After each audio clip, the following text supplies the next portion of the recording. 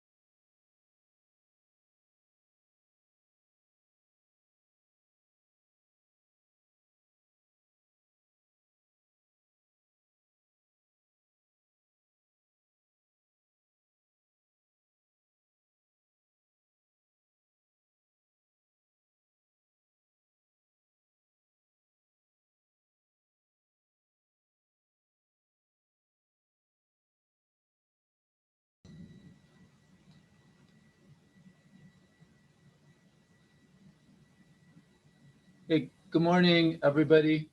Can you hear me okay? Hi, Tim. Yeah, we can hear you. I'm Trevor from MedIT, by the way.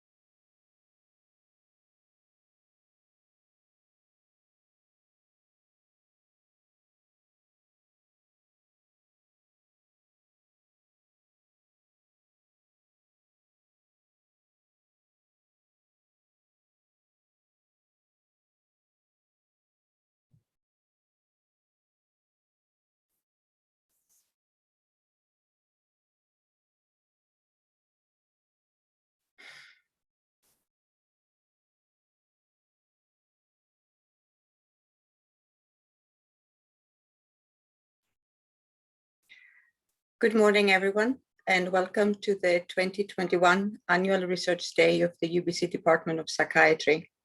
I'm Sophie Frangu, and I serve as President's Excellence Chair in Brain Health and Associate Head for Research. I will be moderating today's program together with Dr. Trisha Chakrabarty, Assistant Professor of Psychiatry, and Dr. Tim Murphy, Professor of Psychiatry and lead of the Excellence Cluster in Dynamic Brain Circuits in Health and Disease. We are immensely grateful to Margaret Koshy and Vicky Yao, who have been instrumental in putting this meeting together.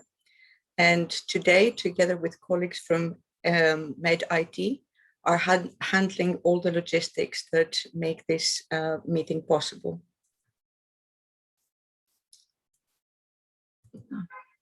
Sorry, I cannot move my slides. I hope I will be able to.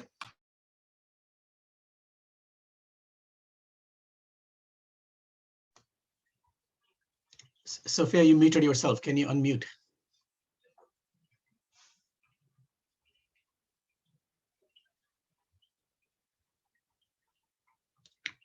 You're still, yeah, there you go. Okay, good. Sorry about that. So we respectfully acknowledge that this virtual meeting is taking place in the traditional, ancestral, and unceded territories of many Indigenous and First Nation communities. In this slide, we offer acknowledgements to the First Nations that host the two main UBC campuses.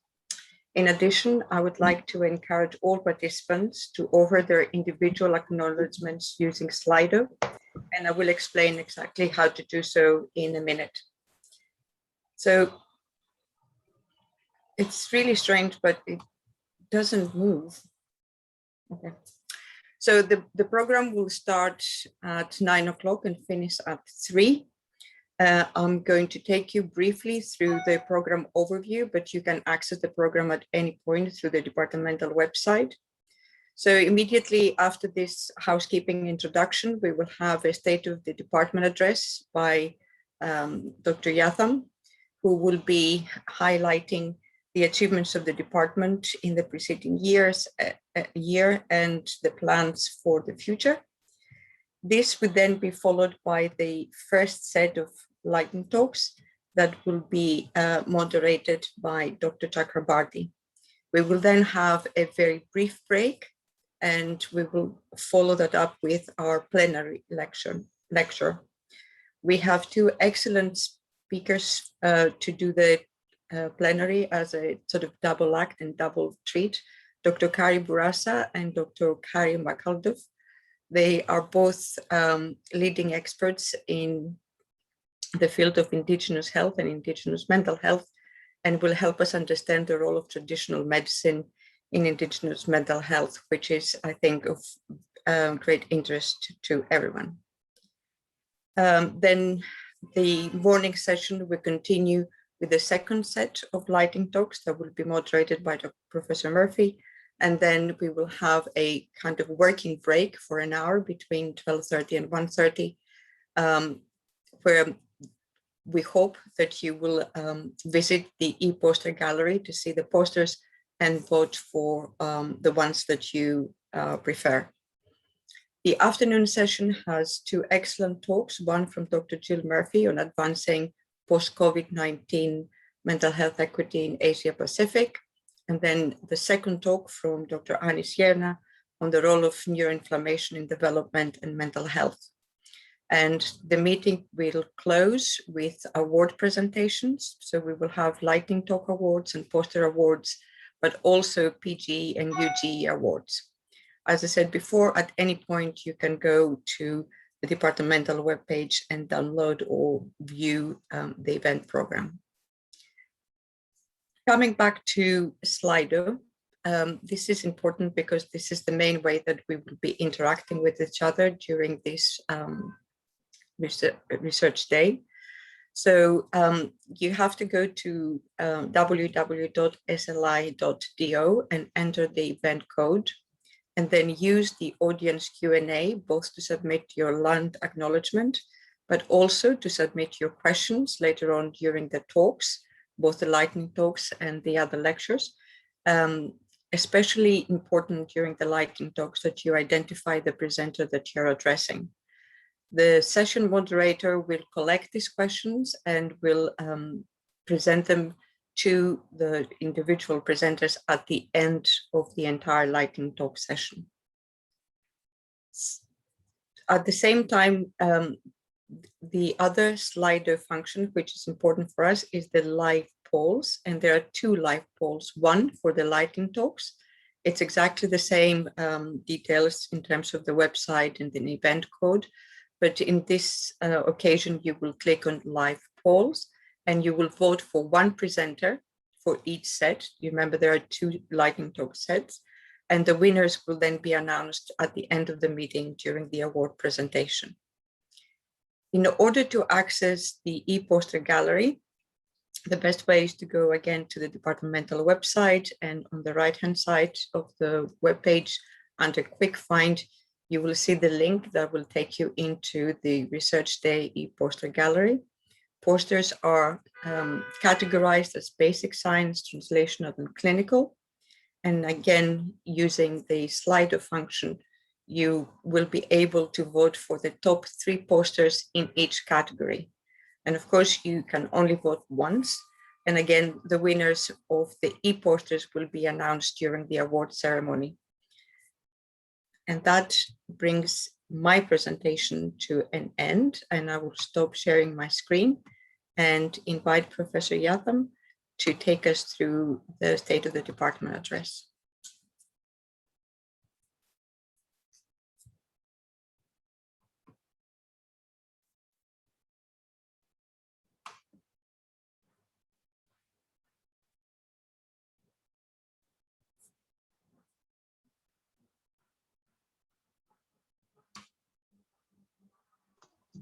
Okay, so can everyone hear me? Sophia, can you confirm? Yes, I can hear you. Okay, and you can see the slides as well? Yes, I can do that too. Okay, perfect. All right, thanks very much, Sophia, and good morning to all of you. I know the last 15 months have been incredibly challenging for all of us.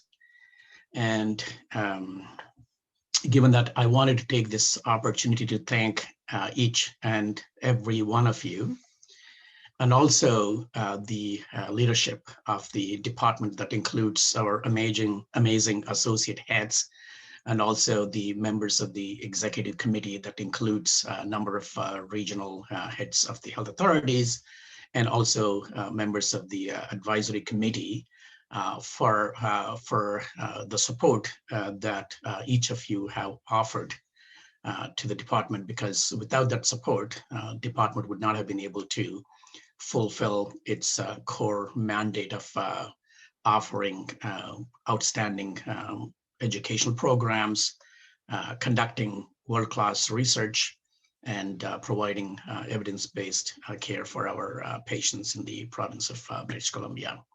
So just wanted to make sure that I thank all of you for your support over the past 15 months. Now, of course, given the pandemic, we've not had an opportunity to meet face-to-face over a significant period of time. And that, of course, has presented some challenges in terms of communication.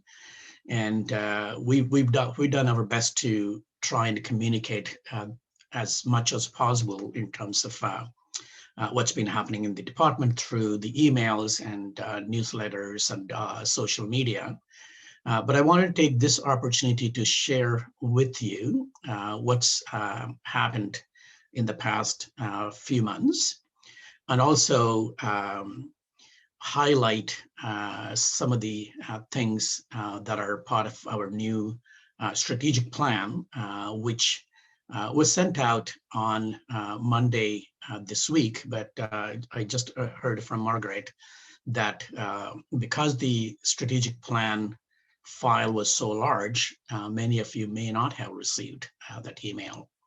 So we're actually going to send out another email with a link to the strategic plan, and the plan is now on the department's website, so we can go back and take a leisurely look at the plan. But I will, in the next few minutes, give you sort of an update as to where things are with the department and what some of the key highlights are as a part of the strategic plan and what we're hoping to achieve over the next 3 to 4 years. Now, all of you know this, and that is we are the second largest academic psychiatry department in Canada, and we're also the most geographically diverse department in the country, with 4 distributed sites across the province. And our department has a $9 million operating budget. We have over 1,000 members in the department, including 700 clinical faculty, 37 full-time academic faculty, 43 postdocs, fellows, 164 student and administrative and research staff. And also, we have a very large residency training program with 116 residents, and those numbers are increasing. And we also have 17 subspecialty fellows as well. So, as I said, some of you may not have seen the final strategic plan because of the glitch with the email.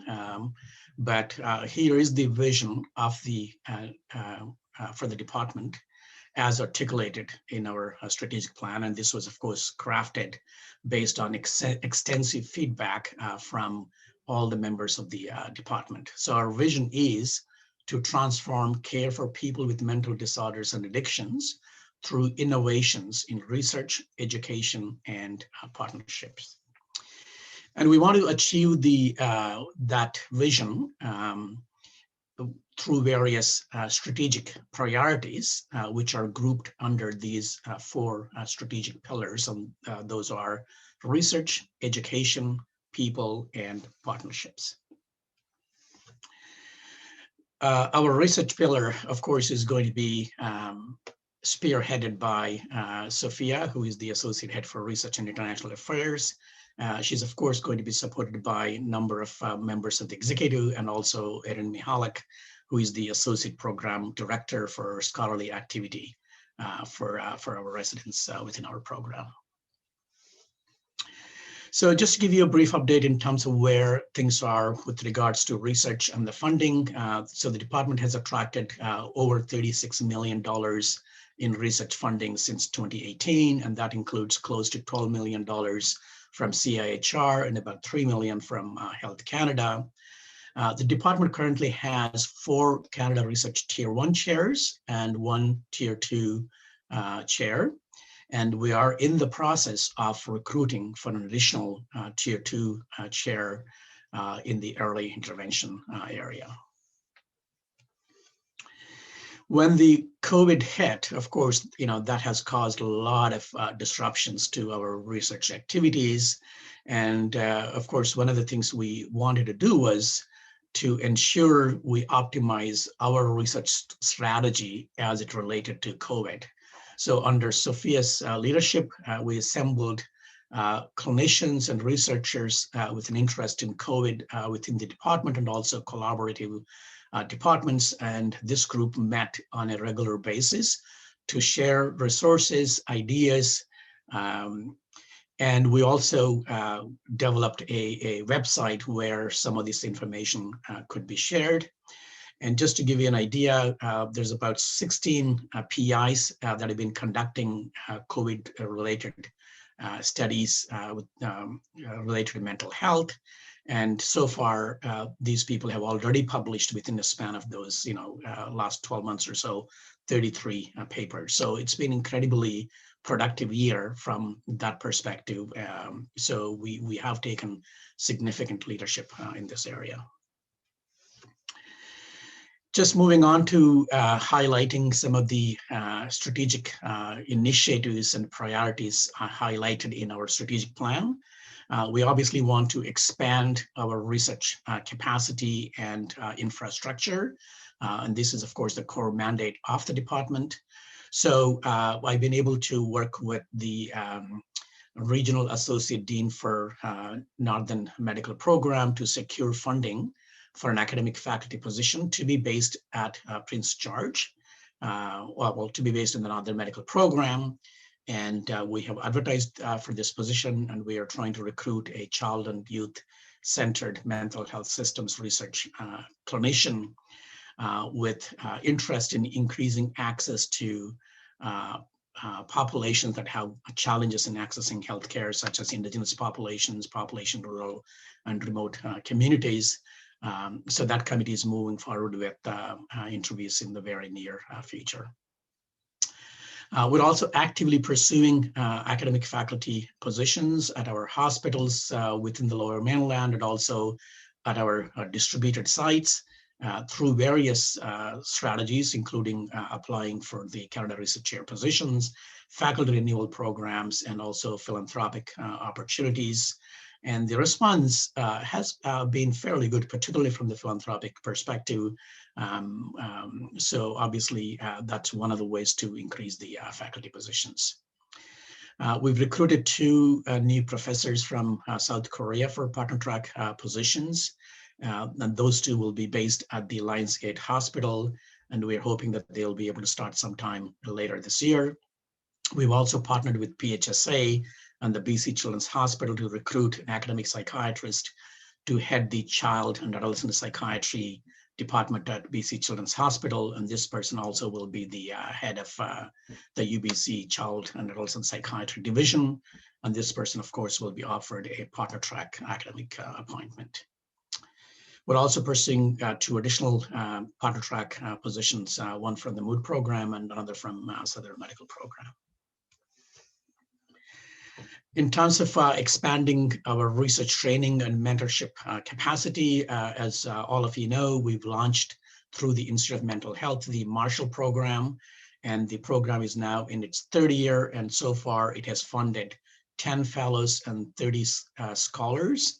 And I have to say that many of them have done exceptionally well because this Marshall funding has catalyzed further funding for these young researchers. And to give an example, Emma Martin, who was funded for her fellowship by Marshall program, has been able to secure this year funding for the Banting Fellowship and also CIHR, so she just doesn't know which one to accept.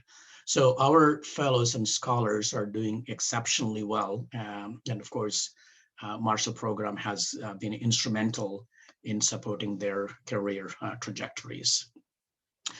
This year program is currently underway and has already attracted a number of talented applicants, and these are being reviewed by the external scientific advisory committee to make recommendations for funding for this year. We also want to foster global collaborations and knowledge exchange. So this is really moving beyond BC and beyond Canada. And of course, most of you know that we have memoranda of understanding with leading psychiatry research institutes in China, which was established about a year and a half ago, which kind of laid some groundwork. COVID has halted progress, but we're hoping to resume some of the activities as we gain control over COVID. We're also exploring collaborative opportunities with universities in the UK and the United States. There are plans to develop a program in global mental health led by Ray Lam and Daniel Vigo. We're also pursuing opportunities with the WHO as well, and also looking at the open science initiatives. So that's briefly about the research pillar. Now let's move on to education pillar, which is led by Ray Lam, Paul Dagg, with support from our CPD director, Tony Bailey, and our program director, Arfan Khanbai, and Catherine Fung, who is the undergrad program director, and also many of our subspecialty program directors as well. In terms of what's happened in the last few months, our postgrad psychiatry program launched the CBD curriculum last July, which was a significant undertaking, and thanks to Arfan's leadership, it has been going incredibly smoothly.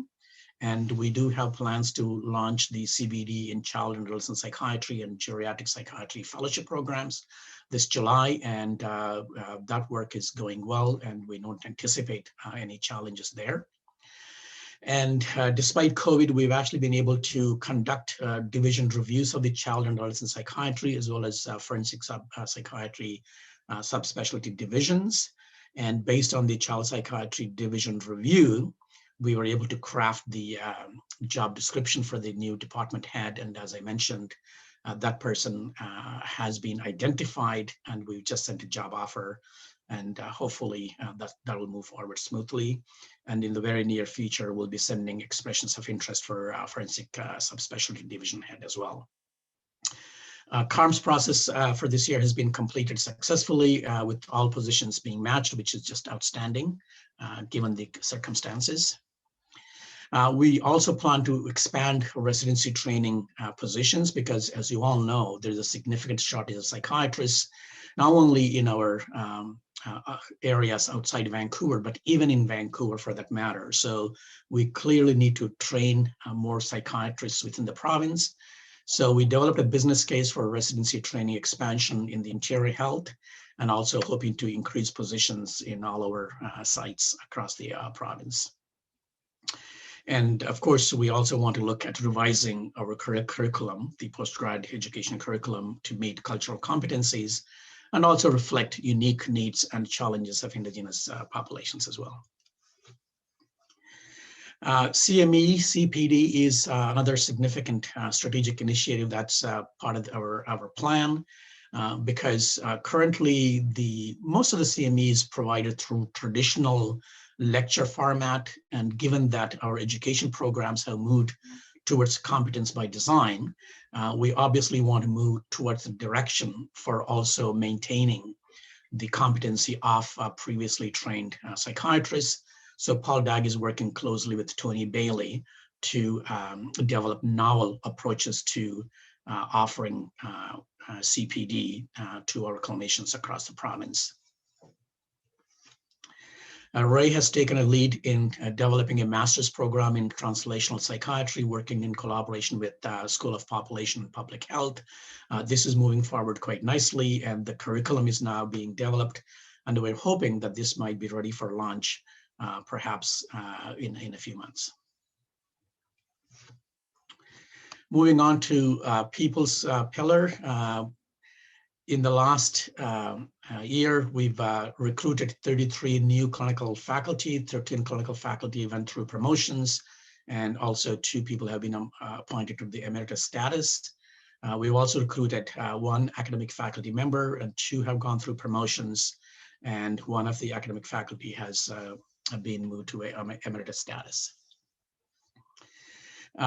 In terms of the initiatives, obviously, without people, you cannot achieve anything that we want to, because investing in people and supporting people is the key to success for any organization. So we clearly want to invest in people and also infrastructure. And to make things easier for our faculty, we are streamlining clinical faculty appointment, promotion, reappointment process. We are also wanting to make sure we implement initiatives to recognize our faculty members for their contributions through external awards, and also ensure that we implement things to advocate for our physician wellness and also the staff wellness. Equity, diversity, anti-racism, and inclusion is one of the strategic priorities, and we are trying to implement awareness and onboarding and performance reviews, taking these things into consideration. So everything that we do now, we want to make sure that people are aware of these issues and these policies are implemented in all processes. We will be starting this inclusion self-assessment tool that we hope each lab will complete, which will give us a better idea in terms of where things are, so that we can take that information and move forward with other changes that we need to make. We're going to be revamping the department website to make navigation easier and update the content in a timely way. We have the department newsletter, which was launched, which is providing timely updates on things that are happening in the department. And of course, we are collaborating actively with various groups to ensure and enhance the profile of the department and members. And the last pillar is the partnership, which is led by our Associate Head for Clinical Affairs, Anson Koo. And we are pursuing collaborative opportunities with a number of groups listed on this slide, including Ministry of Health, BC College of Physicians, and health authorities. We will be partnering closely with Faculty of Medicine's Academy of Translational Medicine to promote enhancement of infrastructure for clinical trials, because that's one of the things that we do as the department, and it is a key priority for us. Anson has also set up a regional heads table, which brings issues of concern to the group in a timely manner, and working closely with the department's executive to address those issues. And also we are working with the health authorities to create new partner track faculty positions to expand research capacity. We have been working with the BC College on several issues, particularly related to peer assessment standards, which has been a huge concern for many of our clinical faculty, and also licensing issues, because recruiting physicians from outside has been a challenge. And the college, I must say, has been incredibly responsive to our concerns. So we are working collaboratively to address some of these issues. We're also working with the Minister of Health, as I mentioned, to expand the residency training programs, and also working with them about developing a mental health research strategy. So these are really some of the key highlights that I've taken from the strategic plan to share with you, but there are, of course, other things that are part of the plan that I invite you to take a closer look and review, because, as I said, without your support, we can't achieve any of these things. And I've also shared with you some of the things that we have done over the past few months. Despite the pandemic, we have achieved a number of things. And the goal, of course, is to try and get as many things articulated in the strategic plan as possible completed within the next 3 to 4 years. And of course, then we can revisit and see where we want to go from there. So I will stop there. Thank you very much for your attention.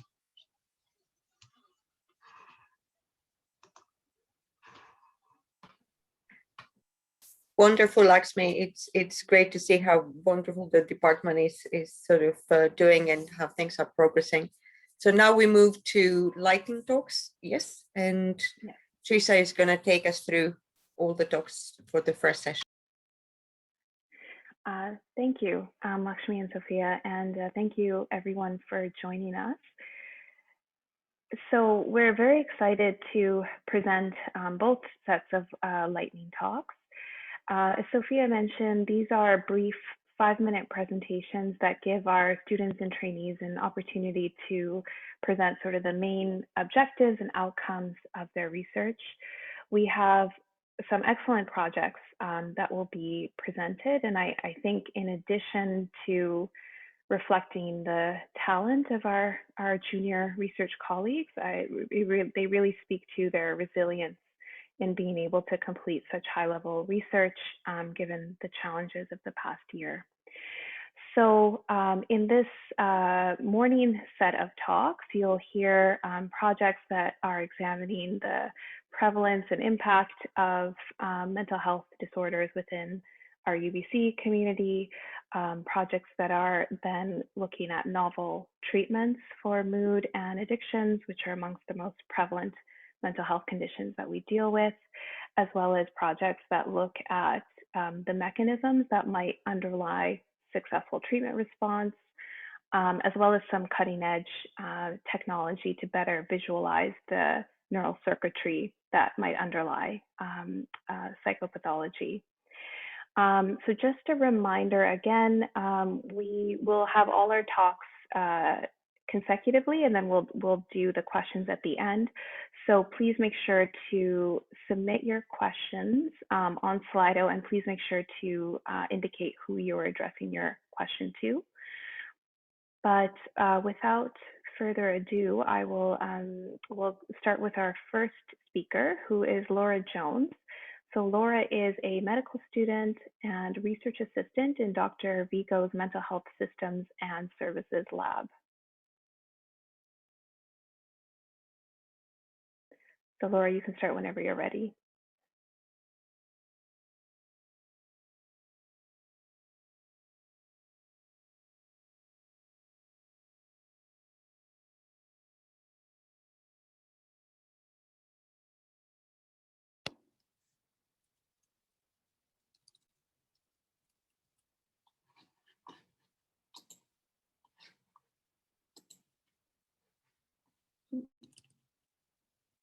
Sorry, I'm not hearing any sound. Is it my turn to present? Yes, it is. And we can see your slides and hear you. Okay, So I great. think you're good to go. All right. So hi, everyone. My name is Laura. I'm a medical student here at UBC, and I work in Daniel Vigo's lab. And I'll be presenting help-seeking behaviors amongst BC University students with suicidal plan and intent. And our objectives for this analysis were first to identify general trends in suicidality amongst BC University students, and then to understand help-seeking behaviors amongst university students at increased risk of suicide, and finally to examine the acceptance of an outreach approach to connect these students to counseling services. So this is an interim analysis performed with about 7,500 survey responses from the Canadian version of the WHO World Mental Health International College Student Screening Instrument. And this is an ongoing cross-sectional survey administered weekly here in Canada. And the data is pulled from February 2020 to April 2021, which just happens to align quite nicely with the COVID pandemic.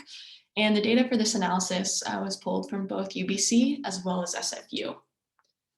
So looking at the results here, to first set up the general trends in suicidality amongst this population, we want to present prevalence of 12-month and lifetime suicidal ideation, plan, and attempt. And in that top right corner, you'll see that nearly half, so 49% of students, reported suicidal ideation at some point in their life. And 29% of them had a suicidal ideation at some point in the past year. Moving down, we see that nearly a quarter of students had a suicide plan at some point in their life. 11% had a suicide plan in the past year. And finally, 6.5% of students had at least one suicide attempt at some point in their life. 1% had a suicide attempt at some point in the past year. So these numbers are quite alarming, and looking at the international estimates put out by the World Mental Health International College Student Surveys group, these are actually on the higher end. So definitely something interesting going on here. So we're now going to focus in on a high-risk subpopulation. So 0.8% of students in our survey, so 60, were flagged as high risk for suicide by reporting a 12-month suicide plan and indicating that they were likely or very likely to act on it in the coming year. And as you'll see just under the red box here, that institutional variation between the schools was about 0.7 to 1%. So after these students completed the survey, they were shown a pop-up box that acknowledged they may need some additional support and offered them an expedited appointment to university counseling services if they consented and provided their contact details. So when offered this expedited appointment, 52% of them wanted to be connected to university counseling services, and the institutional variation there was about 45 to 65%. So we'll now be focusing on those high-risk students, so the students in the red box, and we wanted to look at their mental health service utilization.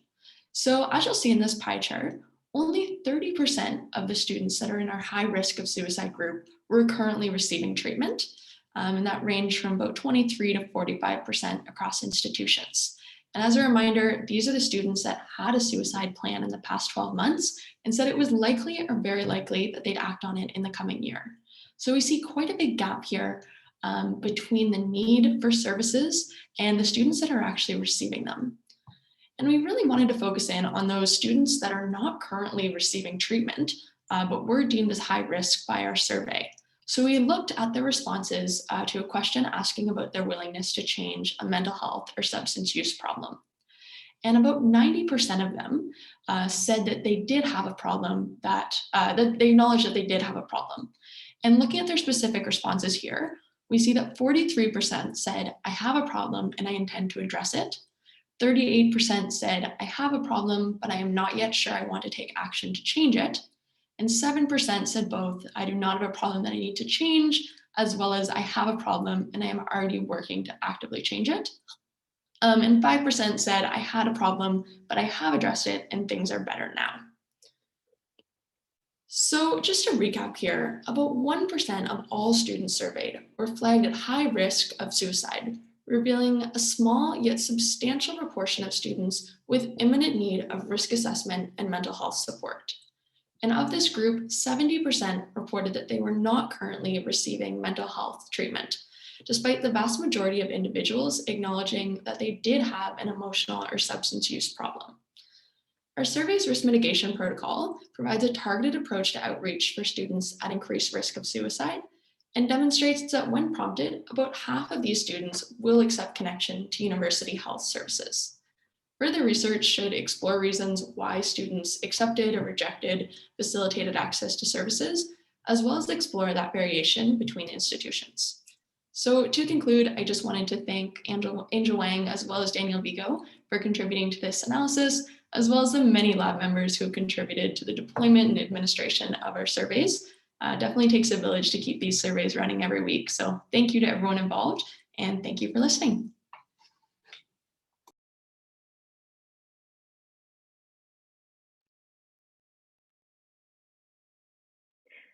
Thank you. Thank you very much, Laura.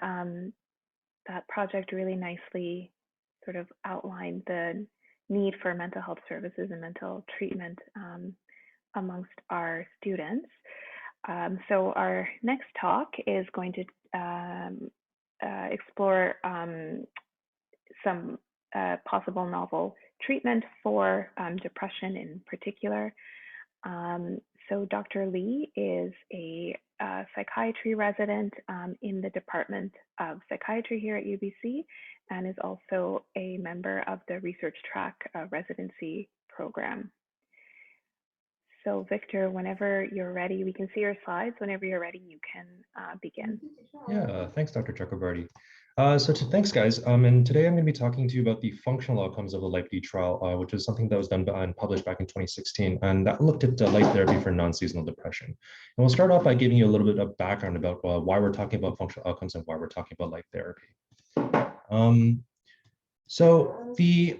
Before anything else, first of all, let's talk about why functional outcomes matter. Depression treatment has traditionally always focused on symptom remission, and there was this implicit understanding that somehow function was linked to symptoms and that one gets better if the other improves. However, we see that this is not always the case.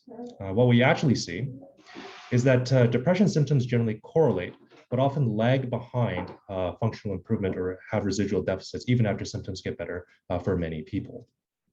I'm just noticing here that, oh, there's a substantial video audio lag for myself. Never mind. This matters quite a bit for us because it represents a bit of a blind spot, right?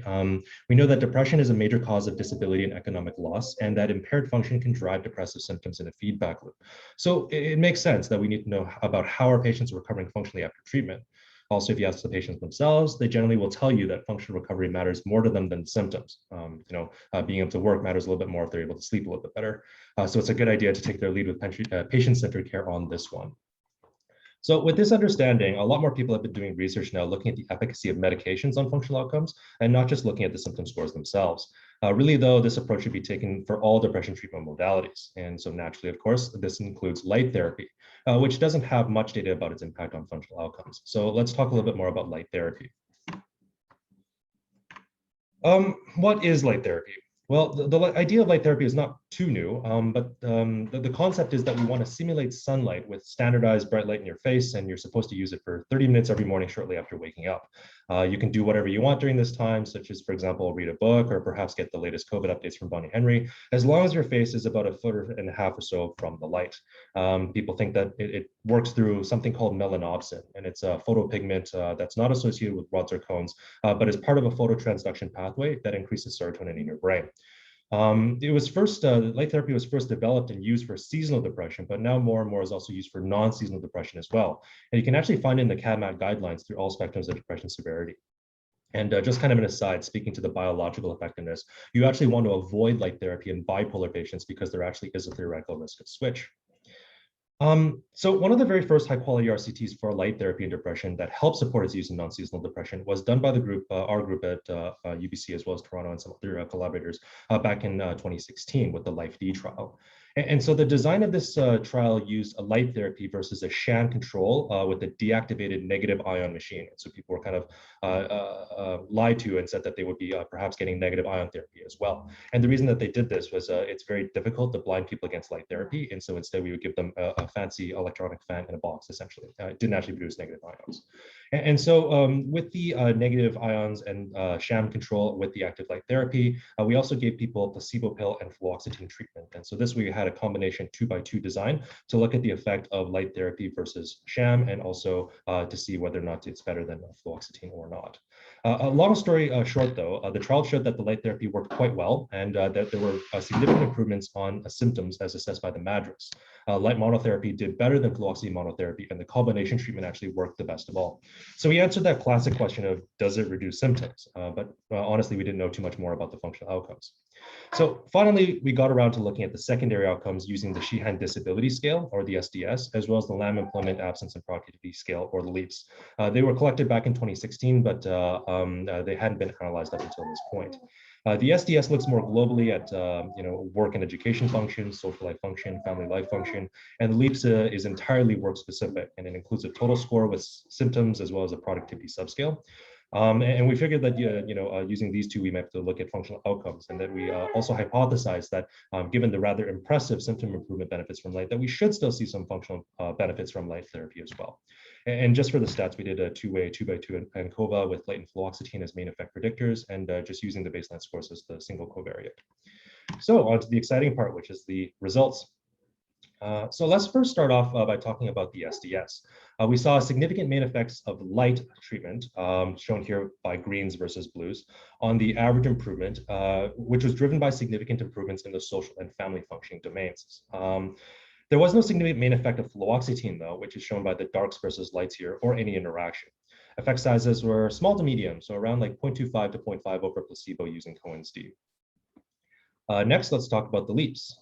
Unfortunately for here, we didn't actually see any significant results, but there were some problems with smaller sample size, just because a lot of the participants weren't actually employed at the time, and so they left the scale blank as it wasn't applicable to them. But given that, we actually did see some pretty large effect sizes. So if you look into the combination group versus the placebo group, we actually see that, that there was an effect size of D equals 0.67 with that specific treatment, with no significance, but it's kind of interesting to note that. So overall, how does this compare to medications? Well, it's kind of convenient in that there was a recent network meta-analysis published by Cao et al. 2021. They used the SDS as well, looking at the functional impact of a number of different antidepressants. And they found the top 7 that they looked at had a total score improvement of 2.56 to 1.39 score reduction in the SDS. And so just kind of for curiosity's sake, duloxetine was the best, and fluoxetine was actually dead last and pretty much exact same as placebo.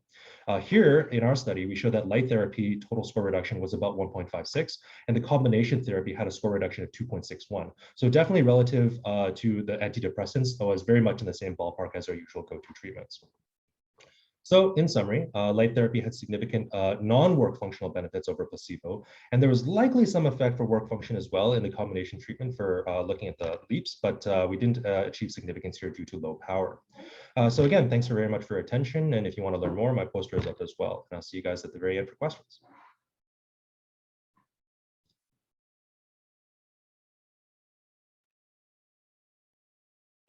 Thank you very much, Victor. It's great to see a project that's focusing on functional outcomes.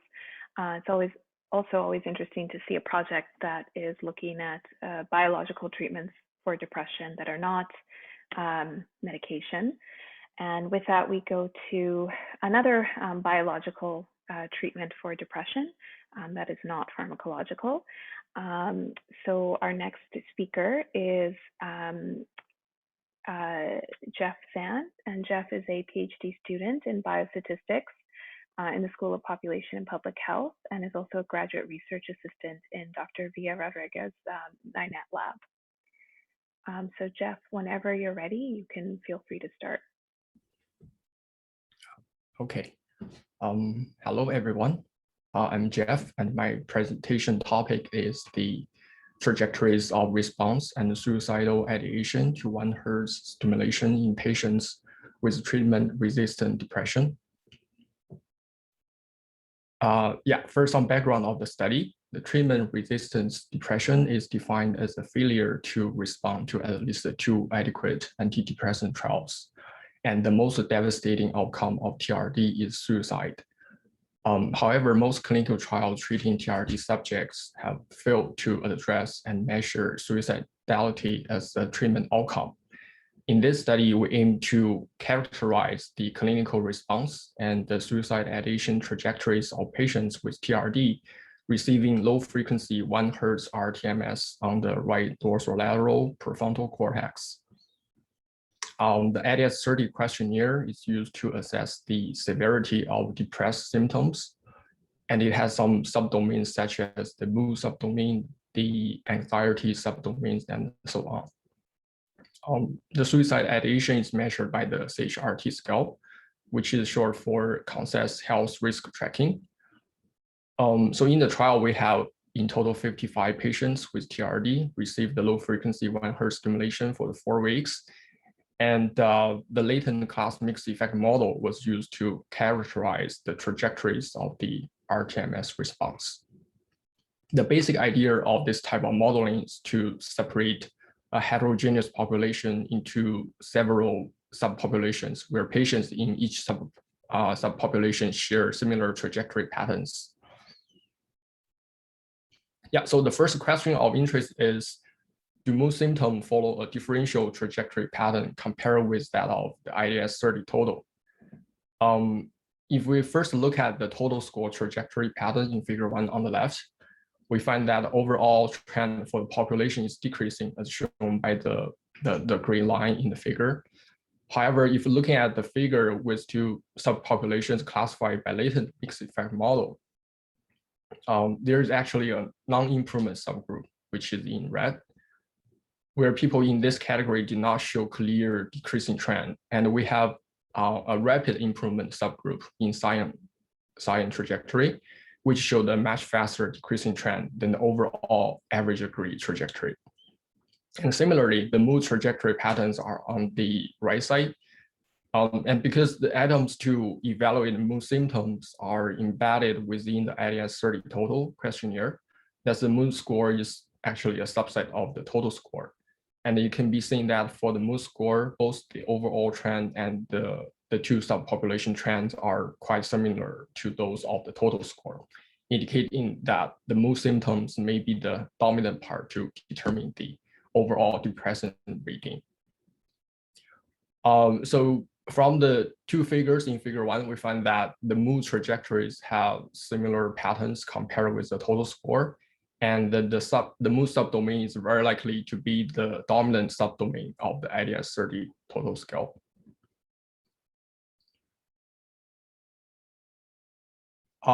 Another question of interest is, are there differential trajectories of mood symptoms versus the suicide symptoms? So for the CHRT score, as shown on the right in figure 2, the trajectory patterns are actually a little different from the mood score on the left.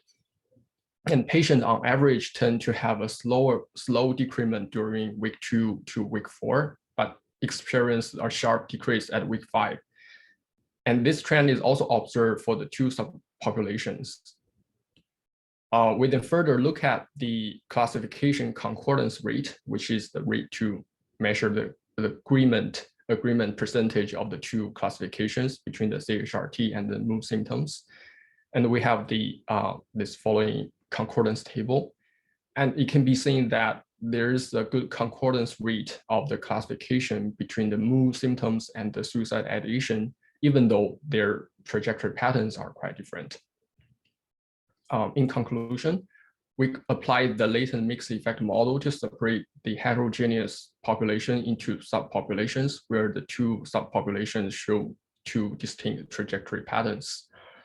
And by comparing the trajectory patterns between the total score and the mood score, we find that the mood subdomain is very likely to be the dominant subdomain of the ADS-30 total scale.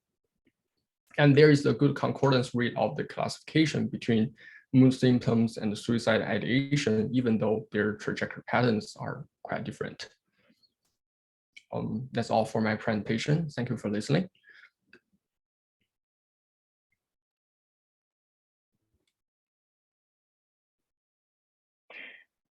Thank you very much for that excellent presentation, Jeff. I think that really nicely showed how we have to kind of consider heterogeneity within these single diagnoses. So that leads really nicely to our next presenter, who is also going to be looking at RTMS as a treatment and functional changes associated with that.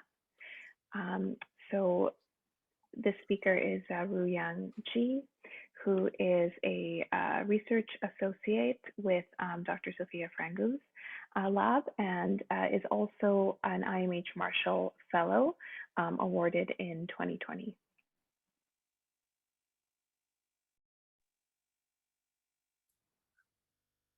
Thank you, Tricia. Hello, everyone. The title of my presentation today is Acute Functional Cognitive Changes Induced by Repetitive Transcranial Magnetic Stimulation Predict Therapeutic Response in Treatment-Resistant Depression. We know major depressive disorder is a global problem. About 40% of the patients do not respond properly to the conventional antidepressant treatments.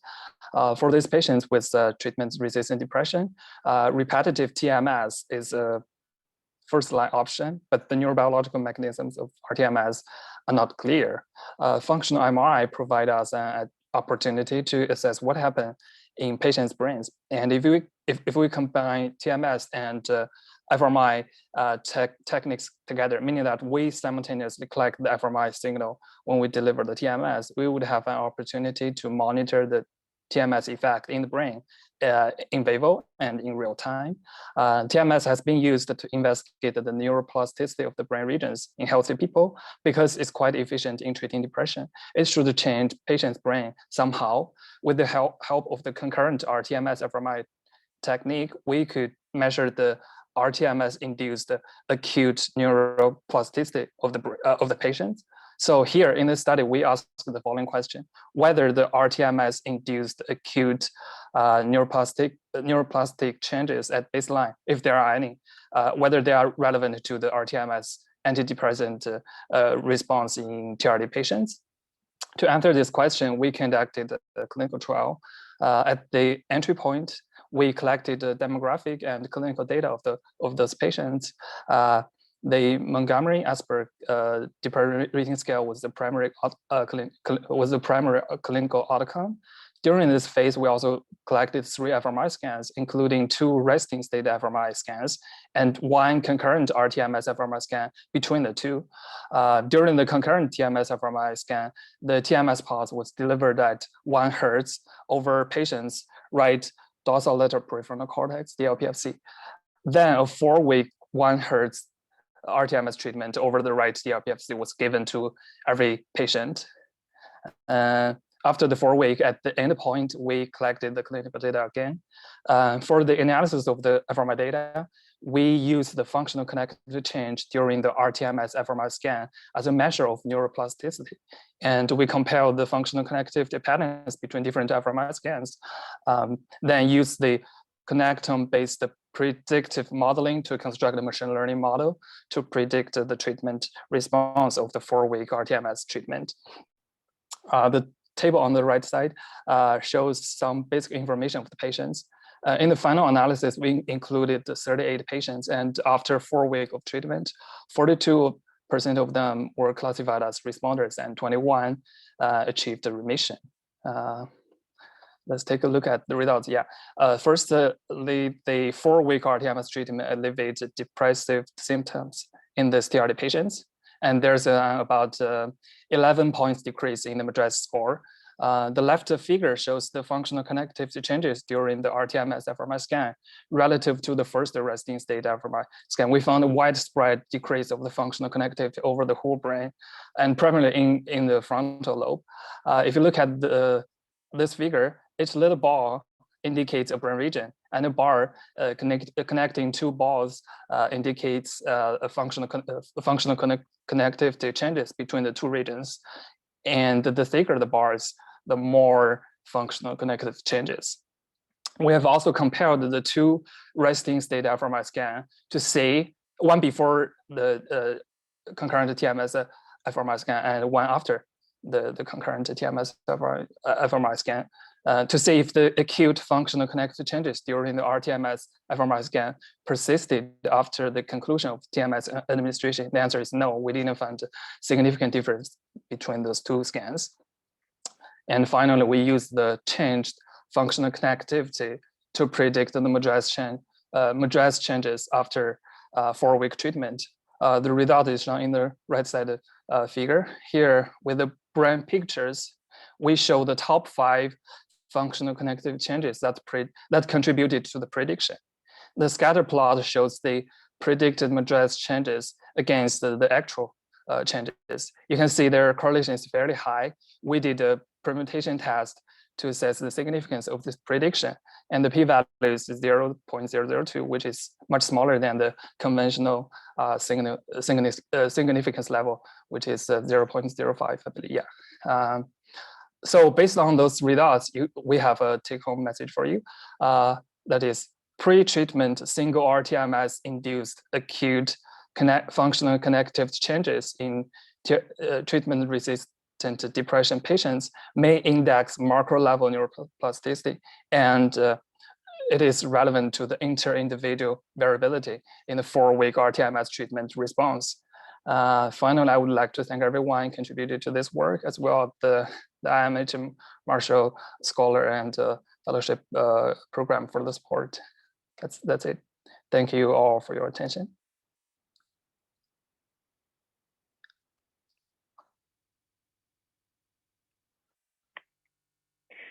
Thank you, Ruang. That was excellent, and it's really exciting to see development of these techniques to allow us to visualize what's happening during the RTMS treatment. So that's really fantastic. So from visualizing neural circuitry in humans, we'll go to visualizing neural circuitry in animal models. So our next speaker is Pankaj Gupta. And Pankaj is a, Pankaj is a graduate student in neuroscience and a graduate research assistant in Dr. Tim Murphy's lab. So whenever you're ready, you can start. Yeah, thanks. So are my slides up? Yeah, okay. So stroke is a brain disease that causes neuronal and functional loss. You can see the damaged portion of the brain in this image where it says infarct. Largely over the time, some sort of recovery or compensation from the loss of function is seen. The extent of functional recovery is thought to depend on the ability of nearby brain regions taking over the functionality of the lost brain region. Contemporary approaches are limited to exercise and training. To study this in stroke models of mice, here we are proposing a brain-computer interface to map their brain activity with the sensory feedback. We can target the brain regions nearby stroke site for this and train the mice to increase the sensory feedback.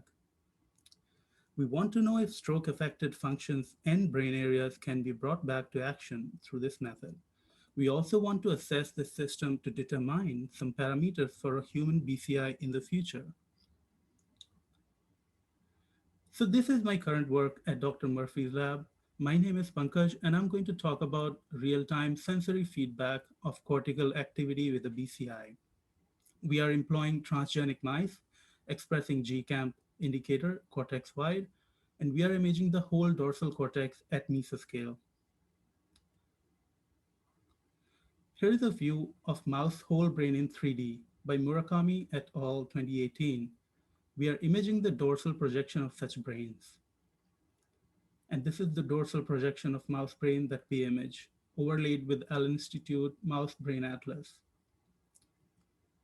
Our BCI setup involves head-fixed mice. We use 470 and 440 nanometer wavelengths for optical imaging through a Raspberry Pi camera. The raw brain images, as you can see in the green on the left, are obtained in real time. You can see the processed activation map on the right side overlaid with the R1 and R2 ROIs. We continuously track the activation in these target regions, as you can see in this time trace. We can also impose arbitrary rules on these target activations. For example, R1 minus R2 will be mapped to the sensory output. This would automatically map R1 minus R2 activity to a sensory feedback, for example, audio.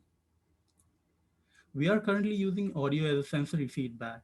In this figure, you can see the automatic mapping of R1 minus R2 activity with the audio tone frequency on the y-axis.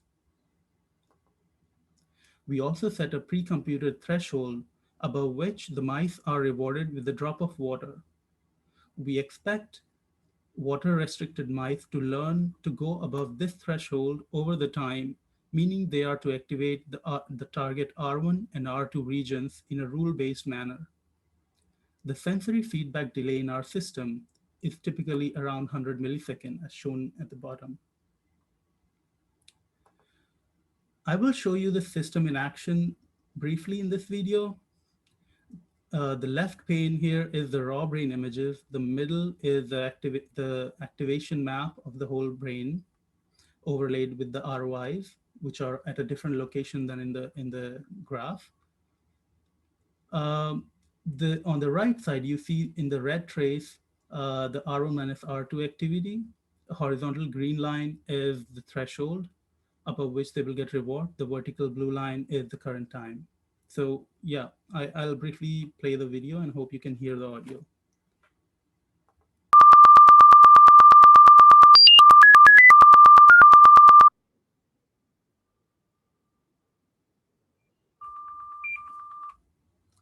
Okay.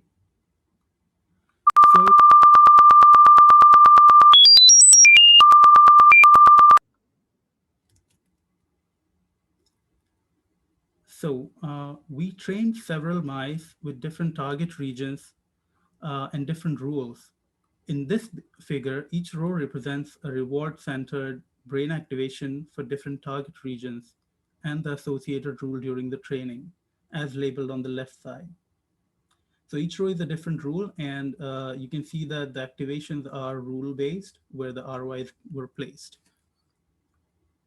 With this system, we trained 19 mice with different target regions and the rules over 15 days. We find that normalized number of rewards significantly increasing over the days, which means mice activated the target regions more over the days. Further, we are trying to find and segment repeating brain patterns over the days using an algorithm called seq-and-ms to find brain patterns that could be task assistive in a rule-based manner. These motifs can be quantified and clustered into groups as shown here. Each dot here represents a brain pattern that you see in the background. We are still working on ways to characterize them. In conclusion, we present a real-time, low-cost GCAM-based optical BCI, where mice can be trained to modulate their brain activity in targeted brain regions. Using this, we can assess and probe different brain regions quickly and determine optimal parameter for such a BCI control. In the future, we are trying to assess efficacy of the system for stroke recovery training. We are also integrating this BCI into the in-house home cages for long-term study. Additionally, we would like to test this system on different indicators as well as on multicolor expressions in the brain. Thank you for your time and attention.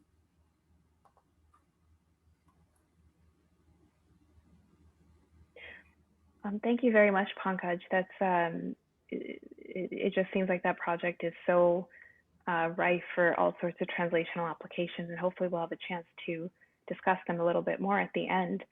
But that leads well into our next talk, which is looking at addictions where reward systems are very much at play. So our final speaker for this morning is Mohammad Ali Niku. And Dr. Niku completed his PhD in experimental medicine in Dr. Krause's lab in the Department of Psychiatry, and he's currently a psychiatry resident. So whenever you're ready, you can start. Hello, everyone. I would like to present an opium trial, which was a major part of my PhD thesis. Before getting into the content of the presentation, I just want to make sure I acknowledge that this study was not possible without tremendous help from a big team of clinicians and researchers.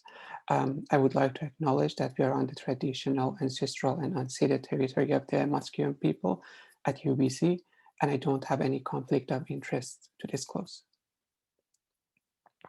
So opium tincture is commonly used in Iran for substitution treatment for opioid use disorder. When we started this research in 2016, we didn't have enough published evidence supporting safety and efficacy of this medication for substitution treatment. So we ran opium trial recruiting 204 participants who were equally randomized to two groups, one opium tincture and one methadone, which was considered the gold standard for opioid substitution treatment. We used patient-centered flexible dosing strategy, essentially using patients' guides, their withdrawal symptoms, their needs, craving, and also intoxication symptoms to adjust the dose of the medication. And the design of the study was non-inferiority. Essentially, we were trying to test if opium tincture was a good enough medication when compared to methadone. Our outcomes for the purpose of this presentation were retention in treatment at the end of the 12-week follow-up period, which is one of the common outcomes in opioid agonist treatment trials. We also looked at the opioid use outside treatment, the self-reported, and also adverse events. We ran two types of analysis: intention to treat per protocol. Former included participants who were randomized to either of the arms no matter what, and per protocol analysis looking at participants who were randomized, received at least one dose of medication, and remained in the same arm until the end of the study. So looking at the primary outcome, retention in treatment, 69% of participants remained in methadone group and 60% remained in opium tincture arm. For the purpose of non-inferiority analysis, we used relative retention rate in methadone compared to opium tincture. We see two graphs here. One is intent to treat and one per protocol analysis, and they're pretty much similar. And the relative retention rate in methadone compared to opium tincture was 1.15, the green diamond here with its confidence interval. To make sense of the graph, you can think of the distance between equal retention in both arms at the bottom and M1 at the top as the effect size of methadone compared to placebo, which was inferred from previous studies. We have to choose a fraction of this treatment effect size for the purpose of non-inferiority comparison, which is represented here by M2. And to conclude non-inferiority, we want to see that the confidence interval of the relative retention rate does not cross the upper bound, doesn't cross M2. In the case of our study, it actually did cross this non-inferiority margin, so we were not able to conclude non-inferiority of opium tincture compared to methadone in our primary outcome. However, I would like to draw your attention to the large distance between the upper bound and M1, which is pretty much representing where a placebo arm would have fallen had there been one in this study. So it's fair to say that opium tincture, based on the results of this study, was a clinically effective medication. However, we don't know if it's non-inferior to methadone yet.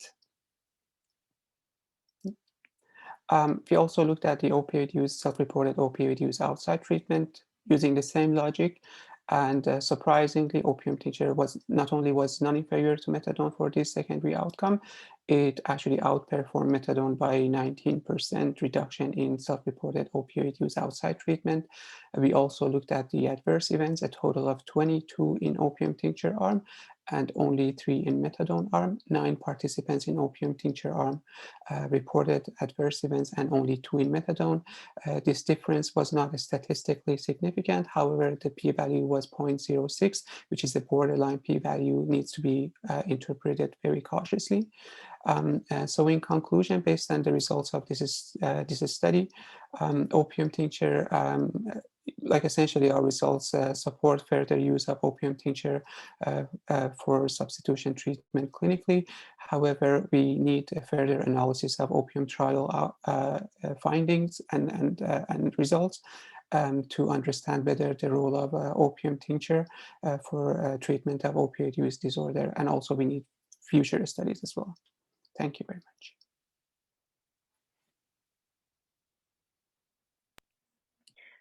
Thank you very much. Obviously, of great importance to look at developing other treatment options for opioid use disorder. So we're going to go to questions for our speakers, and perhaps it would work best if, I guess, if we admitted them all from the wait room.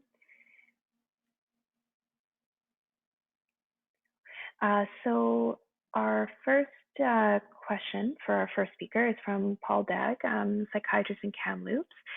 And the question was, how do the rates of suicidal thoughts and help-seeking behaviors in the cohort you examined compared to age-matched non-student cohorts? That's a really interesting question. So a lot of the comparisons that I kind of mentioned throughout the presentation were done to other surveys in the World Mental Health College Student Initiative, just because they asked the questions in the exact same way, which kind of eased the comparison a little bit. But looking at some of the literature, it does seem that there isn't that much variation amongst university students and other students in similar age match or other non-students, in age match cohorts. I know there was a study that was done in the States that had kind of used a national drug and health survey, and they had actually looked at the rates of suicide as well as suicidal thoughts and then subsequent treatment seeking, which was quite relevant to this presentation. And they found that the non-students had slightly higher rates of suicide, but the rates of suicidal ideations were quite similar amongst the two populations, and as well as the treatment seeking behaviors. So that was just one study that was done in the States that we came across when doing this, but we couldn't find anything out of Canada. So definitely something that'll be interesting to look into, and hopefully some more data will come out on that. Great. So it sounds like we don't really have the data to say whether this would differ between students and non-student young people. So we have a question for Victor from Tim Murphy. First, he commented that your presentation was well designed and presented. And the question was, how do seasonal affective disorder patients compare to MDD when given the same or similar treatment? Yeah, so interesting question, definitely in the context of light therapy. Specifically speaking to light therapy for both seasonal and non-seasonal depression, it's a little bit tricky because the literature doesn't have a lot of high quality studies. More of the studies are done for seasonal depression and light therapy, which show that perhaps it's a little bit better than non-seasonal, but part of it is also because there's very few good quality studies for non-seasonal depression and light therapies, looking specifically. And there's a bunch of studies that also lump together non-seasonal and seasonal depression, so it becomes very messy. Part of the problems with methodology as well is because you can't blind bright light therapy very well, people will use like either red light or dim white light as sort of like an inactive biological control, but it's unclear whether or not that actually works or not. So long and short of it, for the light therapy side of things, probably it works a little bit better from seasonal just based on what we can see in the in existing data, but the existing seeing data is not particularly good quality. With regards to antidepressants, naturally, of course, antidepressants are first line for both seasonal and non-seasonal depression. They're generally considered to be, like, best of my understanding, work reasonably well for both. Although the one difference is the light therapy is also a first line recommendation alongside medications for seasonal depression, whereas for right now, it is not for non-seasonal depression. Non-seasonal depression.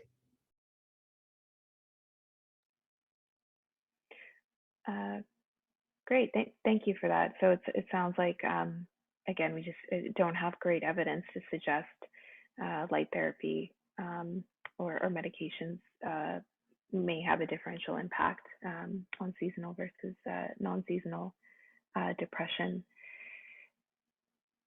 So we have a question also from Tim, well, two questions for Ruyan. And the first question is if there is a TMS compatible MRI to see what happens during the pulses. And the second question was, you had outlined changes in connection between the regions of interest, and but can you generalize about the sign or the direction of the changes? Yeah, for the first question, yes. Actually, what we have done is the concurrent TMS fMRI, which can measure the signal at the same time during the TMS pulses. Of course, there is a little bit of delay because of the technique shortage, but yeah, we can do that. The second one is for the direction of the comparison rate.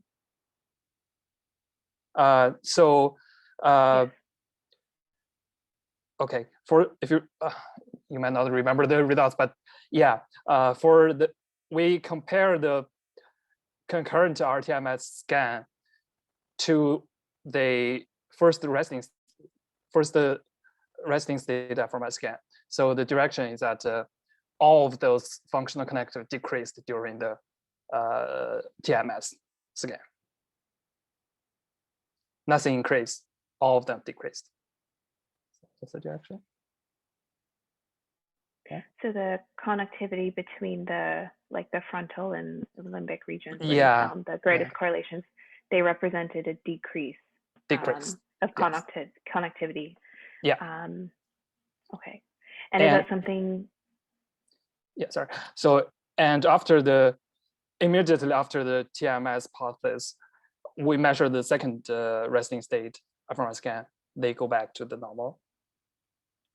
Yeah. And is that the decreasing in connectivity? Is that something you would have hypothesized or predicted, or was that something that was totally surprising? data-driven? Okay. Yeah, but we know it will change, but in which direction? No.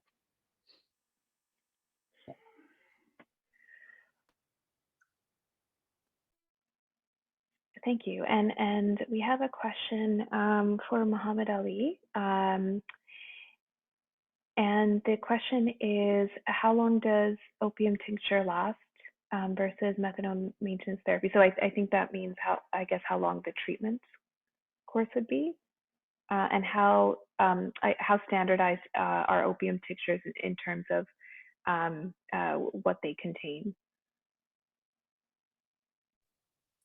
I think there were a few questions there. Like for the total duration of opium tincture treatment, we were essentially pursuing the opioid agonist model, and there's not necessarily like a definite end to the treatment. It can go as long as patients need it.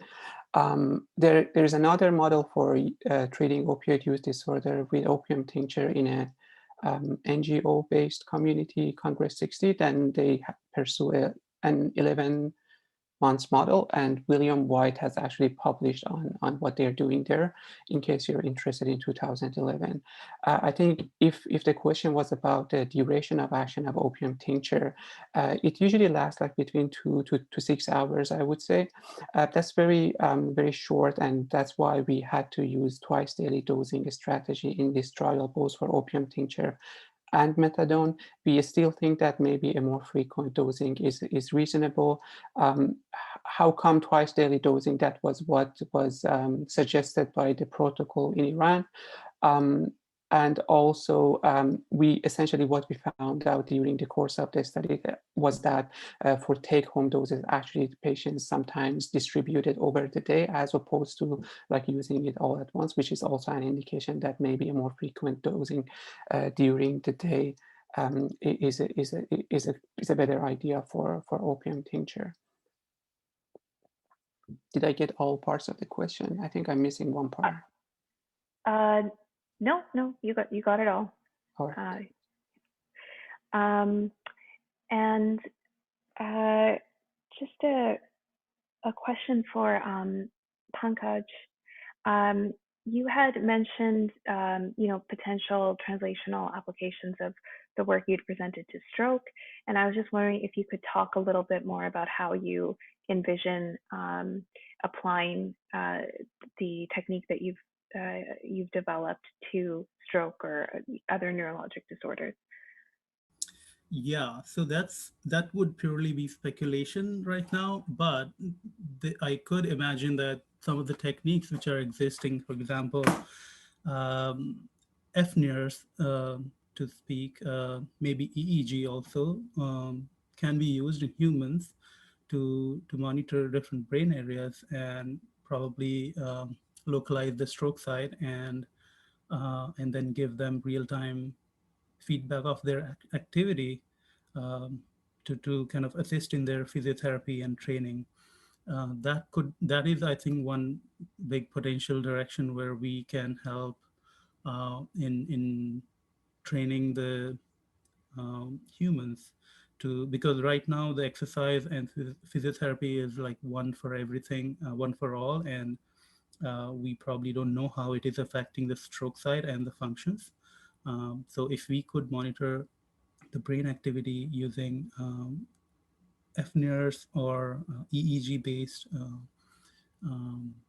like EEG or FNIRS brain activities, probably using fMRI too, then that would probably be a good direction to go for human trials. But that's, I think, for us, it's a bit still far because there's a lot that we need to make sure works in the system. But yeah, thanks for the question. Yeah, so almost a sort of, I guess, a more sophisticated neurofeedback type approach. Yeah. It might be used for. Yeah. Great, and actually, sorry, Pankaj, I'll keep you on. There's a question for you. Are mice better at activating certain areas over others? Yeah. So again, I would not definitely say that that is the case, but what we see so far is that there are some brain areas which are more like they can modulate it more easily than others. But I have seen exceptions also in some mice. For example, we thought that visual areas would not be that active in the dark. So we do our experiments in the dark. And when we selected the V1 areas for the task, then they were able to modulate it quite a lot, same as the motor areas for that particular mouse. So I would say yes, there are some areas, for example, motor and hind limb areas, which are more prone to modulation by the mouse.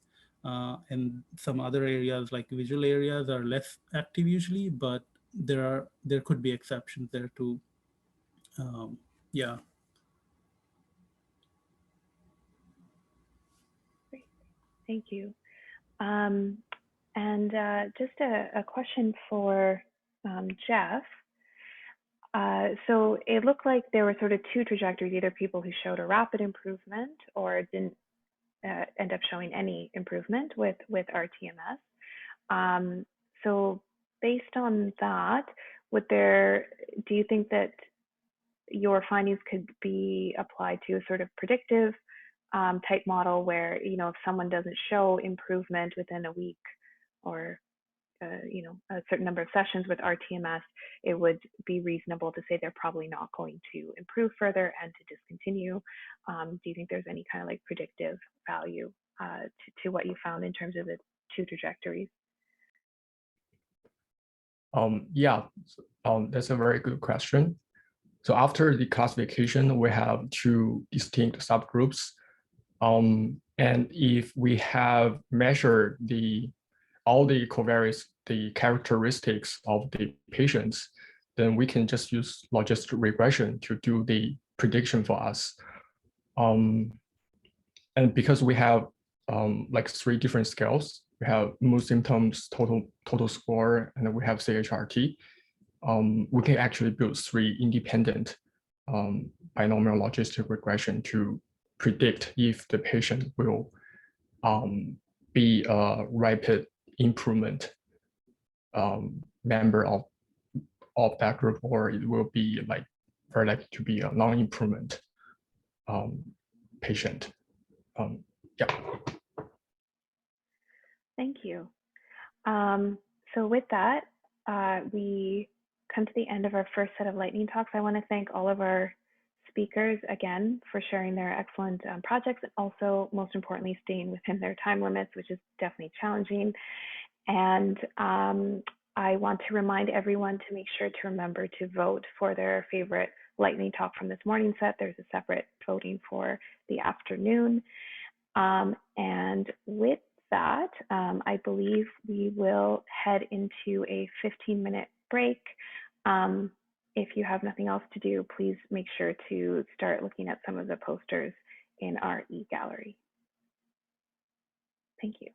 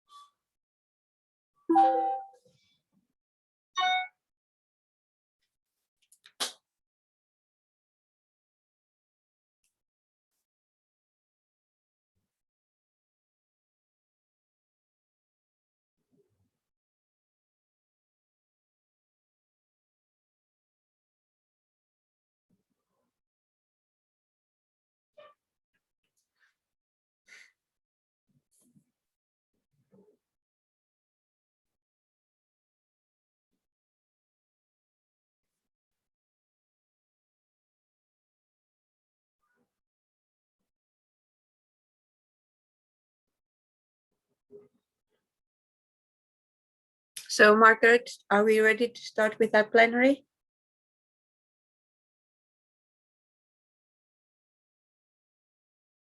Yes, we are.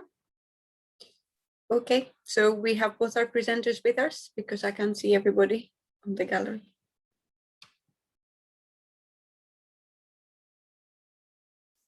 Okay, so thank you for joining us after the break. It is the plenary lecture for this year is focused specifically on understanding the role of traditional medicine for Indigenous mental health. And it is a great pleasure to welcome one of the most preeminent researchers in the field of Indigenous health, Dr. Bourassa, who is Professor of Community Health and Epidemiology at the University of Saskatchewan, and also the Scientific Director for the Canadian Institute of Indigenous Peoples' Health. And in this role, she leads the advancement of a national health research agenda to improve and promote the health of First Nations and Indigenous peoples. Joining Dr. Bourassa is also Dr. Kari McAuliffe, who is a postdoctoral research fellow at the University of Saskatchewan, and also researchers at the Canada Foundation for Innovation facility called Morning Star Lodge, which is an Indigenous community-based health lab, which is also led by Dr. Bourassa. I think we are all looking forward to what our two distinguished presenters have to share with us. So I will keep quiet and give the floor to them.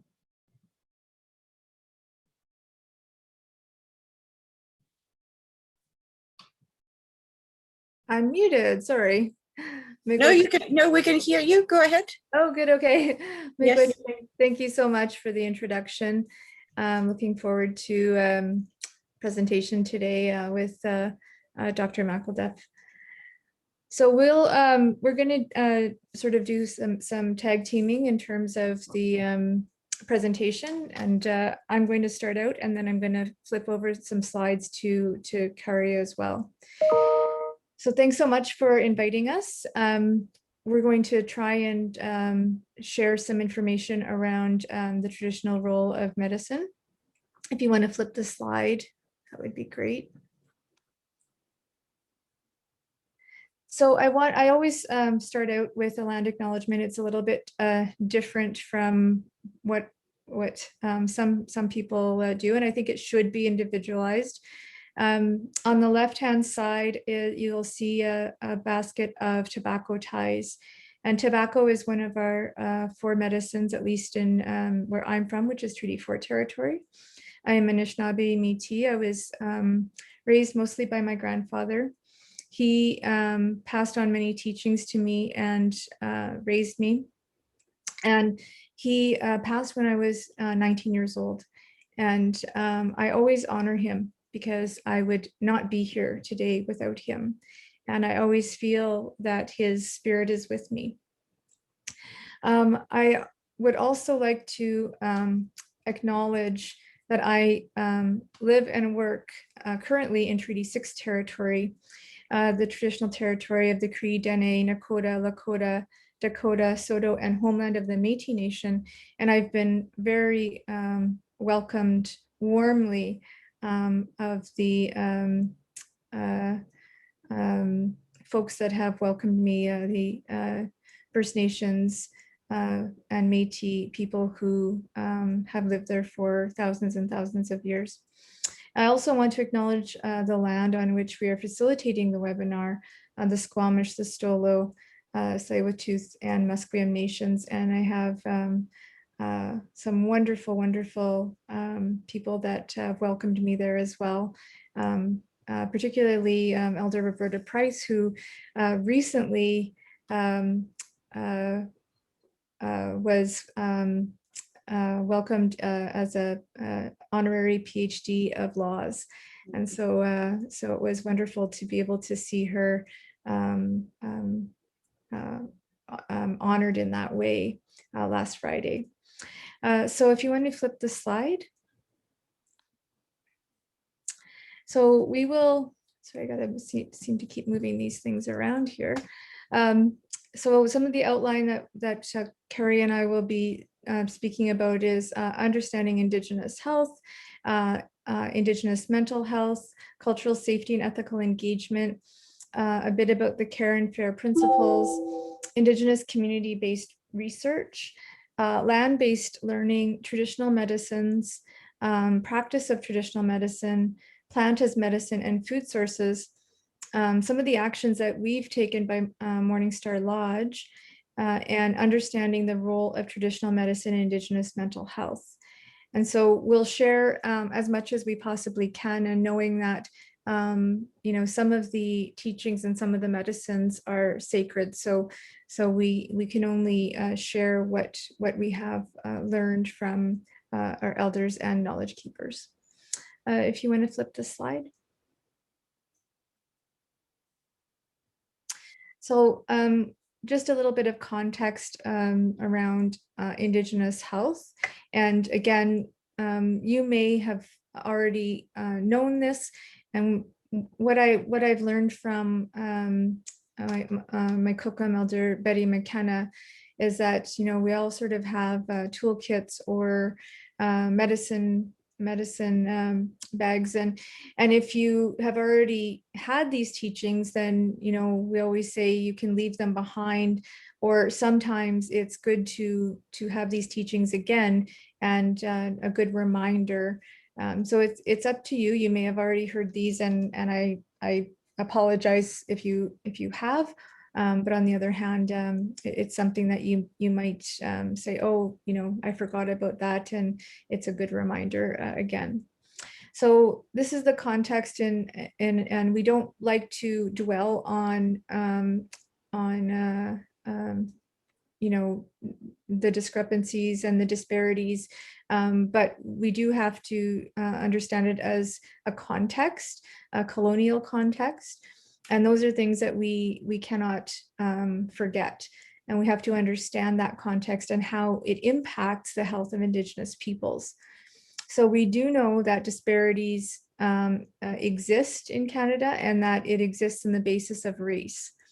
So racism, oppression, historical legacies, these all continue on, and they're based in government policies, and they perpetuate that ongoing state of inequities that Indigenous peoples face across Canada and across Indigenous communities. We also know that Indigenous peoples continue to carry this, you know, inordinate burden of ill health, and that we also suffer the worst health in Indigenous communities in Canada compared to any other group. And so I often say that we have multiple oppressions, and those multiple oppressions contribute to these worsened outcomes. And it also ensures that we are some of the most marginalized populations, particularly Indigenous women. So beyond this, Indigenous peoples experience the poorest living conditions, have inequitable access to education, food, employment, healthcare, health service delivery in a country that reliably ranks in the top 10 of the United Nations Human Development Index. So taking these together, you know, the determinants all contribute to the poor health of Indigenous peoples, and we haven't even scratched the surface yet. If you want to flip the slide.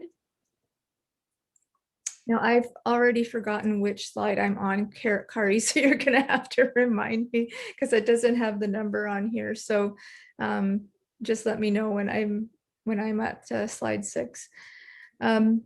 So again, sort of just going forward with some of this context, inequitable access leads to the worst health outcomes. So again, this is still connected to colonization. And I think many people think that colonization is something in the past, it's historical, you know, it's done with, why are we still talking about this? But that is really not true. Inequitable access is rooted in our historic past, and history is really not over. We still have an Indian Act. We still have government policies that impact Indigenous people. And so I think we also haven't really, you know, started to think about the interaction between, you know, historic trauma, colonization, and you know, the ongoing colonization contemporarily, and thinking about, you know, that intersection. So we're still, you know, trying to heal and understand and how to move forward from colonization, and understanding that there's, you know, a lot of strength and resilience in communities. So it's sort of, you know, two sides of a coin. And at the same time, we still have, you know, contemporary colonization. And what's happening now is this intersection that we haven't even thought about, and what those outcomes are going to look like. So we also have to think about racism that is absolutely rooted in colonial history, a colonial history that has not gone away. And, you know, we haven't even started to think about this. And now it's rooted its ugly head with 215 children, you know, buried in a mass grave in Kamloops, and more to come. You know, trying to even just process that. What does that mean for our current generations? Those who may never know if their where their children belonged to, you know, that unknown. You know, it's the grief and the mourning that people, Indigenous families and communities are feeling across Canada right now. So, you know, you cannot say that colonization is historical, that it's over with. It's nowhere near over with. There's going to be immeasurable historical impacts, and I'm not going to talk about the mental impacts, because Kari is going to talk about that, but the physical, emotional, spiritual impacts are immeasurable. So Indigenous peoples are definitely resilient, and, you know, we do have a greater capacity to undertake research, and far more community engagement and direction than at any point in post-colonization. So one of the immediate priorities at Morningstar Lodge is to engage and serve Indigenous communities at their grassroots, to ensure that their priorities that they identify truly reflect community priorities. And communities really are keen to look at strengths and asset-based solutions rather than looking at from a deficit perspective, which in most cases, you know, we're trained in academia that we're the experts, that we're going to go in and tell you what kind of research you need to do. And much of it is unfortunately off deficit, is deficit research. So we're really trying to flip that script and ensure that we are only there to serve at their direction. If you want to flip the slide. Okay, so I'm going to, I think this is Kari's slide. So I'm going to hand over to Kari. Perfect. Thank you so much, Carrie. I want to kind of just position myself here a little bit as Carrie did. I was born in Australia to an Irish father and a Swedish mother. I am a settler and I am an ally. I'm not a self-identified ally. I humbly have accepted this label from my Indigenous colleagues, friends, and family. I also acknowledge that I have white privilege and that at times I have to check my white fragility, which is often supported by the patience and love of my Indigenous friends and family. So I just want to, we'll briefly kind of go over mental health here for Indigenous peoples. I'm not going to throw any statistics your way because I will talk about later how they don't really give the full picture. Carrie has kind of alluded to some of the things that are obviously being dealt with in communities. But essentially mental health is seen as wellness and as a process of healing for Indigenous peoples. Indigenous cultural understandings of mental health and healing are distinctly different than the understandings in the Western context from which paradigms most providers work.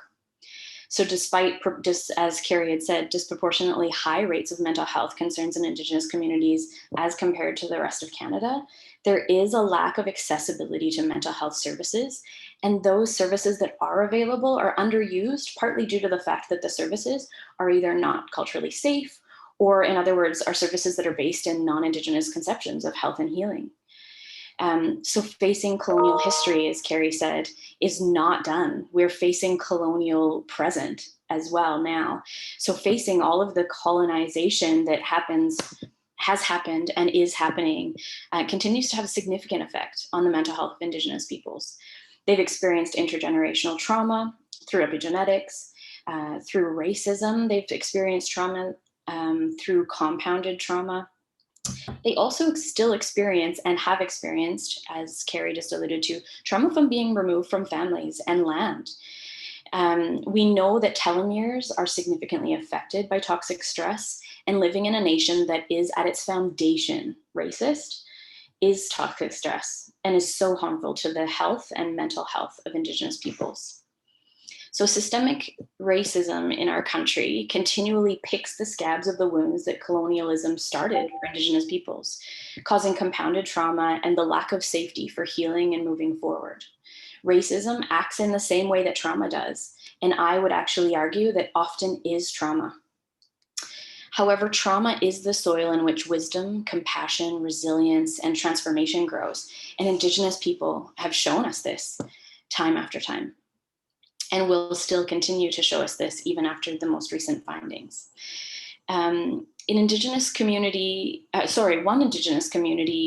agency that I was reading about worked with Stuart in 2008 and looked at what supports community mental health and Indigenous mental health. And really it looks at the community, cultural identity, using a holistic approach and interdependence. What does a holistic approach look like for Indigenous peoples? It's really a health, wellness, and balance between body, mind, spirit, and heart. And I would argue here to add that self-determination at every level also supports mental health. Indigenous peoples need to be in charge of identifying their concerns, but also be a part of the solution. So I'm also going to talk a little bit about cultural safety and ethical engagement. I did just allude to the fact that even if the services are available, people aren't accessing them as much because they aren't feeling culturally safe in that space. So how do we work towards services being culturally safe?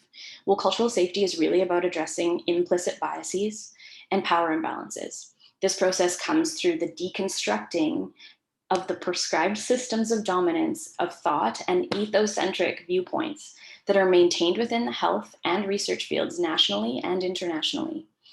So we essentially have to do a lot of self-reflection. Cultural safety can only occur when trust and reciprocal working relationships are established.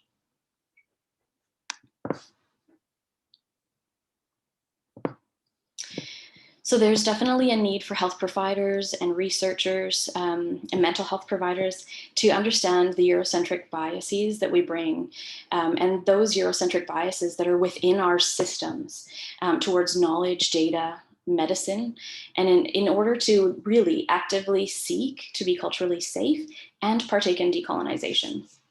There's a reliance on the ability of service providers and researchers to be really self-reflective and to critically reflect on the process throughout anything they're doing, whether it be an initiative or a program or a session with a client, to really achieve that cultural safety.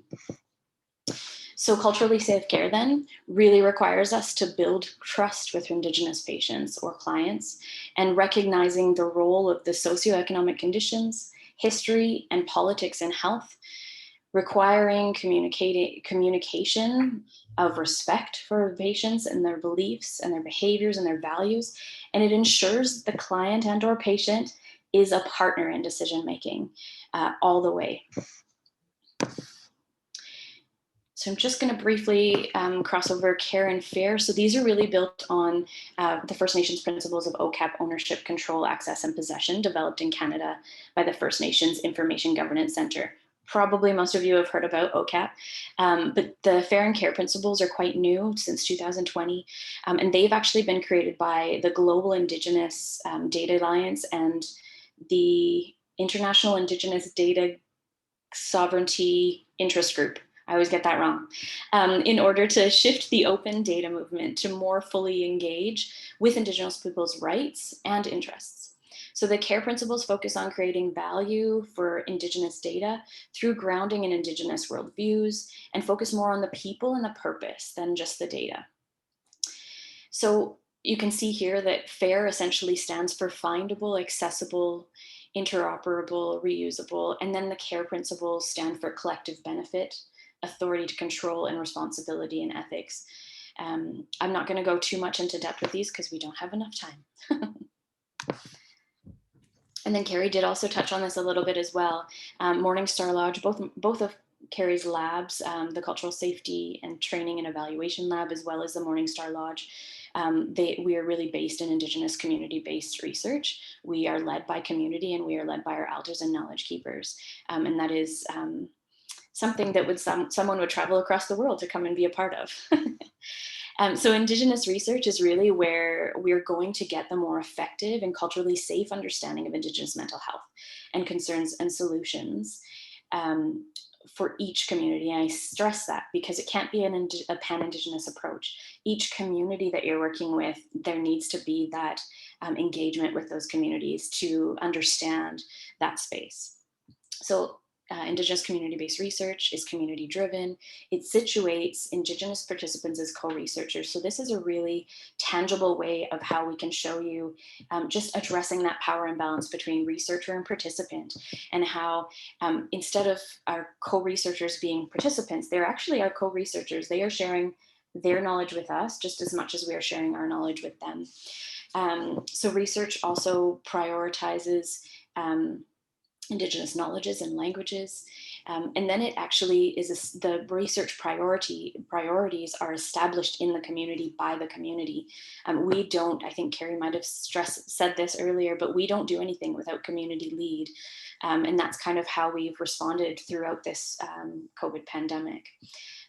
The community-based research also ensures that there's full engagement with the community, capacity building within the community. As Carrie mentioned, there is some great capacity and potential in communities to do their own research and to do their own initiatives to support these mental health initiatives or just health initiatives. So reciprocal learning lends itself to knowledge mobilization that is effective for communities.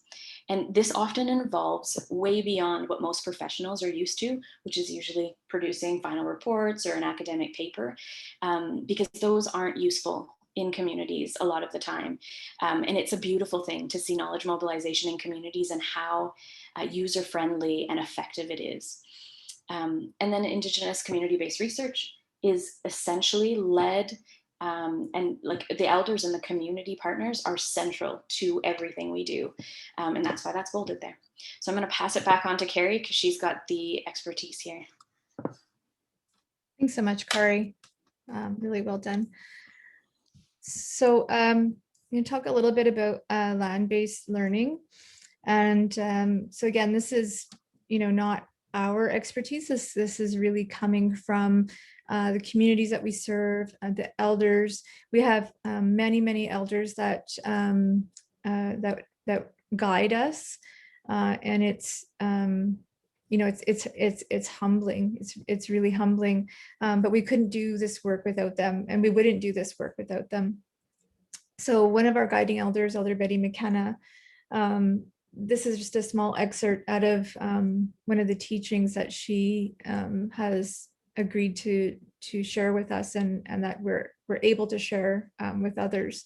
And so she says, you know, we're like trees, our roots are put down very deep, and we take things from the four directions and we take them into our lives. And if you pull us up by the roots and find those beginnings that are so strong, that we can live a good life. And I've used this excerpt so many times over the years. You know, she shared that in 2005, and I've used this in many different contexts, because it can mean so many different things to different people.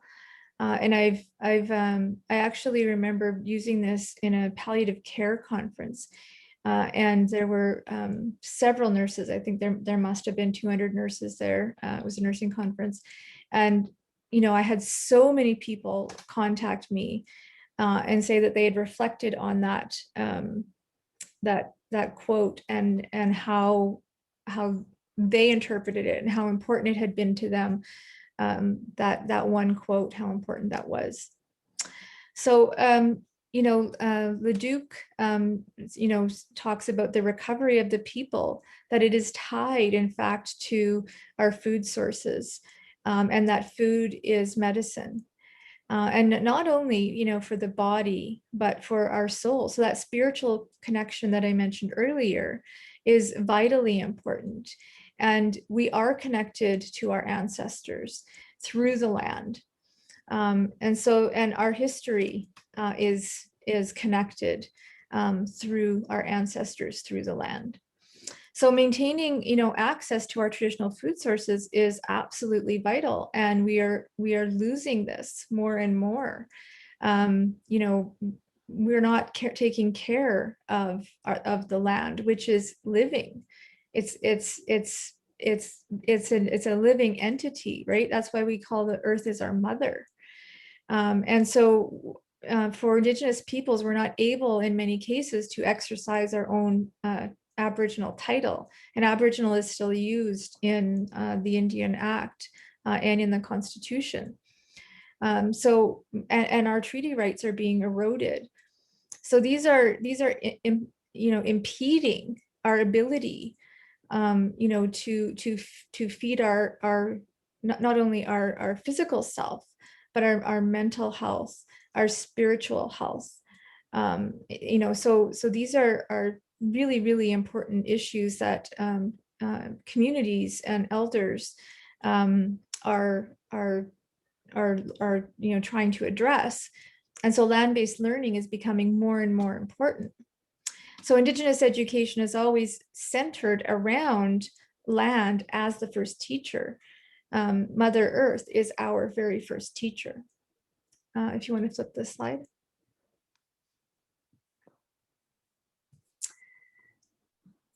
So the land can be a place of decolonization and reconciliation, and it provides those truths that have either unconsciously or deliberately been ignored.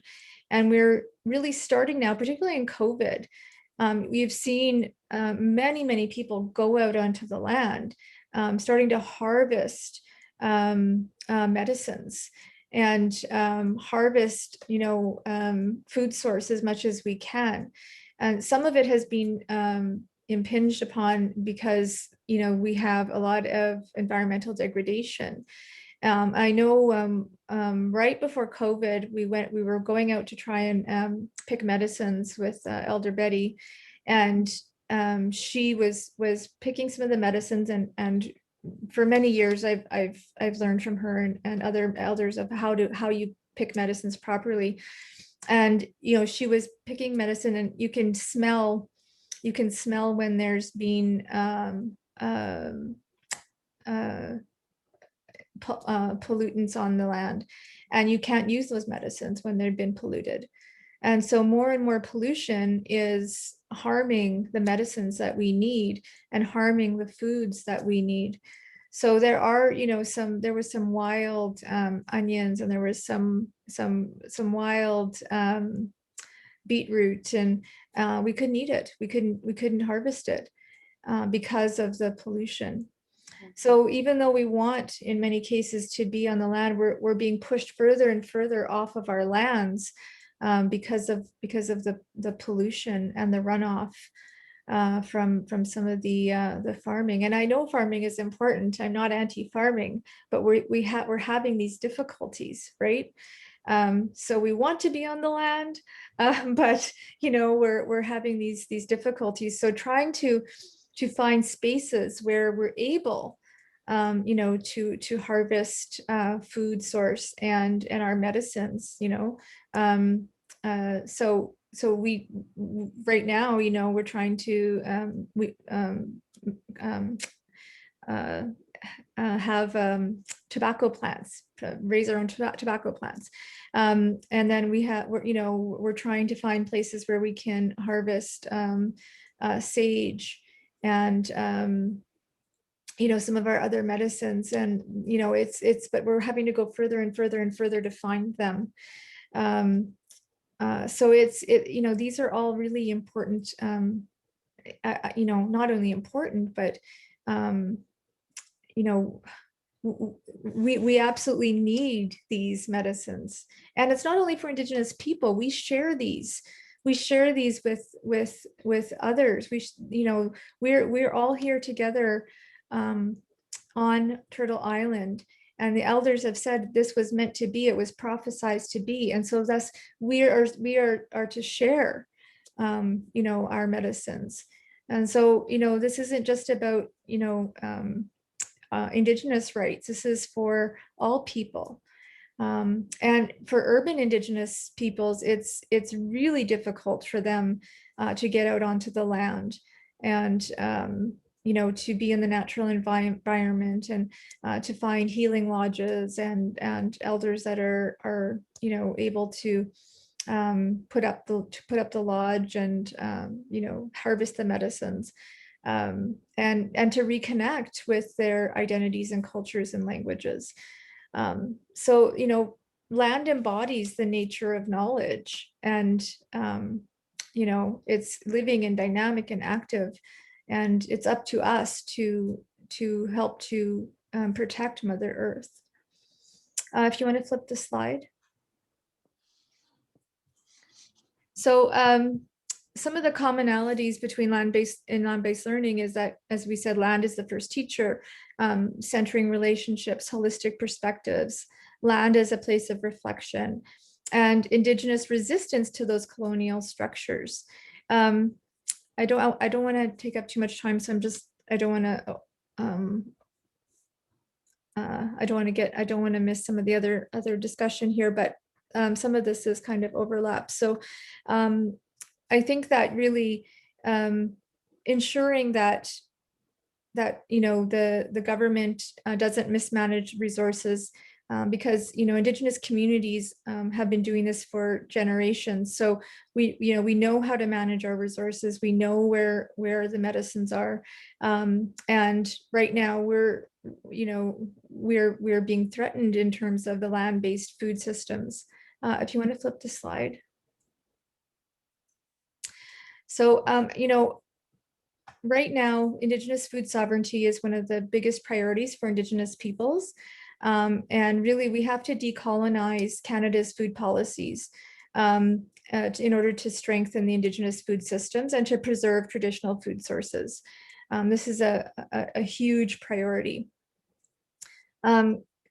There really are being conversations right now around Indigenous food sovereignty that provides non-Indigenous peoples an opportunity to learn how the Canadian state really contributed to Indigenous peoples, you know, currently fragile food systems, and what are those ramifications of this. You know, in colonial, you know, 200 years ago, access to food was a colonial tool to manipulate Indigenous peoples in terms of decimating the bison, and in residential schools, children were not fed properly, and they didn't have whole foods. They were had experimentation. They were starved to death. So now more than ever, Indigenous food sovereignty is a priority, and people that were in residential schools or were in the 60s scoop that were taken into care, they remember these things. And so food sovereignty is absolutely a priority. And there is a connection between culture, language, spirituality, and politics when it comes to food system and the land. If you want to flip the slide.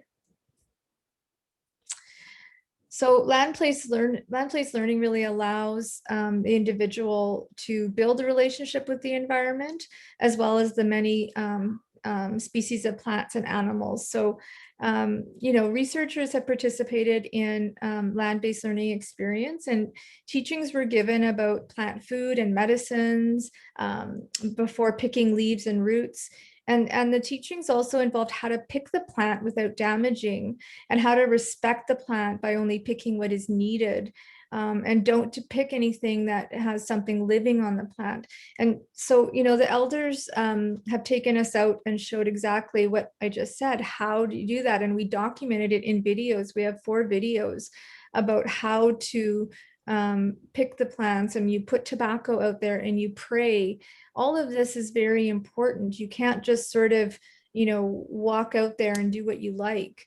Mother Earth is watching us, and you have to do things in the right way, and you have to do ceremony, and all of these are very, very important. And so if you want the land to respond, then you have to take care of her. If you want to flip the slide. So here's some of the things that we've been able to document more recently. You can see we've taken pictures. We could have shown the videos, but they're pretty long. But you can see, how we're trying to follow the teachings of the elders. And we've developed fact sheets as well for foraging, for example, especially for folks who can't get out on the land, those who are in urban communities. And then when you are able to get out on the land, you sort of have some idea of, well, what does this actually look like? Because it's easy to mistake different plants if you're not familiar with them. And I'm still learning. And I can remember when I first started, and this will give everybody a chuckle. So when I was starting to figure out what sage looked like, there's male and female sage. And so Elder Betty said, okay, so remember, male sage, you can't use that when you're on your moon time. And so I said to her, well, how do you know the difference between male and female sage? And she started laughing and she said, well, how do you think? And I said, well, I don't know, I'm asking you. And she said, male sage have little balls on it, Carrie. So we had a really good chuckle about that, and I will never forget. So, elders have a really good sense of humor. But this is, these are how elders try to share knowledge and help to understand, which plants are which, and how you treat them, how they grow, all of those kinds of things. So these were some of the plants that we had there. So non-Indigenous land misuse, of course, there is land misuse that happens. Over-harvesting happens a lot, stripping of the land of its natural balance. I just about cried a few years ago when my adopted brother and I went out to harvest some of the sage, and one of the farmers had went all over the sage, and there was nothing left of it. And so, you know, we put tobacco down and just, you know, we cried. But, you know, it did come back. It's resilient, but it's those kinds of things that sometimes, you know, we're just, it's so difficult. There's also overuse of water, and there's poisoning, as I said, of the land, the runoff from the chemicals.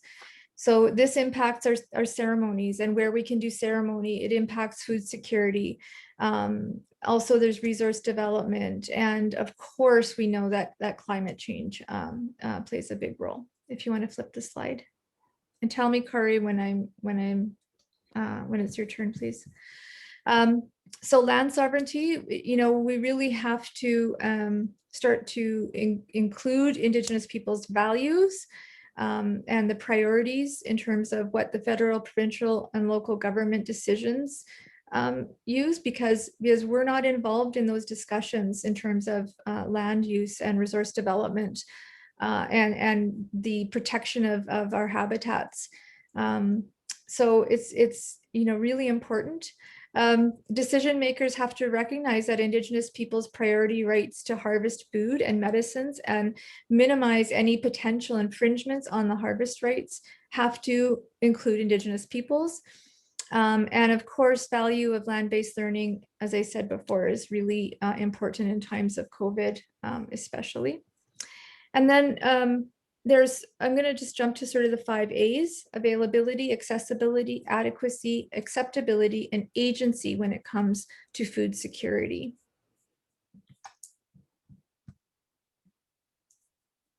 And I will say that food insecurity can initiate chronic stress. It can induce adverse childhood experiences, and, you know, so much more. But access to traditional foods, of course, can improve food security. I think that's certainly a no-brainer. If you want to flip this slide. So defining what traditional medicine is, it is basically approaches to healing based on a particular worldview that seeks to take into account mental, social, spiritual, physical, and the ecological dimensions of health and well-being. It's not pan-Indigenism. If, you know, there are very different perceptions depending on what communities that you are working with. So traditional medicine and healing concepts to define, you know, as many Indigenous peoples describe the medicine and practice within the localized geographical concepts. So if I'm, you know, in Cree territory, there might be some similarities to how they define traditional medicine, say in Siksika territory, but it's not going to be exactly the same. It will be different because we're not all the same. But there will be some similarities, obviously, and the teachings are passed down from generation to generation orally. So these aren't things that are written down. And that's why, you know, I can remember the stories from Elder Betty, because those were the teachings that she's orally passing down.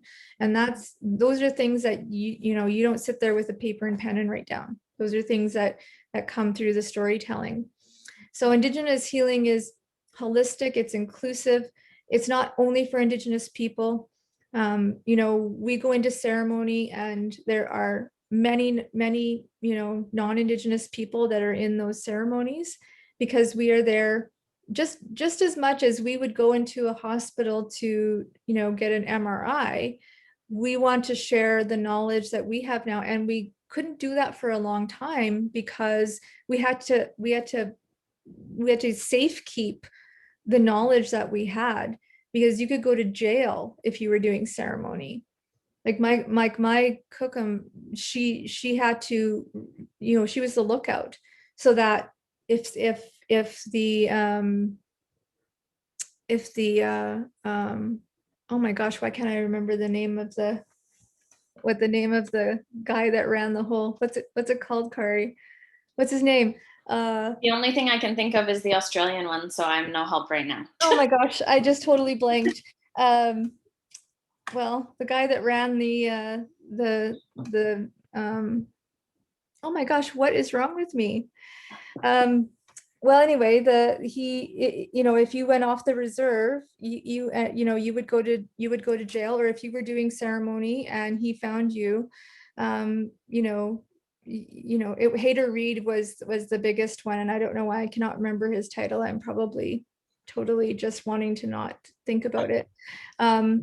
But if if you were butchering chickens and you weren't supposed to because you had to get permission, then you would go to jail. And so she was the lookout for these kinds of things. So you couldn't be doing ceremony. You had to be very, very careful. So she told me many stories about these things. So are you talking about the commissioner, Carrie? Sorry. It's not a commissioner. He's similar to that. Yeah, he's it's gonna come to me after when I'm not thinking about it. Yeah. So this is why we're now only starting to share these things, because we lost some of them because they're oral. If people passed away and they weren't shared, then we did lose some of these very important teachings. So traditional health systems have well thought out frameworks for classifying plants, animals, landscapes, climate conditions. I mean, if right now there are things happening, and you go straight to the elders because they have that knowledge. It's passed down. Yeah, so these are the most important PhDs in the world are our elders. They have all of this oral history, and now we're able to start sharing some of it. So there are many pharmacological classes of well-known drugs that have come from traditional medicine. So aspirin, digoxin, Respirine, and these all originated from traditional healing practices. But again, these all come with sort of the cautions, right? Because they weren't meant to ever sort of become pharmacological, on the shelf kinds of things. But this is often what happens. And then the researching, investigating type 2 diabetes prevention has also been identified the use of traditional diets as a strategy. And I know one of my good friends has absolutely no diabetes anymore. And he says that it's because of the traditional diets and the ceremonies that he has gone into. Now, I'm not saying that will work for everybody, but for him, he has absolutely no sign of type 2 diabetes anymore. So there's a few stories that have cropped up about this now and then around the traditional health and healing methods. If you want to flip the slide. So here's some of the plants, again, that we have developed for the protecting our home fire strategy. And so again, trying to share some of the methods that may help with some issues. So muskeg leaves can help with internal pain and digestive complications as a medicine. Raspberry leaves help with stomach medicine. I've used that one actually, and that has helped. Wormwood is a digestive medicine. Wike or rat root, pain reliever. I had a terrible toothache about 4 years ago, and we were up in the bush, and one of the elders gave it to me, and it worked immediately. Colt's foot is cough medicine. Cranberries help with kidney and ailment medicine. I think, you know, a lot of people use that one. Strawberry leaves repair red blood cells, cramps, bloating, upset stomach medicine. Wild mint is a pain reliever, and rabbit root is helps to repair broken blood cells in medicine. So those are some of the ones that that the elders have shared with us. If you want to flip this slide. Oh, I wanted to just move this one here. It's not letting me do it. There we go. Okay, so plant as food sources. So again, access to traditional food is a right according to the United Nations, and the right to food includes the right to have regular, permanent, unrestricted access to foods that are appropriate to cultural traditions, to the person or persons that consume it. So in Canada, Indigenous peoples' access to traditional foods are greatly impacted.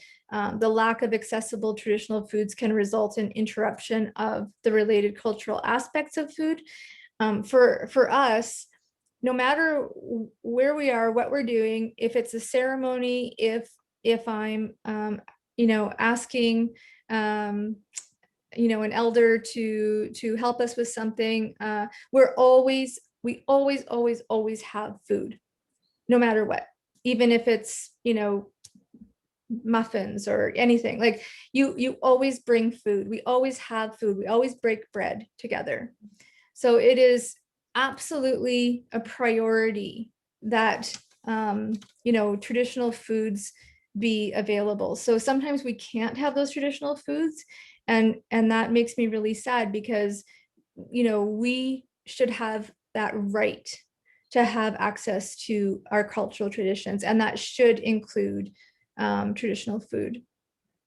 And traditional food to us is not, I mean, we think it's Bannock, but it's not. Bannock was, we didn't have flour and those kinds of things. Like, we think that's our traditional food, but it's not. It's actually causing diabetes. So we, you know, we're trying to sort of flip the switch on this. If you want to flip the slide, because I think I've talked about this already. So I wanted to share, you know, one of our actionables from Morningstar Lodge. We have 2 projects. One is the Center for Aging Brain Health Innovation is a partner of ours. And so we created a community garden project to access healthy foods. And this was through a community garden box, which we provided co-researchers from the communities that we serve. Essential health teachings, knowledge exchange, along with production within the community. So that was with Carry the Kettle First Nation, and it was really, really productive. They're also looking at developing a large greenhouse so that they can, you know, produce whatever kinds of foods they want. Since, you know, gardening is very short in Saskatchewan. So this is something we can do, you know, throughout the year, and they're, you know, really, really excited about it. The elders are going to be leading that. And so we're very hopeful that we'll be able to get that off the ground, because it's a big project, but we're hopeful it's going to go forward. Then we also have the good food boxes, and this was so popular that they're asking to do another round. And we're hoping that we can actually do not only another round, but make it much bigger. So this was with the seniors from Pheasant Rump Nakota First Nation and Zagami Anishinaabe First Nation. And we went every 2 weeks during COVID. We were very safe. And Kari actually should be talking about this, because she was very, very integral to it. But we had a box of food made for 1 to 2 people, so that it didn't get thrown away. And it was mostly for the urban folks that didn't have any transportation. So it was very popular, and they're asking us to do more. And we provided recipes, so they didn't have to worry about recipes. And they were yeah, they were very, very pleased. And so we're hoping we can get funding to do a more expanded good food box. I think we have to hurry up and finish here. I think some people are starting to drop off. I can jump in, Carrie, if you want. So I'm not gonna say too much about this. You can see this is our foraging, keeping our home fire safe, teachable moments. You can see Cookum's recipe for her teas. We developed several fact sheets for Morningstar Lodge. Kari, which slide are you on? I am coming up now. Okay, perfect. So there you go. Okay, perfect. And one thing that I just wanted to say about the good food boxes really quickly is a lot of information was provided to the older adults in Regina.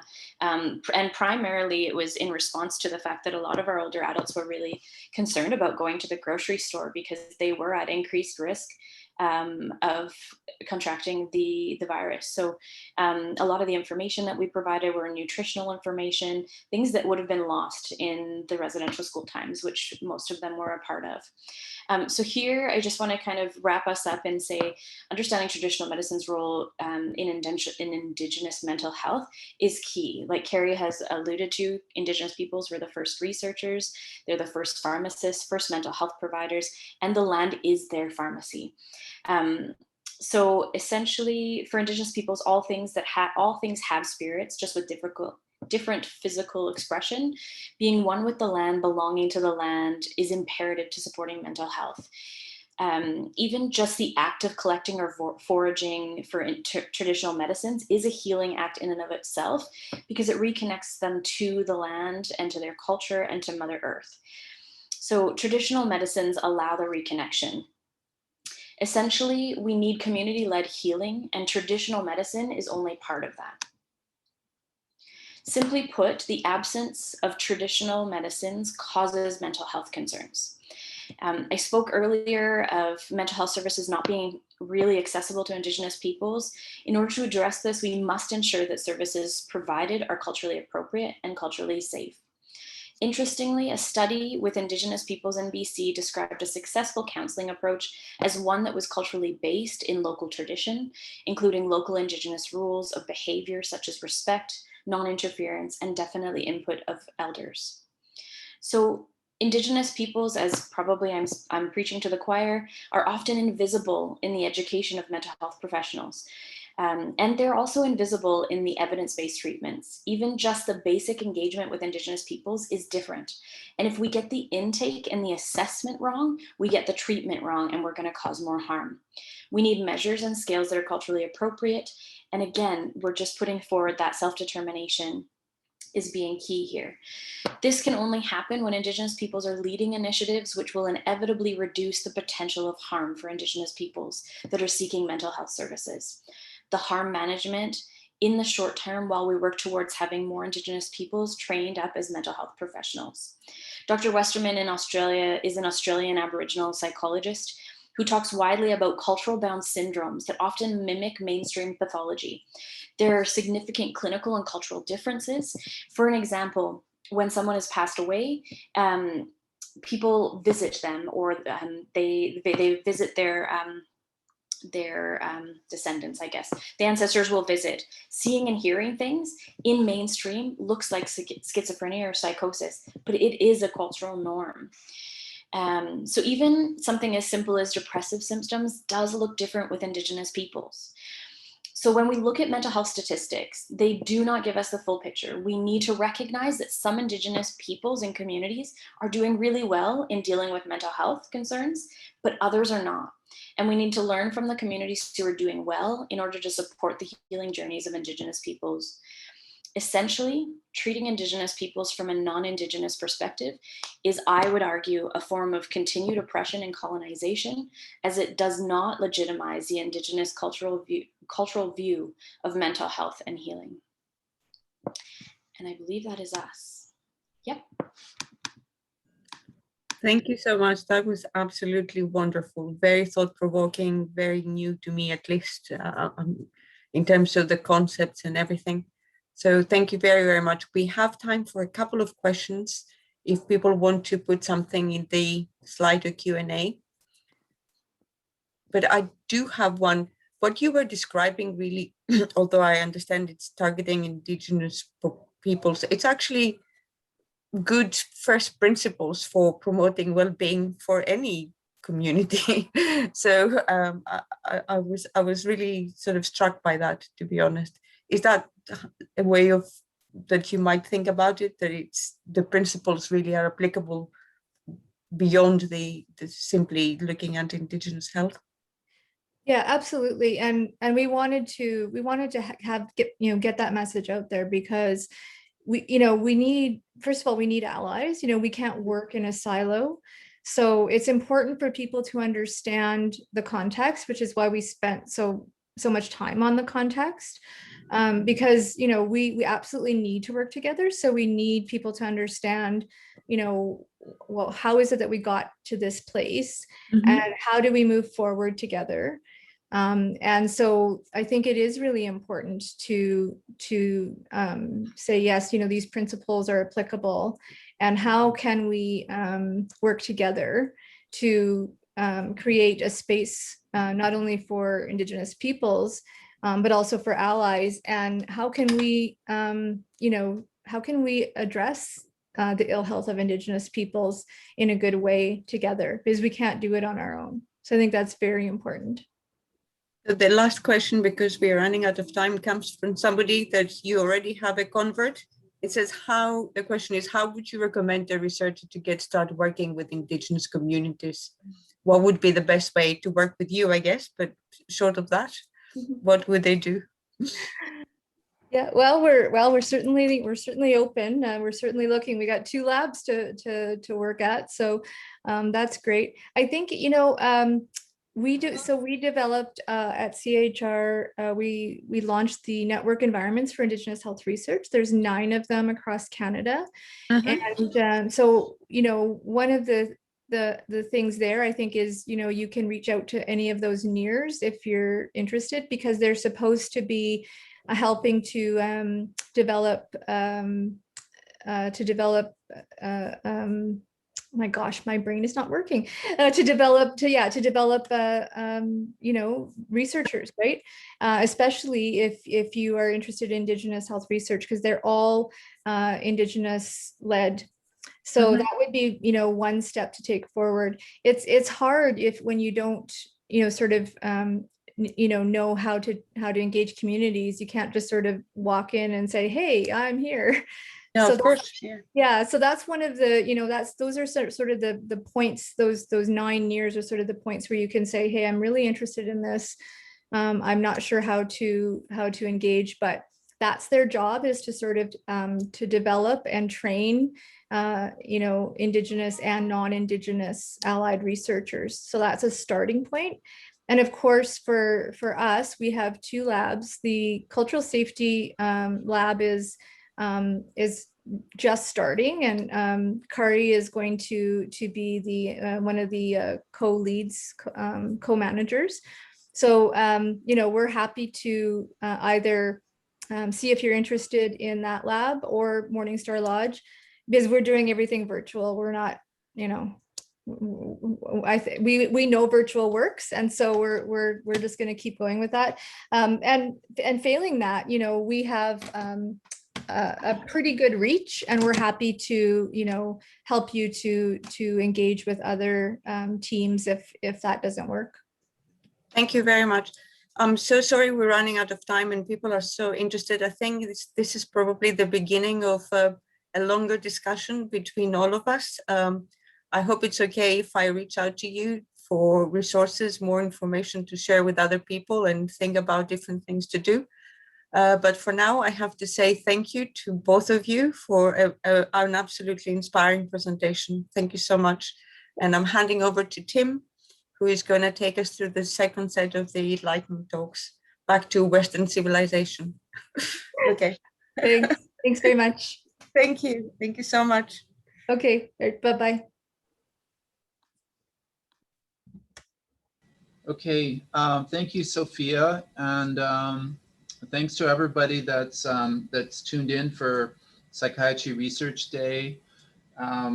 So far, the presentations have been really outstanding. And I think we're going to continue into the lightning talks, featuring some of our trainees for 5-minute presentations. And I also would urge people to go to Slido to put your questions. And then the meeting code is 80996 that you put in Slido. And I just got a message from somebody that it was a little confusing as to where the Q&A was, but it's there. Okay, so for our first talk, we're going to hear from Nicole Sanford. And Nicole is a postdoctoral fellow working with Sophia, and on a very kind of interesting concept, the difference between the biological age of your brain and what we, I guess, biological and a sort of actual age. So how do we define age by just looking at brain scans? So Nicole. Okay, can everyone hear me? Can you confirm? Yeah? It's good.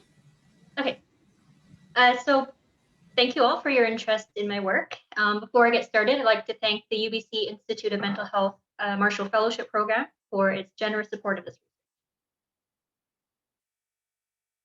research. Okay, next slide. So this study focused on a marker of brain health known as brain predicted age difference, or BrainPAD, which quantifies the divergence between an individual's chronological and biological age of their brain as predicted from neuroimaging data using machine learning. Now, most BrainPAD research has focused on relationships with health and advanced aging, but relatively little is known about the factors impacting the biological age of the brain in young adulthood, where the brain is developed but still undergoing maturational changes. So the study examined relationships between BrainPAD and non-imaging measures such as physical health, environment, and a variety of other domains in over 1,000 healthy young adults, ages 22 to 37 years old, participating in the Human Connectome Project. Specifically, I used logistic regression to test how well a variety of models predict whether a participant had accelerated or delayed brain maturation, as defined by having a BrainPAD score greater than 1 standard deviation from the sample mean. So this was specifically looking at the extreme sample. So starting with the top half of the slide, as a bit of a sanity check to confirm that this BrainPAD index captures neurodevelopmental changes in brain morphology, I examined in the full sample the correlation between BrainPAD scores and standardized scores for mean cortical thickness, which is known to decline as a normal maturational process of the brain. So the scatter plot at the top there shows that individuals with an older biological brain age than their actual chronological age tended to show smaller cortical thickness than the norm for their age and sex, and the reverse for individuals with younger biological brain age. Also in the full sample, an initial analysis showed that females tended to show more accelerated brain maturation compared with males. So the subsequent regression analyses were actually performed separately in males and females to see if there were sex differences with respect to the factors affecting brain age and brain maturation rate. Now, because I used a bootstrapping approach, the plots at the bottom there actually show the resulting distributions of regression coefficients, specifically for factors that showed a significant association with brain maturation rate. So in males on the left, brain maturation was accelerated in men with high frequency of illicit drug use and high rule breaking behavior, whereas brain maturation was delayed in men with high income. And to clarify, the accelerated versus delayed group assignments were made relative to the mean BrainPAD score for the male sample specifically. In females on the right, brain maturation was delayed in women with at least one parent with a history of drug or alcohol problems, and was accelerated in women using some form of prescribed birth control drugs. And again, the accelerated versus delayed group assignment was made relative to the female sample mean. So to summarize, the results suggest that divergence between chronological and biological brain age in early adulthood may reflect deviations in the normative maturational process of cortical thinning. Factors linked to brain maturation may differentially affect males and females, and biological brain age in females may be further impacted by hormonal influences. So that's all for now, and I look forward to your questions.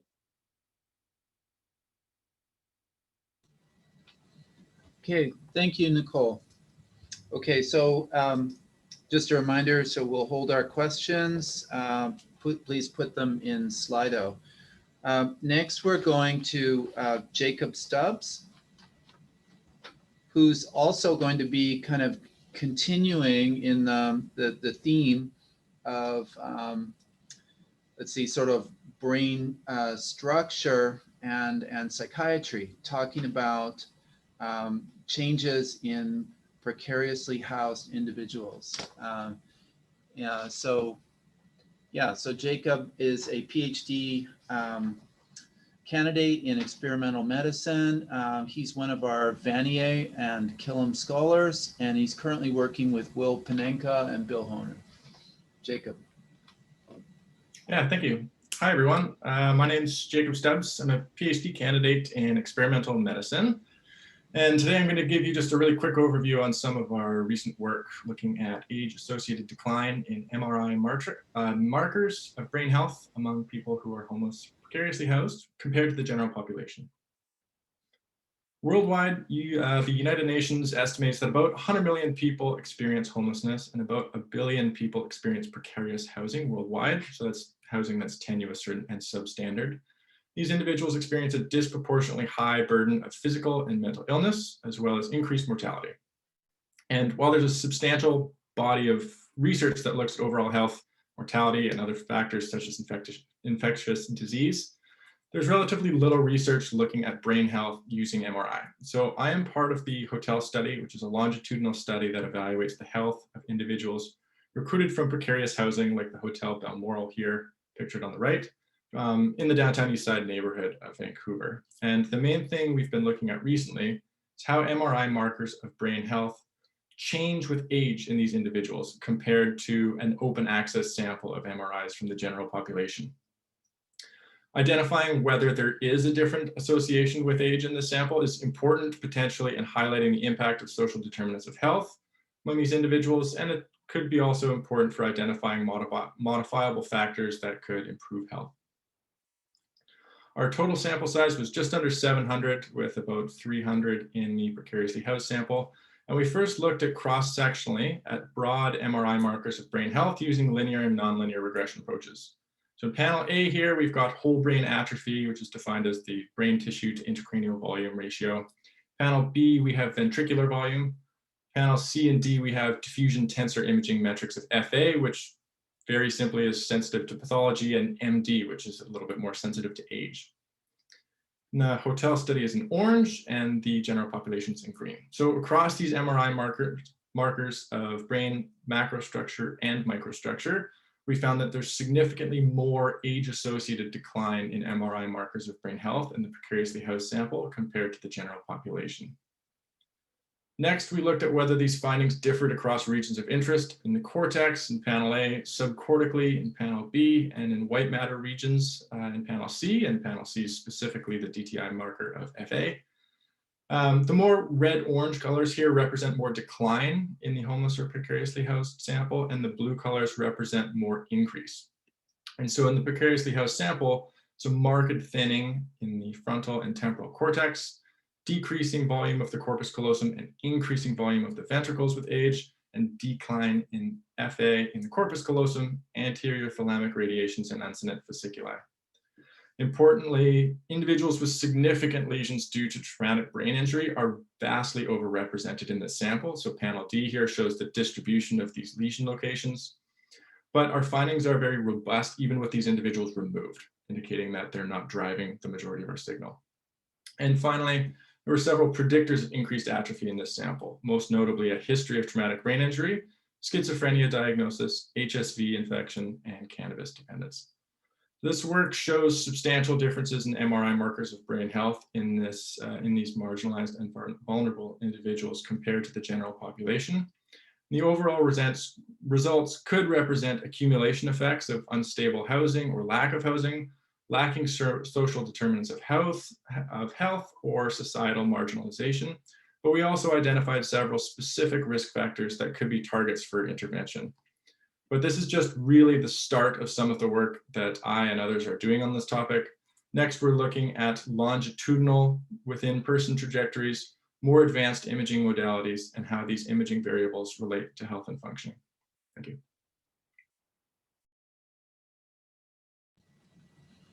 Okay, thank you, Jacob. Our next speaker is Ellen Kosh. Ellen is a PhD candidate in the graduate program in neuroscience, currently working in Lynn Raymond's laboratory. And she's also been the recipient of a UBC four-year fellowship, and then also is a Canadian Open Neuroscience Platform Scholar. And she's going to be telling us about some biomarkers for altered motor learning and behavior in mouse models of Huntington's disease. Ellen. Great. Thank you, Tim. So hi, everyone. I'm Ellen Kosh from the Raymond Lab at UBC, and today I'll be talking to you about my work in Huntington's disease mouse models. So Huntington's disease, or HD, is a neurodegenerative disorder that causes severe movement, cognitive, and psychiatric impairments. And currently, there's no cure for this disease. The striatum is the primary target of neurodegeneration in HD, as well as other areas such as the cortex. And the striatum is shown here in red in this cartoon of the human brain and green in the mouse brain. In our lab, we use genetic mouse models to study the mechanisms of neurodegeneration in HD. And so while many in vitro studies have looked at how neural signaling is altered in HD, very few have looked at how neural activity is affected in the awake behaving animal in the context of Huntington's disease. So to tackle this question, I'm using a technique called fiber photometry to measure neural activity in the striatum of the YAC128 HD mouse model while they engage in different behaviors. You can see an example here of the fluorescent calcium sensor GCAMP7F, which I'm using to measure neural activity. And I have mice do the accelerating rotor rod motor learning task and the open field, which you can see in the videos there. So on the rotor rod task, mice learn to stay on a rotating rod that gradually increases in speed. This task measures motor coordination and motor learning over days of training. Looking at the latency to fall off of the rotor rod on the left-hand side of the slide, I found that 2 to 3 month old HD mice were not yet impaired for this measure at this young age. But when I tracked the position of their paws on the rotor rod using the software Deep Lab Cut, I found that on the 3rd and 4th day of training, they had increased variability, shown by the standard deviation here in their paw height, and they had an increased number of foot slips on the rotor rod. And the data from day 4 is shown here. So these changes in paw kinematics indicate some deficits in motor coordination and learning in these mice, even though they've stayed on the rotor rod for a similar amount of time.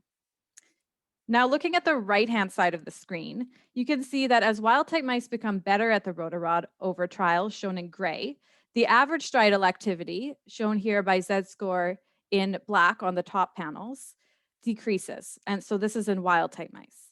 I found a strong inverse correlation between the latency to fall and the striatal activity in these mice, which you can see in the scatter plot in black. So this means that as mice get better at the rotor rod, the overall activity in the striatum becomes lower while they're performing the task. In the HD model shown in red at the bottom, the mice start out with lower activity in the striatum, and the overall correlation is still there between latency to fall and the activity, but it's significantly weaker in these mice, showing a disruption here in the activity of the striatum and this behavior in the Huntington's model. In my open field experiments, mice explore an open box for 10 minutes a day for 3 to 4 days. And the top left shows that behavioral measures like total distance traveled and habituation were similar at 2 to 3 months of age. The bottom left panels show behavior in the 6 to 7 month old mice who had and this showed a deficit in the open field habituation, indicating memory deficits. And now looking at the neural activity on the right-hand side of the screen, I analyzed characteristics of the peaks of the GCAMP events during this behavior. The young HD mice had increased peak frequency while they explored the open field. And interestingly, in wild type at both ages, there was a positive correlation between the total distance traveled and the peak frequency, meaning the more active the mouse is, the more calcium vents there are. But at both ages, the HD mice showed no correlation between distance traveled and peak frequency. So showing again how the activity in the striatum during these behaviors seems to be disrupted in these mice. As I mentioned at the beginning, most previous work on striatal signaling in HD mouse models has been done in vitro. So it's not clear how changes in the brain occur in vivo. This work shows how neural activity is altered during the rotarod and open field tasks in these mice at different ages. And moving forward, we are going to use this method to further understand neural pathology in HD and to test potential therapeutic interventions. Thank you for listening.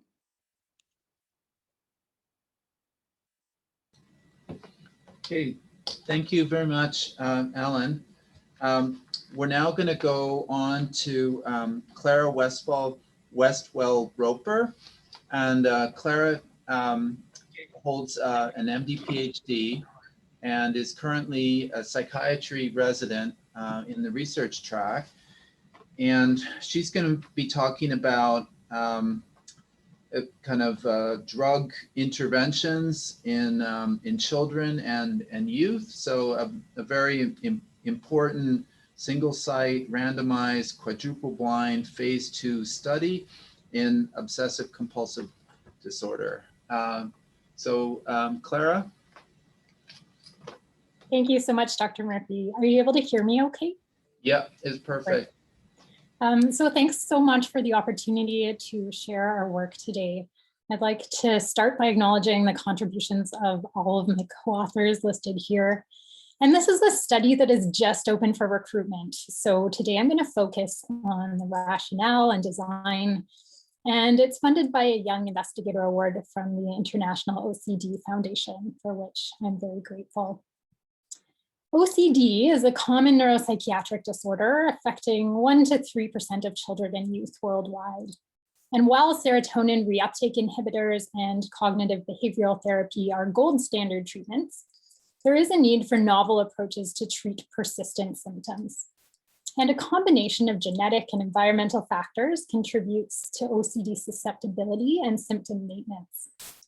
Recent studies suggest an association between OCD and aberrant inflammatory responses in the central nervous system and in the periphery, which of course also interact with each other.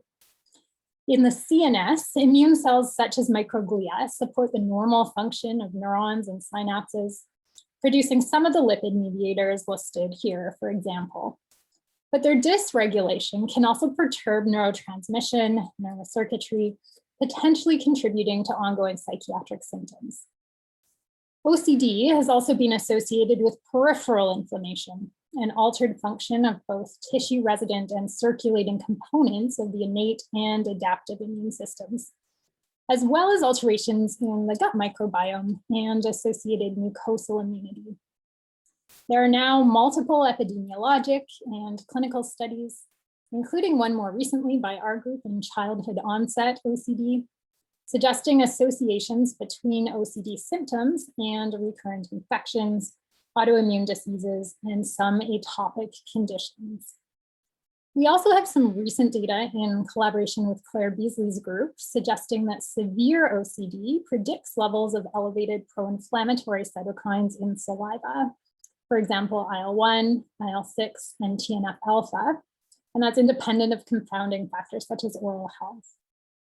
But so far, in the absence of interventional studies, this doesn't tell us anything about whether inflammation plays a causative role in maintaining OCD symptoms in some individuals. In other disorders, including major depressive disorder and first episode psychosis, there's been some preliminary clinical data supporting the use of adjunctive cyclooxygenase or COX inhibitors, specifically the COX-2 selective inhibitor celecoxib.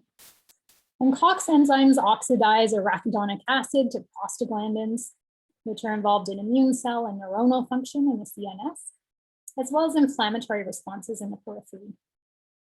Interestingly, clinical practice guidelines suggest non-steroidal anti-inflammatory drugs, or NSAIDs, which are COX inhibitors, as third-line adjunctive therapy in adults with OCD and in children with pediatric acute onset subtypes. But there is really limited empiric evidence for this approach, especially in children and youth.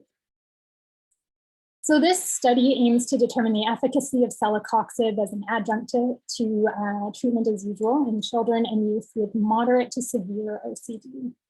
And this is a phase 2 single-center superiority trial. Participants will be recruited from BCCH in the community, and these are some key eligibility criteria.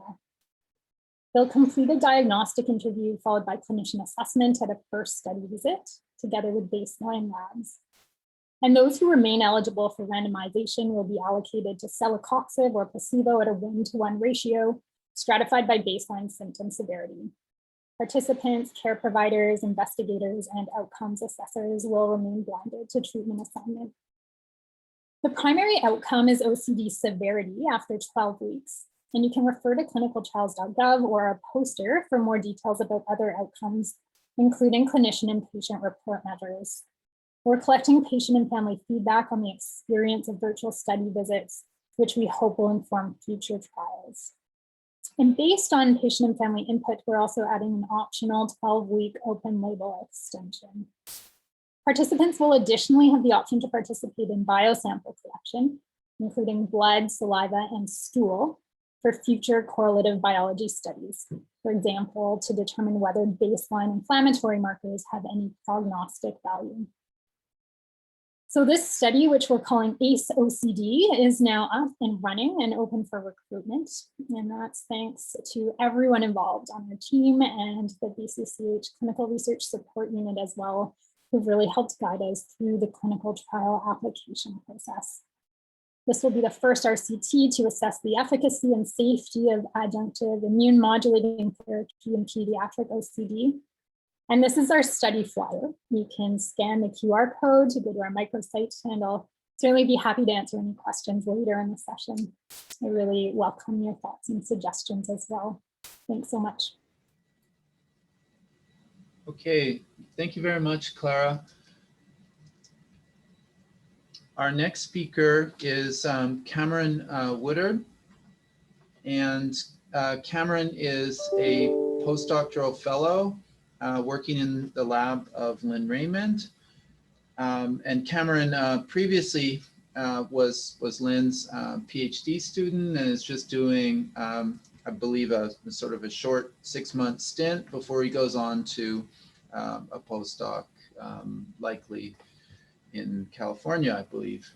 He's going to talk about some compounds to that affect the cannabinoid system that potentially normalize striatal motor learning and plasticity in Huntington's disease mouse models.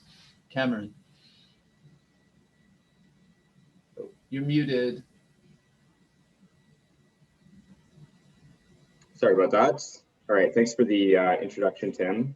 So today I'll be presenting a study that we've been working on in collaboration with Dr. Matt Hill's lab at University of Calgary, examining the effectiveness of using a drug called JZL-184 to treat impaired neuroplasticity and behavioral deficits in a mouse model of Huntington disease. So first of all, Huntington disease is a genetic neurodegenerative disorder, and in those carrying the mutation that causes the disease, the symptoms typically first present in middle age, so in the 3rd or 4th decade of life. And these symptoms include motor dysfunction as well as cognitive and behavioral changes, and they're associated with progressive degeneration of the medium spiny neurons in the striatum. Now, interestingly, research in animal models of HD has found that cell death is preceded by changes in receptor expression and synaptic connectivity, especially between these medium spiny neurons and their glutamatergic inputs that come in from the cortex. One of the earliest synaptic changes that's observed in Huntington disease is a decrease in the expression of the CB1 cannabinoid receptor, which is a key component of the endogenous endocannabinoid system. And this can be seen in the top right here in these PET scan images, which show dramatically reduced CB1 availability even in early Huntington disease. So the endocannabinoid system has various roles, but one of the most important functions is to act as an activity-dependent signal to regulate the strength of synapses. So the way that this works is that in response to presynaptic glutamate release, the endocannabinoids 2-AG and anandamide are synthesized postsynaptically and released. And these endocannabinoids then act in a retrograde fashion, binding to presynaptic CB1 receptors and resulting in a decrease in neurotransmitter release. So in order to study this form of long-term depression in mice, we can collect brain slices from the animals and apply a high frequency stimulation train, or HFS, while recording in the striatum. And you can see that in the bottom left there. And in wild type animals, what you see is a consistent decrease in the strength of excitatory postsynaptic potentials following the stimulation. However, in YAC128 Huntington disease mice, there is no LTD, indicating that there is an impairment in this endocannabinoid mediated plasticity. Now, interestingly, in previous work done by Maria Siepers in the lab, she found that this type of long-term depression could be rescued in YAC128 mice by applying a drug called JZL-184 to the slices. And what JZL-184 does is it inhibits the degradation of one of those two main endocannabinoids, 2-AG. And so as a result, there's a more sustained and stronger binding of 2-AG to the presynaptic CB1 receptors. And the goal of the current study was to determine whether JZL-184 was able to have a similar effect when administered systemically. And in addition, we wanted to see if treatment with this drug would reverse any of the behavioral deficits that we observe in YAC128 mice that might be related to improper functioning of the endocannabinoid system. So in order to study this, we treated 5-month-old wild type and YAC128 mice orally with 4 milligrams per kilogram JZL-184 every day for several weeks. And then starting on day 14, we performed behavioral testing. And between days 20 and 25, we euthanized the animals and performed terminal experiments.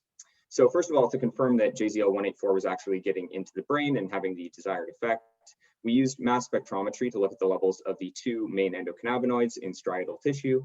And we saw that there was an approximately 5-fold increase in the level of 2-AG in both wild type and YAC128 mice treated with JZL-184, but no change in the level of anandamide, which is basically what we expect. In terms of behavior, we performed a few different tests, but the one that I'll focus on here is the rotarod test, which Ellen mentioned previously.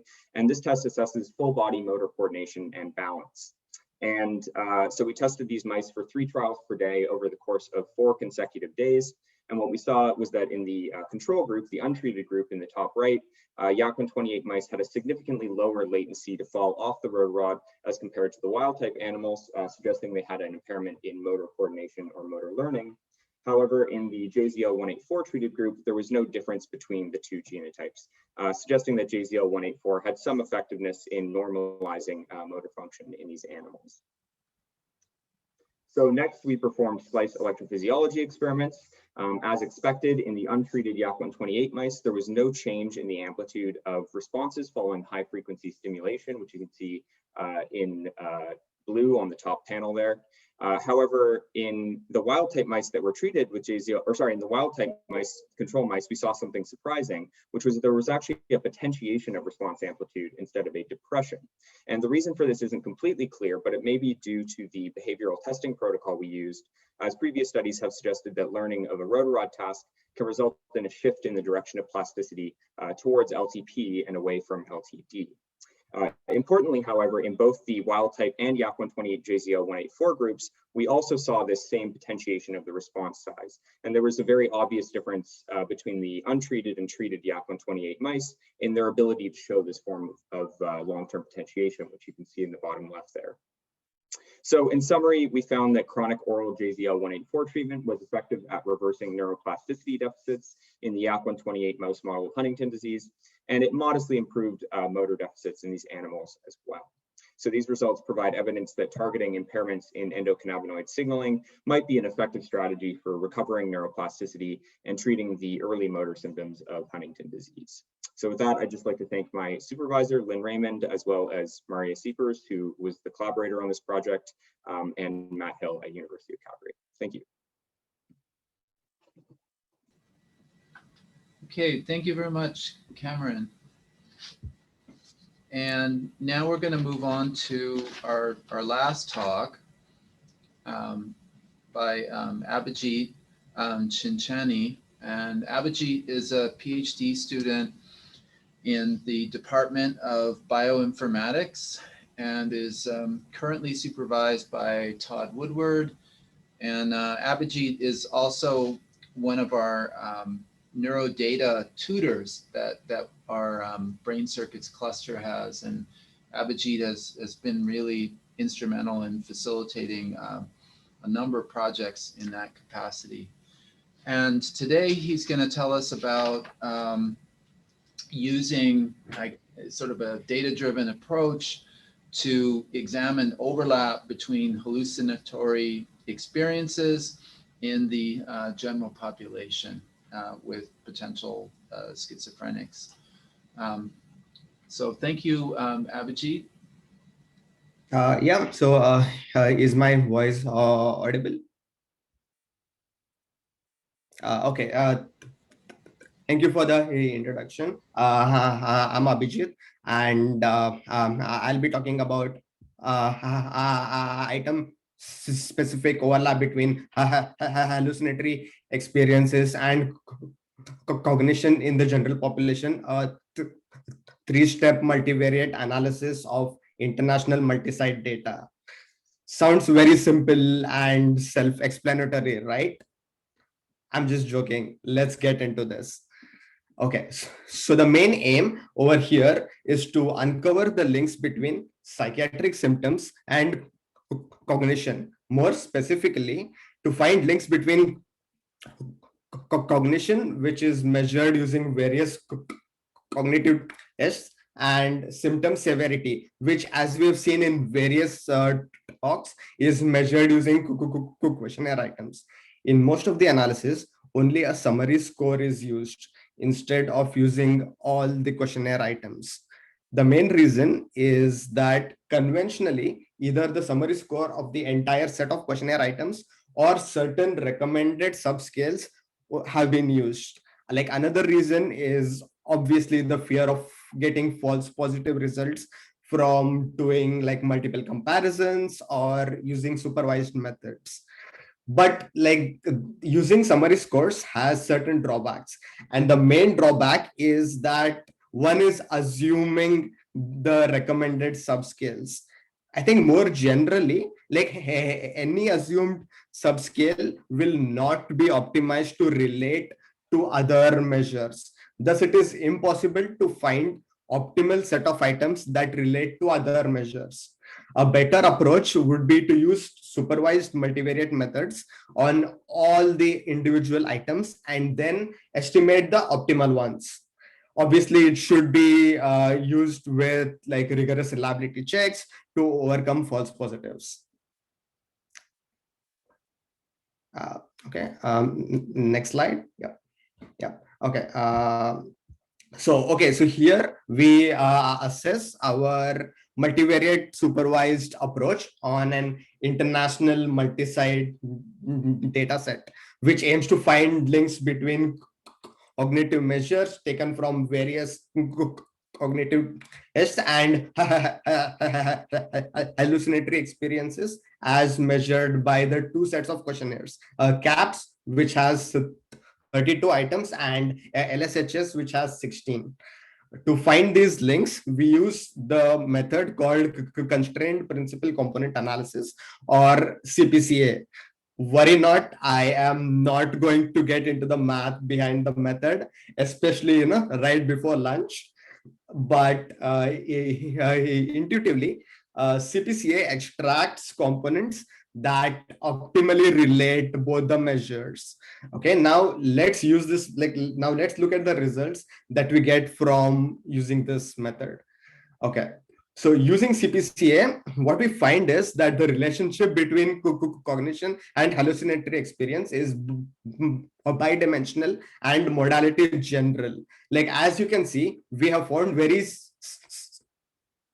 specific associations to like various different items, and not all the items which have been which are there in the questionnaire items. We find very specific items. So like the main results are that the first dimension shows links between signal detection parameters and items corresponding to increased perceptualization because of increased overlap between signal and noise.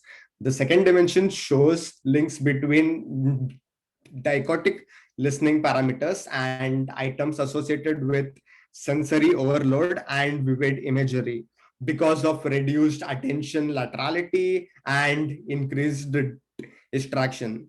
Such fine associations are impossible to find by using summary scores or like recommended subscales, but they can be extracted using all the individual items and finding the combination which is optimal to relate to cognition.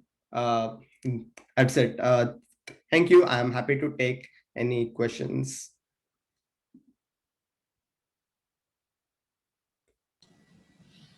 Okay, thank you, Abhijit.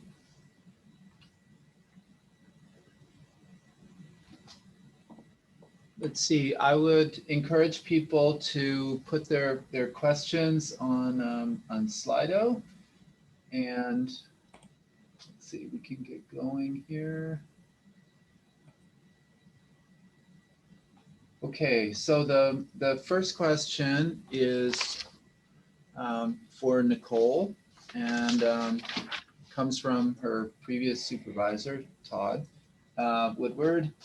And Todd asks, could a multivariate continuous dependent variable data matrix be used as opposed to a single dichotomous variable to provide a richer picture of the predictors of brain age? Okay, that's a complicated one, but.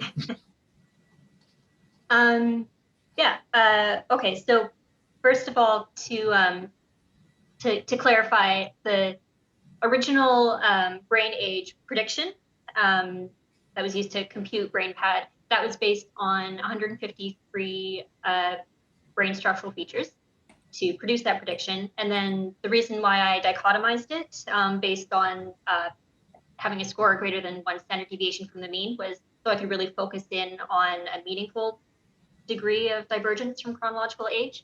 The standard deviation in this sample was a little less than 2 years. So I really wanted to focus on like the larger brain age, chronological age gaps. And then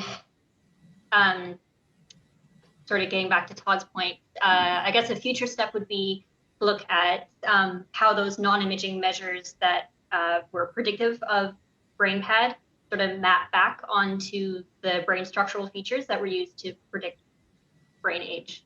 I think it's the way you can look at that. Does that answer the question? Okay, there's a second question for Nicole, and this one, it just says anonymous. They're just asking about longitudinal neuroimaging data. So scanning the same people, I guess. Right. So the Human Connectome project data that I looked at does have some retest data. I think right now it's only 45 to 50 subjects or so. So that's not something that I've looked at yet in this data set or at all.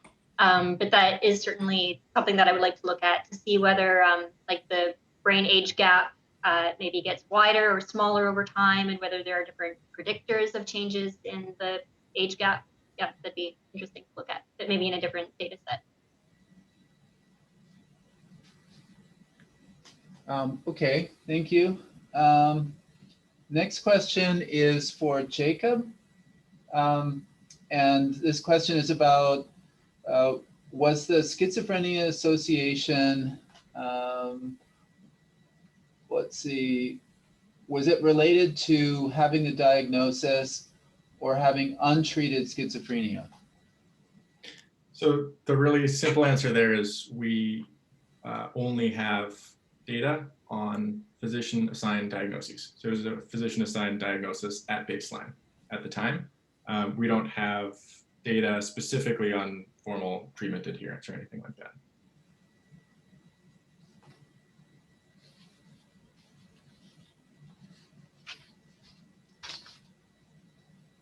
Okay, And there's a question for Clara. I'm just going down the list. Asking about, are you focusing on treatment-resistant patients? Very exciting project. Another anonymous question. That's a great question. So the answer is no, we are not. Although you could certainly build a rationale for that. And in fact, there's, based on other psychiatric disorders, probably a good reason to think that those with more severe symptoms might be most responsive or most likely to have some kind of dysregulation of a inflammatory process that's perpetuating symptoms. In this study, because it's the first of its type, we've been fairly open in terms of inclusion criteria, although the list of exclusion criteria is long. And so we're focused here on those with moderate to severe OCD. And interestingly, in linear regression analysis, looking at predictors of our elevated pro-inflammatory cytokine levels in saliva, it's really that moderate to severe group in whom we're seeing some changes as opposed to those with less severe symptoms. It's hard to know where to set the threshold, but essentially anyone, as long as there haven't been treatment changes in a period prior to randomization, is eligible regardless of previous treatment history.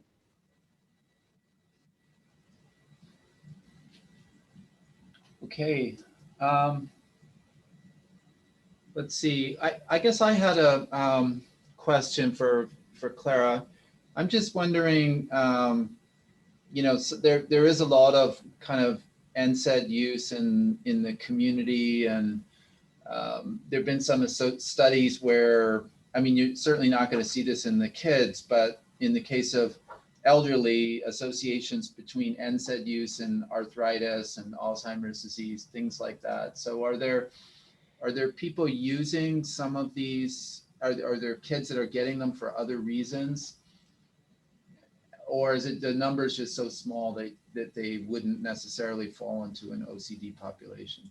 Yeah, I think the numbers are so small. The biggest studies are using NSAIDs in children with juvenile idiopathic arthritis. And so a lot of our safety data informing the design of this study is derived from those populations. There's really very limited overlap. We're excited to be working on a collaboration with rheumatology at Children's right now, but very little overlap in terms of characterizing mental health outcomes in these kids who are on longer term NSAIDs, if that was related to your question. Yeah, no, I think that's interesting that you've got all that safety data. Are there also biomarkers in that population, the kind of juvenile arthritis population, where you could look at how well the dosing is working and something you can follow? Yeah, this is tricky. Some of the standard markers like CRP, we're certainly including in our longer term plan in terms of looking at associations with like baseline levels and treatment response. And clinically, yes, our CRP are typically followed.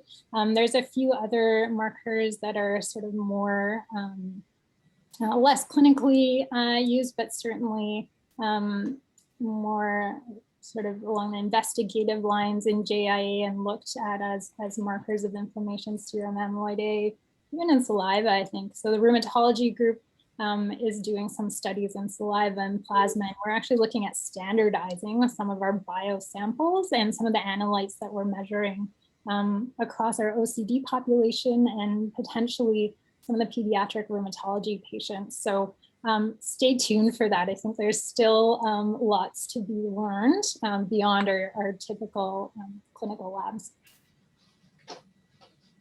Okay, interesting. So there's another question potentially for Nicole. The question is, why do females have faster brain maturation when females live longer on average?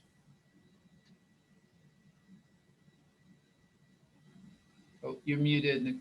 Let's see, or no. Sorry about that. So I only looked at, one life phase, early adulthood. The average age was around 27, 28 years old. I think it's plausible that, maybe females show accelerated maturation earlier in life, and then maybe males catch up later in life and then sort of stabilizes. But I only looked at one snapshot of the lifespan. Okay. There's another question for Clara, but I think she kind of answered it with my question about the biosamples. So I think we can move on and just mention how are they relevant in the context of your study. I don't know if you want to add anything more to that. Yeah, I mean, I think one of the primary goals of looking at inflammatory markers in these types of interventional studies is to figure out whether there's ways of predicting who may be responsive to an anti-inflammatory or immune modulating kind of intervention. And we know from treatment trials in major depressive disorder that, there's often subgroups of patients who perhaps have elevated inflammatory markers at baseline who are more likely to respond or at least exhibit a symptomatic response. So that's one of the questions, like, is there prognostic value? But there's also a lot of interest in how peripheral inflammatory markers relate to both like state and trait factors in the context of OCD, symptom severity, other variables that we're collecting. So to be able to integrate some of this as well as microbiome analysis in the framework of a fairly unique study just allows us to do a little bit more descriptive analysis as well. Okay, thank you. We'll now go over to a question for Ellen. And the question is asking about the smaller correlation between striatal activity and motor learning in early stage yak mice. Could this represent some form of compensation or adaptation? Yeah, that's a really great question. And I think it's definitely possible that it could be that this disrupted correlation could be compensation, perhaps by another brain region like the motor cortex. And so that's something that I'm really interested in. And the other thing is that the mice, even though they were staying on the rotor rod for the same amount of time, they did have more foot slips. So that behavior could also be contributing to the striatal activity that we see. And then that could be, so that's something I'm also looking at by looking at the correlation when a foot slip occurs, what does the striatal activity look like? So great question. Also I'm not doing experiments in the motor cortex, but I think that would be a really interesting thing to look at in the Huntington's disease model as well, to see if maybe that region is compensating for the changes in activity in the striatum. So thank you for the question. I've got a question for Abhijit. And yeah, I mean, quite a few subjects in this this data set, which looks really informative. Are we ever going to be able to make some conclusions on a single subject? I mean, these are kind of tendencies and.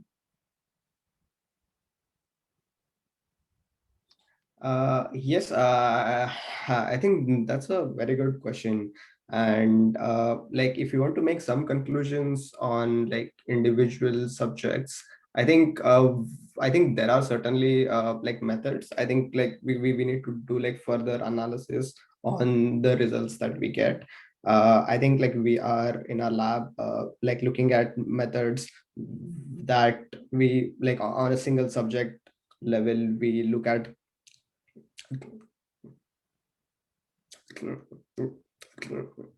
clustering like different subjects into like different subgroups and seeing if there is any similarity. And I think that can help to identify certain features at like an individual subject level, and also try and find like similarity like within the sample size that we have. Does that answer the question? Yes. Okay. Let's see. I'll ask a question for Cameron. So some of the measurements that you've taken of plasticity in the striatum are very long lasting, like the long-term depression, long-term potentiation. How do these relate to the kind of second-to-second behavior on the rotor rod?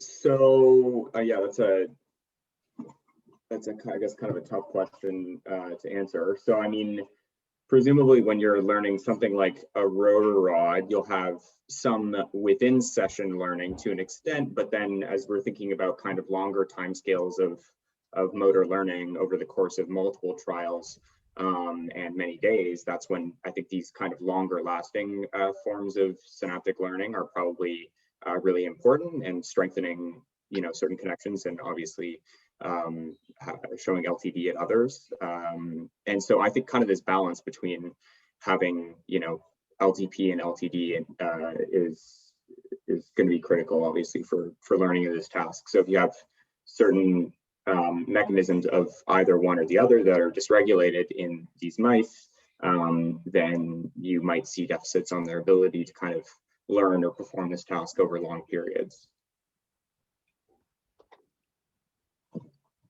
Okay. There's a question for Jacob, and wondering about early childhood adverse experiences, trauma. Could this be a contributor to the accelerated atrophy you see as an adult? Yeah, that's a really interesting and good question.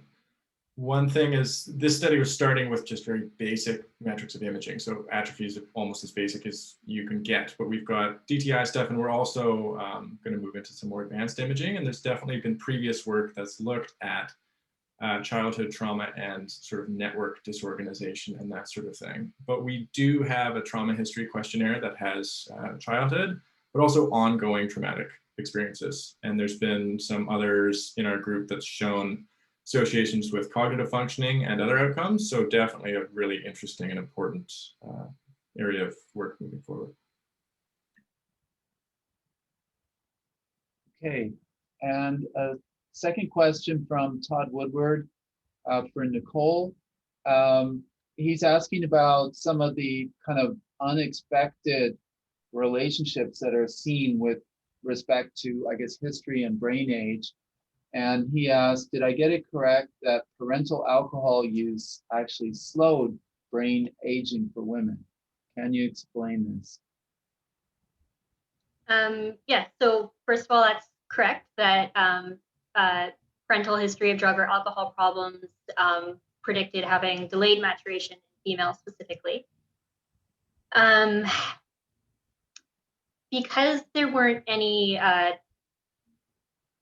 so participants were also asked about their own drug use and their own history of alcohol problems and that sort of thing. Because none of those came out with females, I suspect that this might be a family environment related thing rather than, you know, maybe genetic, but then I would expect that to come out in the individual drug use as well. So maybe early family environment.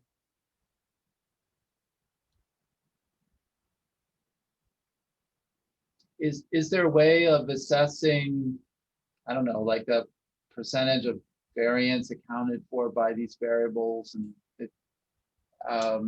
just to know the overall impact? It did look like there was quite a bit of spread in the brain age values myself, a lot of kind of overlap.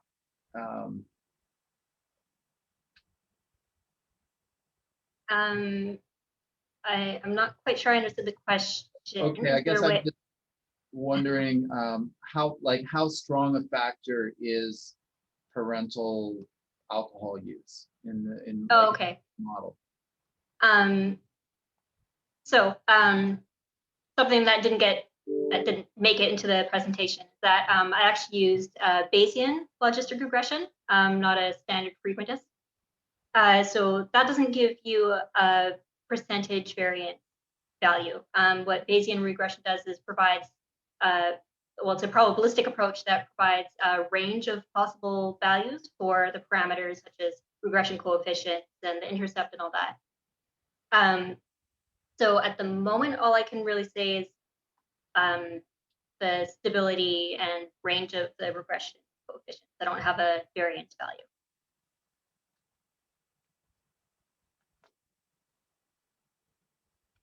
Okay, well, thank you really to all 6 speakers for some excellent talks, and everybody stayed on time and some great discussion. I would urge all the attendees to go on to Slido and vote. And I should also mention that we're having awards for the lightning talks and also the posters. So please make sure that you select your top either poster or presentation. And we'll see you back at 1:30 for our next session on advancing post-COVID mental health equity in Asia Pacific.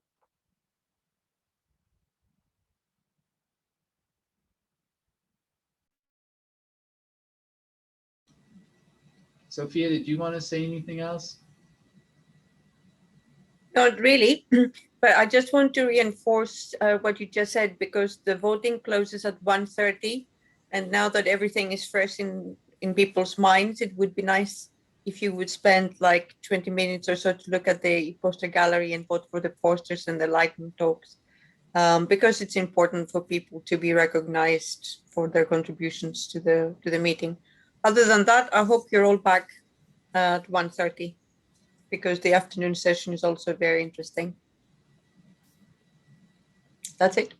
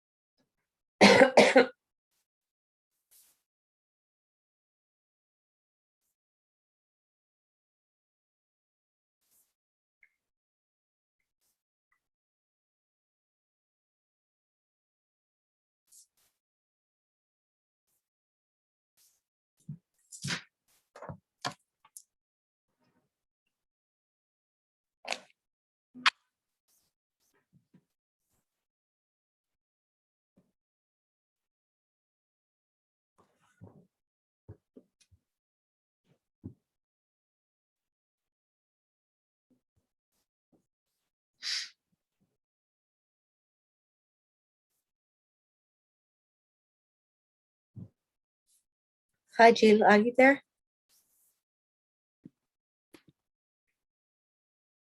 Hi, Sophia, I'm here. Nice to see you. Nice to see you too. I'm not sure what's happening with your presentation. Can you access it? Or not? Is it up? Should I try to share my screen? Yes, I think it's kind of, yeah. Oh, it won't let me. I think I need to. Yeah, that's what I thought as well, that somebody needs to enable you. Yeah. Oh, okay. Let me try.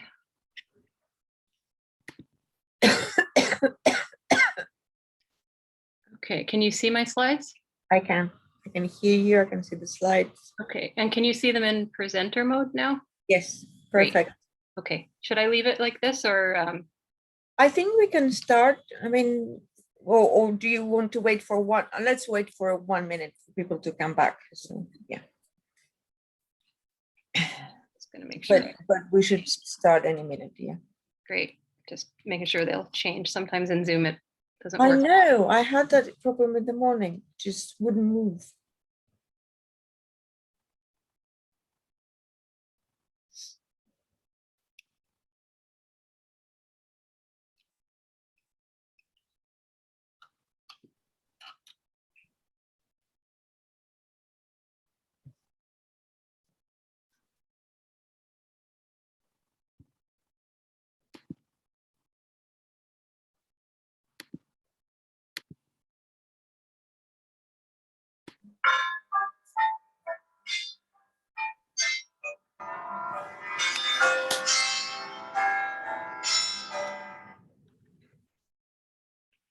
Sorry about that.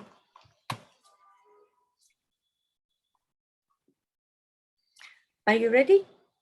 I'm ready, yep. Ready, okay. So thank you everyone for coming back for the afternoon session, which promises to be even more exciting than the morning one. So to kick things off, we have Dr. Jill Murphy, who is Research Associate in the Department of Psychiatry at UBC, and also the Executive Director of the Asia Pacific Economic Cooperation Digital Hub for Mental Health. So she's generally a person with kind of expertise in global mental health, and she's going to talk to us about what I think is a recent grant that she has received together with other colleagues within the department to look at equity in mental health in the post-COVID era. Looking forward to your talk, Jill. Thanks very much, Dr. Frangu, for the introduction and for inviting me to speak today. Can everyone hear me okay? I think so, yeah. Great. And I'd like to also thank all the organizers for their hard work in putting today together, especially Margaret and Vicky. And I'm really pleased to be here virtually, and I hope that we can all be together in person again soon. It's been a very long time. Before I begin, I'd like to acknowledge that I'm presenting today from the traditional, ancestral, and unceded territory of the Musqueam, Squamish, and Tsleil-Waututh people. Now they're not changing. Okay, let me try something different. They were changing when I did the test run. There we go. So just a quick overview of today's presentation. So the presentation really focuses on work that myself, Dr. Raymond Lam, Dr. Erin Mihalik, and others in the department are doing related to equity and e-mental health during and beyond the COVID-19 pandemic. And so I'm going to talk first about some very brief rationale and background for these studies. I'm going to talk about our TeamCAP study and present some preliminary results and recommendations about that, and then talk about our newly funded REMAP-D research cluster as an exciting next step in this research, and then hopefully have some time for questions and discussion at the end. So as Dr. Frangu mentioned, I'm the executive director of the APEC Digital Hub for Mental Health. Dr. Lam is the executive chair. Dr. Mihalik is the program director. And the Digital Hub is really the coordinating center for the work of the Asia Pacific Economic Coordination in mental health. And it brings together government, public, and private sectors to share, develop, and scale up, and evaluate innovative evidence and service delivery-based programs for mental health. And so the work I'm going to describe today brings together members of the Digital Hub's work group on disaster resilience and trauma, which is one of our priority areas. So just some brief background. As many of you know very well, the impacts of the COVID-19 pandemic have been felt globally and have impacted everyone. But some populations have been particularly vulnerable to the direct impacts of COVID-19, as well as related socioeconomic repercussions.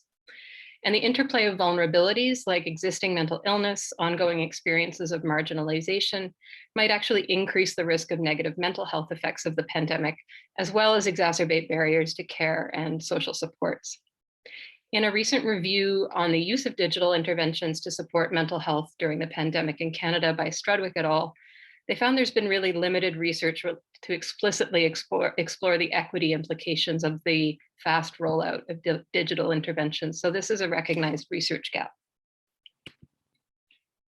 And with COVID-19, as I'm sure many of you are also aware, we've seen an unprecedented paradigm shift in the rollout of virtual care, including digital and telephone options for care delivery. And although mental health, or digital mental health care rather, is evidence-based and it's been shown to be effective in treating both common and severe mental illness, uptake by providers, patients, and health systems before the pandemic has been pretty slow. And so the COVID-19 pandemic has changed this by rapidly accelerating the rollout of digital care, including via telephone, video, and app-based interventions. And although digital care, or e-mental health care, which I'll probably refer to interchangeably in this talk, although digital care can improve access in many circumstances, such as for people who have to travel long distances to access in-person care, or for people where stigma is a barrier to help seeking, the digital divide, which refers in brief to the gap between people with easy access to digital technologies and those without, may leave some populations behind. And so following the declaration of the global pandemic last March in 2020, we convened a meeting of the Digital Hub's Disaster Resilience and Trauma Working Group to discuss a coordinated response by the Digital Hub to the pandemic. And the two themes that I just described, which are the rapid acceleration of the rollout of digital technologies, as well as the concern that this would leave vulnerable and at-risk populations behind, were raised as key themes during this meeting. And so that led us to develop a proposal for what is now the TeamCAP study. So this is technology and equitable access for mental health care in a post-COVID Asia Pacific, or TeamCAP. And as you can see, the study is made up of representatives from 9 countries. At UBC, it's led by Dr. Lam, myself, Dr. Mahalik, Amna Khan, Dr. Pramit Chakraborty, who's our graduate research assistant, and Vanessa Evans. And as you'll see, we also have an extensive team of researchers and policymakers from other parts of Canada, from Australia, China, Chile, Malaysia, South Korea, Vietnam, and the US.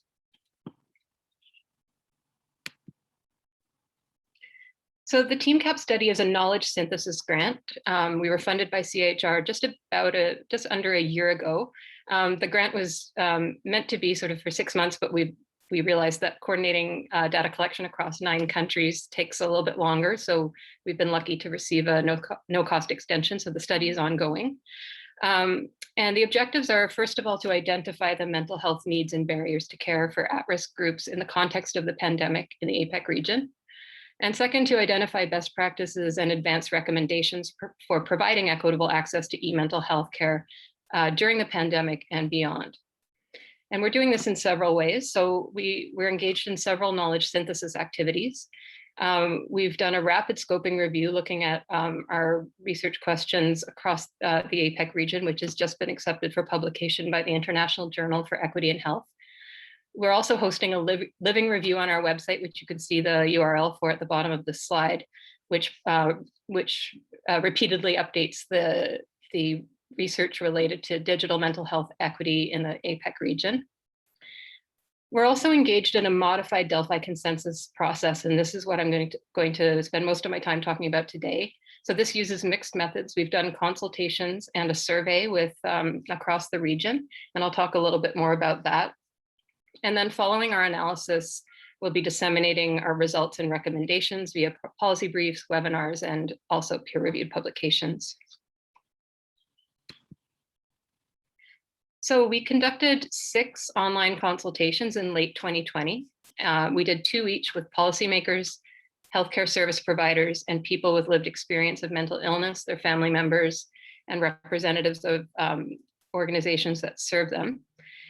We had consultations with 8 policymakers, 7 service providers, and 8 people with lived experience living in Canada, Chile, Malaysia, New Zealand, the Philippines, Russia, South Korea, and the US.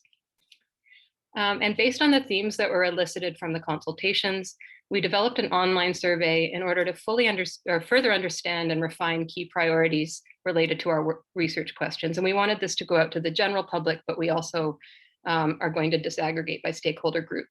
And so the survey was disseminated online between March 23rd and April 16th. So we've got it back fairly recently. We were very happy to receive over 2,500 responses. We had responses from all APEC economies, but the majority came from the US, Australia, Canada, and China. And our responses were made up by about almost half were providers, either mental health service providers or other types of providers like primary care, people with lived experience and their family members, policymakers, and representatives of community organizations. So because we're still in the process of analyzing the consultation and survey findings, I'm going to share preliminary results today that describe emerging themes and implications from the study so far related to 4 questions. So the first is, which populations are most likely to experience access barriers to e-mental health care? What barriers to access exist? What are the delivery side barriers that exist? And what resources and actions are needed to improve equitable access to digital care? So the rapid review that I mentioned, our results identified several at-risk groups and mental health and psychosocial risk factors in the context of COVID-19. So in our survey, we asked respondents to rank, based on their experience and expertise, the populations most likely to experience access barriers to digital mental health care in the context of the pandemic.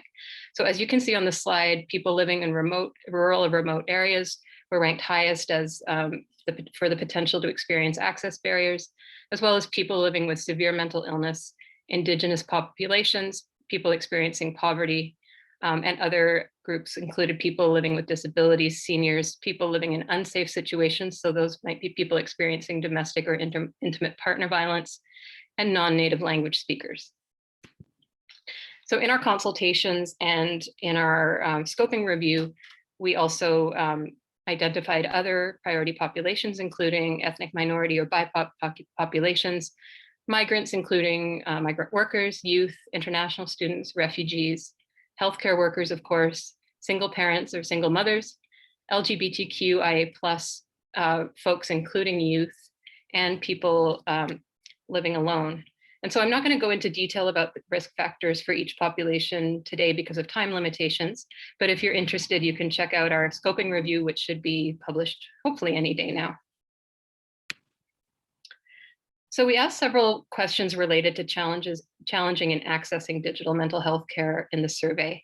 And so one of the questions we asked survey respondents was, first of all, whether they had accessed digital mental health care in the last year. And approximately 20% said they had not. And so among those respondents, we asked what their main reason for not accessing care was.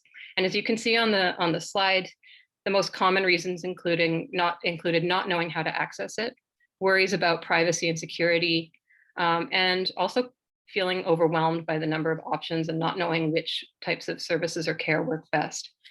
And notably, we've done some preliminary disaggregation in the data, and we found that among respondents from low and middle income countries, 100% said they didn't know how to access e-mental health care. So that's something that we'll further explore in our analysis. So in consultation discussions, several themes related to access barriers also emerged. So consistent with survey results, not knowing how to choose between the plethora of services offered and whether they're effective was identified, as described in the following in this quotation by a policymaker who says, so many different programs out there, but are they evaluated? How do you know what is good and what is not?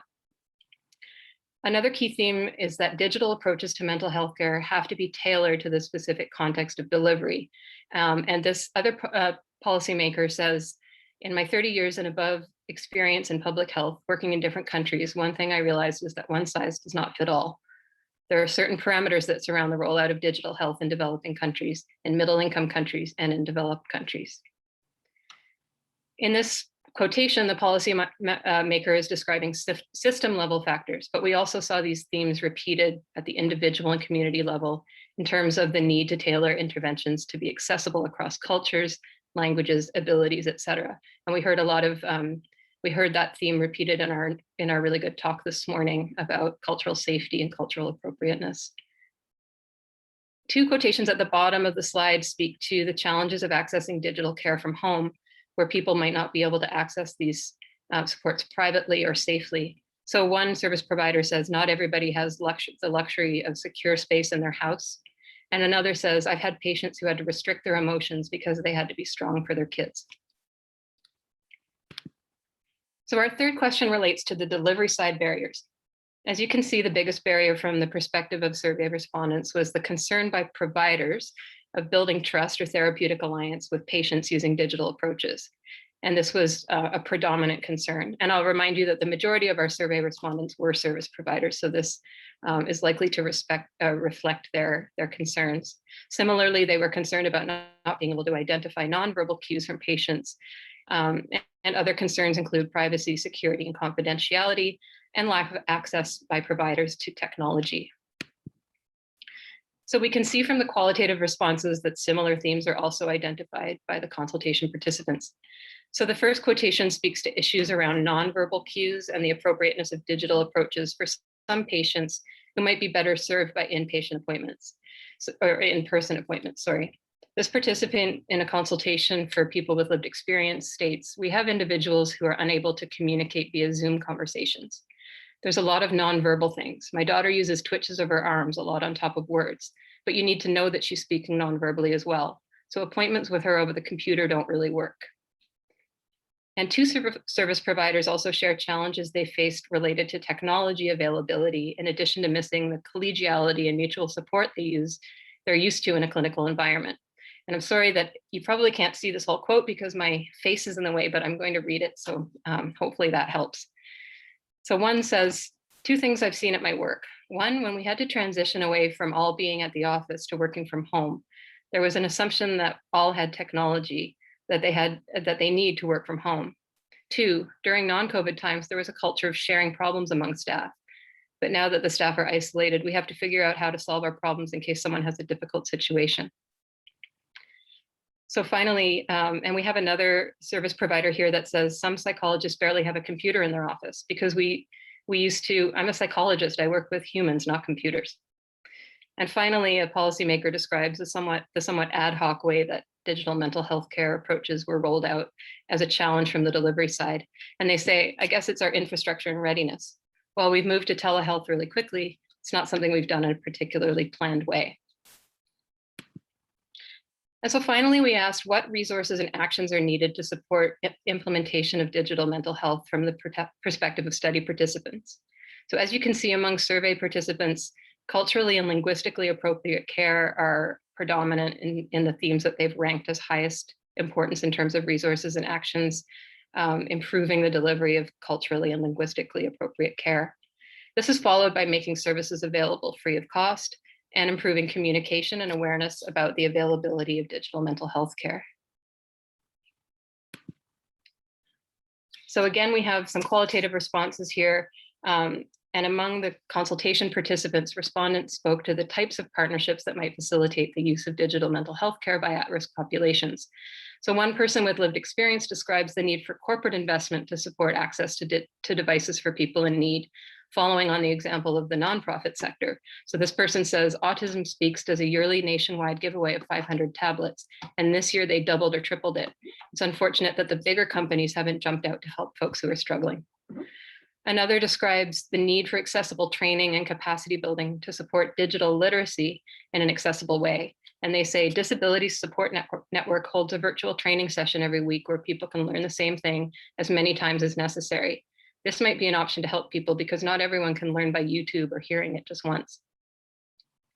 And the lack of established frameworks or guidelines for the system-wide implementation and delivery of digital care is also described, as shown in this quotation by a policymaker who says, I'd love to see a whole suite of complementary digital services that can enhance access at a population level, as well as a targeted way at risk group level.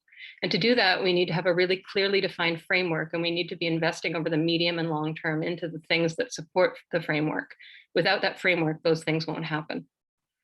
And finally, the issue of affordability of mental health care is raised by a service provider as a key concern related to delivering digital mental health care as well as general mental health care to at-risk groups. And they say those who are uninsured patients are generally hesitant to delay their care significantly because of the cost that comes with it. There's that group of individuals that also have to be supported in some way to access mental health services more easily and in an affordable way, which I believe our policies will have to address to help to address that. And so, as I mentioned, these are preliminary findings from our early analysis of the consultations and surveys. And we're starting to see some preliminary recommendations at this stage.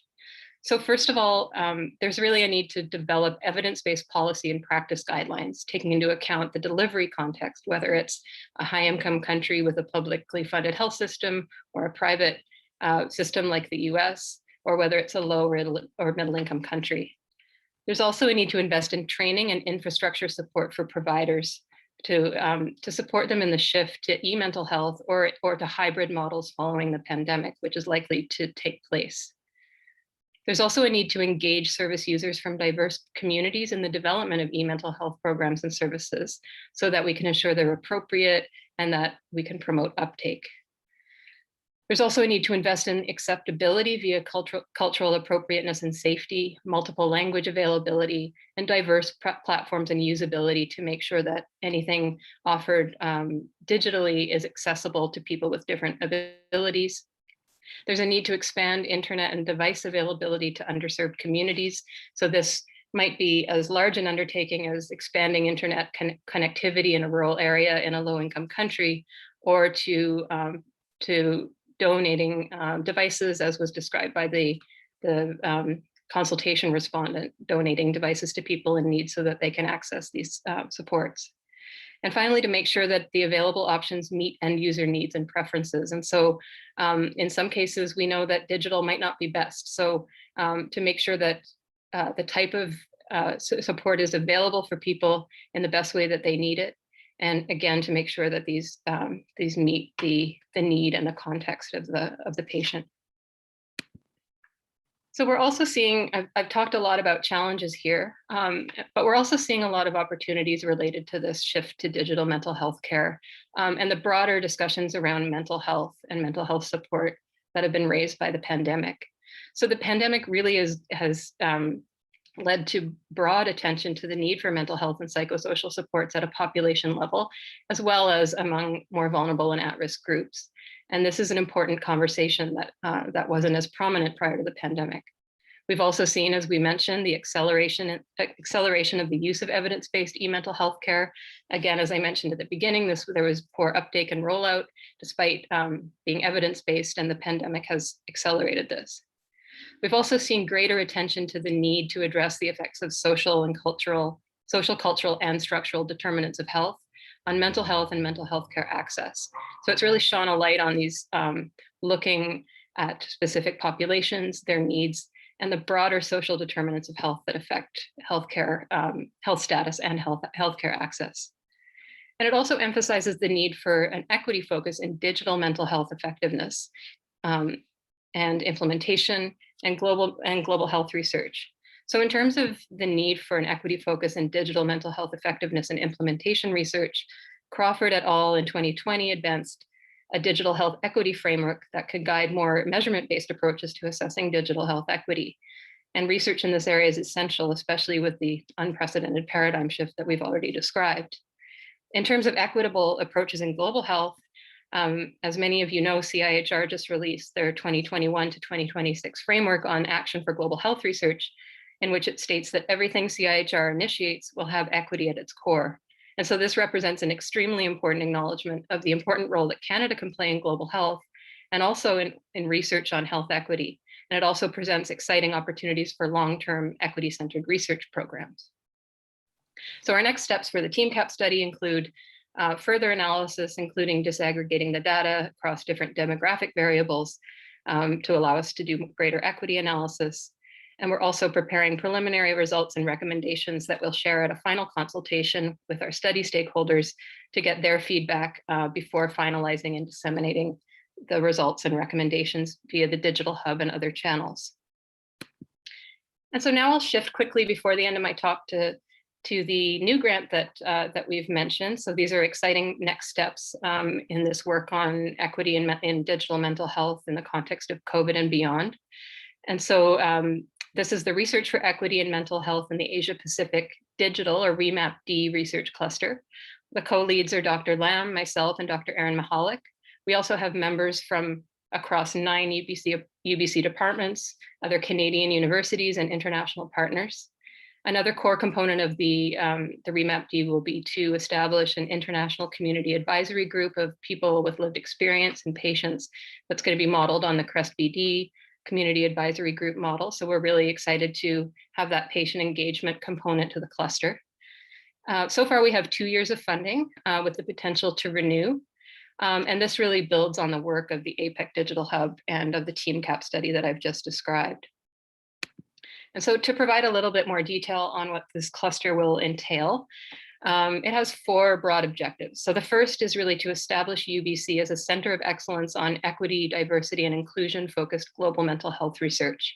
So there's quite a lot of global mental health research happening in Canada, but there hasn't really been an established center of excellence. So we see UBC as playing a lead role in this, especially given our position and connections with the Asia Pacific region, including through the Digital Hub, the Association for Pacific Rim Universities, and other networks. The second broad goal is to develop innovative knowledge exchange modules, including using the Tapestry program, which was developed by Dr. Stephen Barnes in the Department of Psychology. And so we'll be developing in collaboration with students, with cluster members, and with our community advisory group, at least 4 modules focusing on issues of equity around global health, patient engagement in global health, digital mental health equity, and other topics. And so that's really exciting. If you haven't seen the Tapestry platform yet, it's really neat. So I encourage you to check it out. The third objective of the REMAP-D cluster is to allow us to develop collaborative funding proposals to further advance this science and also to promote sustainability of the cluster. And we're really excited by this new CIHR framework and hope that leads to more investment in equity-centered global mental health among Canadian researchers.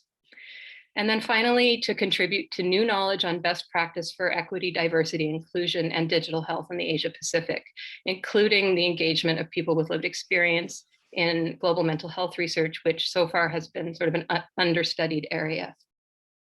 And so our next steps with the cluster, we just received our notification of funding in April. We're officially launching in a couple of weeks on June 14th with a virtual cluster meeting, and we'll be following up a couple of weeks later with a second meeting to work on priority setting for our funding proposals and other steps. We're also currently hiring staff. And if you're interested in the cluster, it's open to people at UBC and beyond. So we'd be happy for you to join the meetings, or if you want to get in touch with me or Dr. Lam or Dr. Mahalik about to learn more about the cluster and how you can be involved, we would definitely welcome you to do so. And so that is my talk. I'm really happy to answer any questions or engage in any discussion. Yeah, so thanks very much. That was wonderful, Jill. We have time for 2 or 3 questions, and you already have one in the Slido Q&A thing. So the question is, the survey, the questions that you had were in the survey you just described, were they focused on having appointments with care providers or more widely on digital health treatment programs like online CBT or a combination? How were they framed? Yeah, that's a really great question. So we really took a broad approach to how we described engagement with digital health in the survey, recognizing that we were doing it across 21 different countries. So the context and what would be available in different countries would be very different.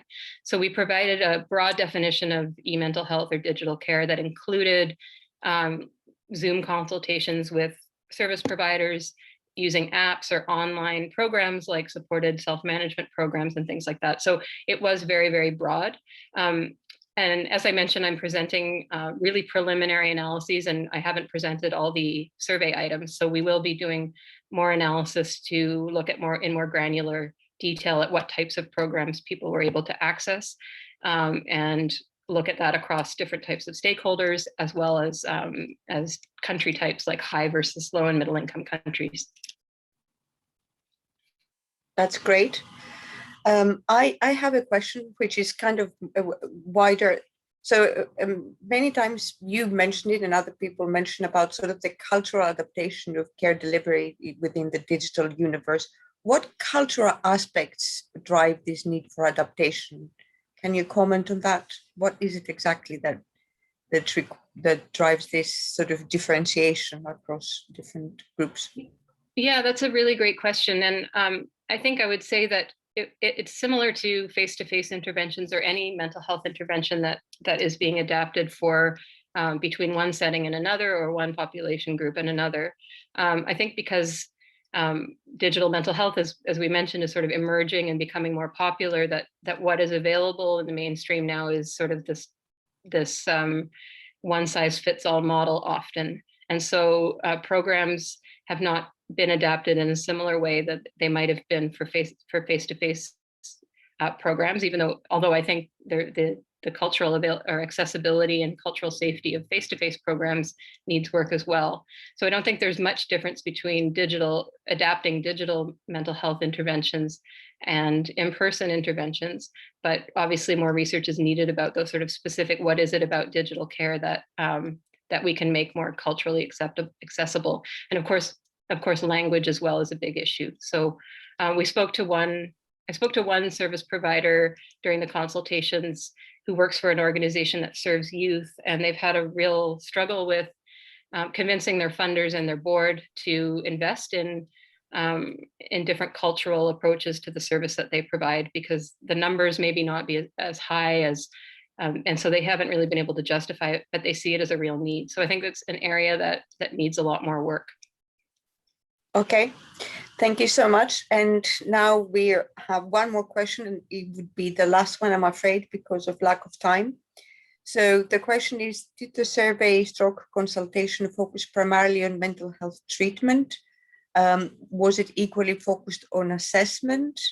And does it make sense to separate these as two different dimensions? Yeah, that's a really good question. We did focus mostly on mental health treatment. And I should mention as well that we took a very broad approach to that as well. So we looked at sort of direct mental health treatment, access to a mental health care provider or primary care provider, but also talk to people who work in sort of ancillary social support services that might provide important services to people, especially at-risk communities that support their mental health. So we did really focus on treatments and supports broadly, not so much on screening and assessment. So that would be a really interesting area to look at as well. Thank you very much, Jill. And now I think we have to move to the next and final speaker. I don't know if, Annie's here, I can see her. So Annie Sierna is an assistant professor in the Department of Biochemistry and Molecular Biology at UBC. And her work is primarily on preclinical models, but models that are directly relevant to key questions about the mechanisms that lead to the emergence of psychopathology, and specifically between the interaction of environment and gene expression, so epigenomic and epigenetic mechanisms, as well as mechanisms related to immune system activation during development and its functional consequences. So I think Annie will share with us some of her latest findings along these general parameters, and we are looking forward to her talk. Thank you so much for that lovely introduction. Oh, can you let me share my slides? It says host disabled participant screen sharing. I cannot do that, but somebody at the background can do that because I'm not the host either, technically. Okay, looks like,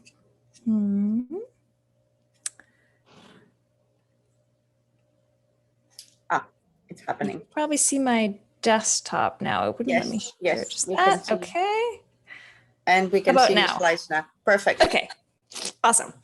All right, so thank you for the invitation to come share some of my lab's work today. So I'm going to talk about some work we've been doing looking at gene regulation in microglia. And I'll get into what those are in a second. But my main focus of my lab is understanding, as Sophia said, how genes and the environment contribute to the regulation of gene expression, with a specific emphasis on understanding how these mechanisms become impaired in neurodevelopmental disorders such as autism spectrum disorder. And this is actually a picture that a young woman with autism drew for me that is hanging in my office in CBH. And I'm very much looking forward to returning full-time, hopefully this fall. So I'm going to talk today about microglia, which are the resident innate immune cells of the brain. And microglia are one type of glial cell in the brain. There's also astrocytes, oligodendrocytes, and other types of cells. But microglia make up about 10% of total brain cells. And they're incredibly important for disease and injury because they are the primary immune cells that are found within the brain. But they are actually way cooler than this. And microglia are incredibly important for shaping how neuronal connections and neuronal circuits are formed during brain development.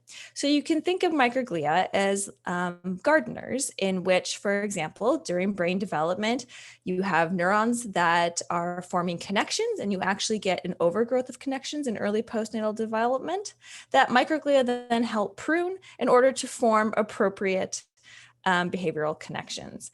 And so the overlying hypothesis then is that if microglia were perhaps abnormally functioning during development, you could get an abnormal brain. And this is really one of the fundamental things that underlies the work that I'm going to be talking about.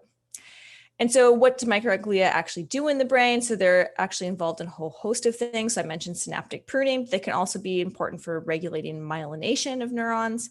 They can engulf neuronal precursors and controlling how many neurons the developing brain has.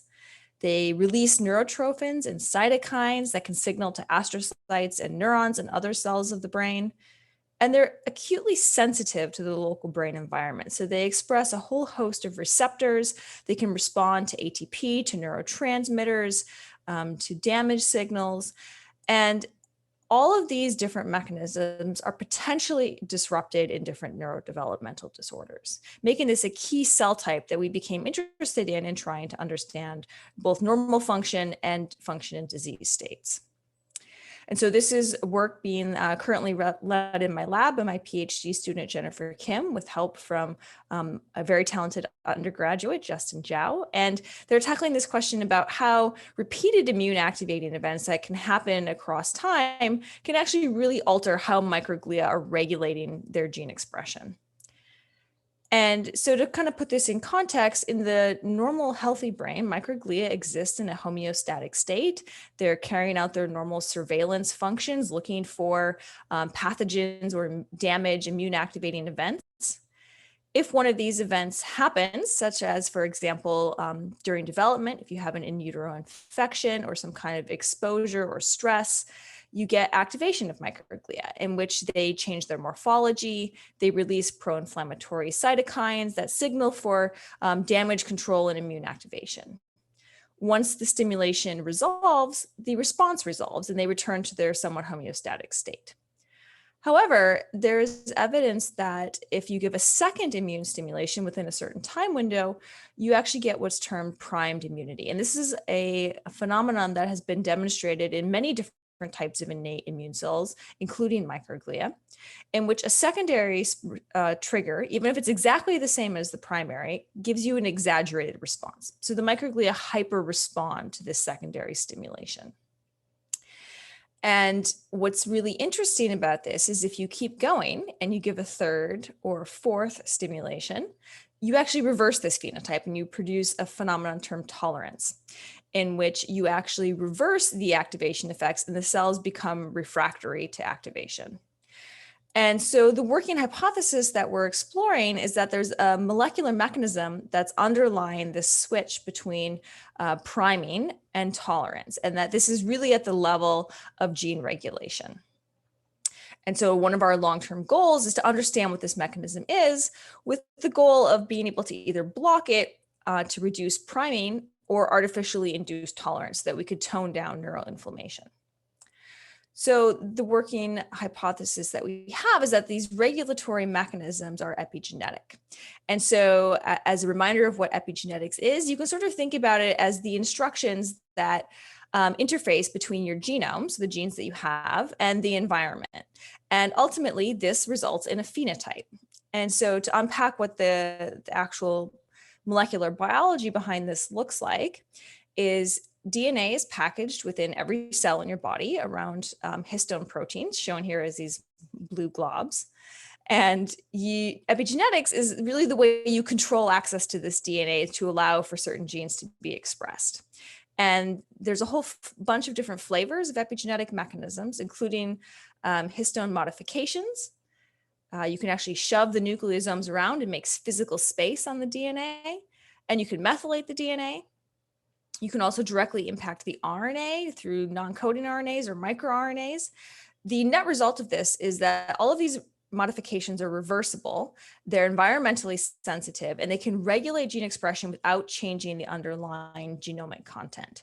And one nice example of this is how you get different types of cells in development from the same genome. And so it's all about how you turn on different genes at different time points.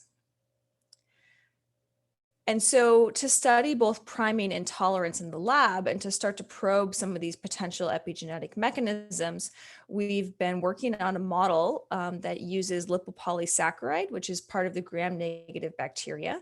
And we use this as a way to induce immune activation. And how this works, and this is a paradigm originally developed by Marco Prince's lab, is that we give a low dose LPS injection peripherally into mice. And then this activates microglia and gene expression for pro-inflammatory genes in the brain.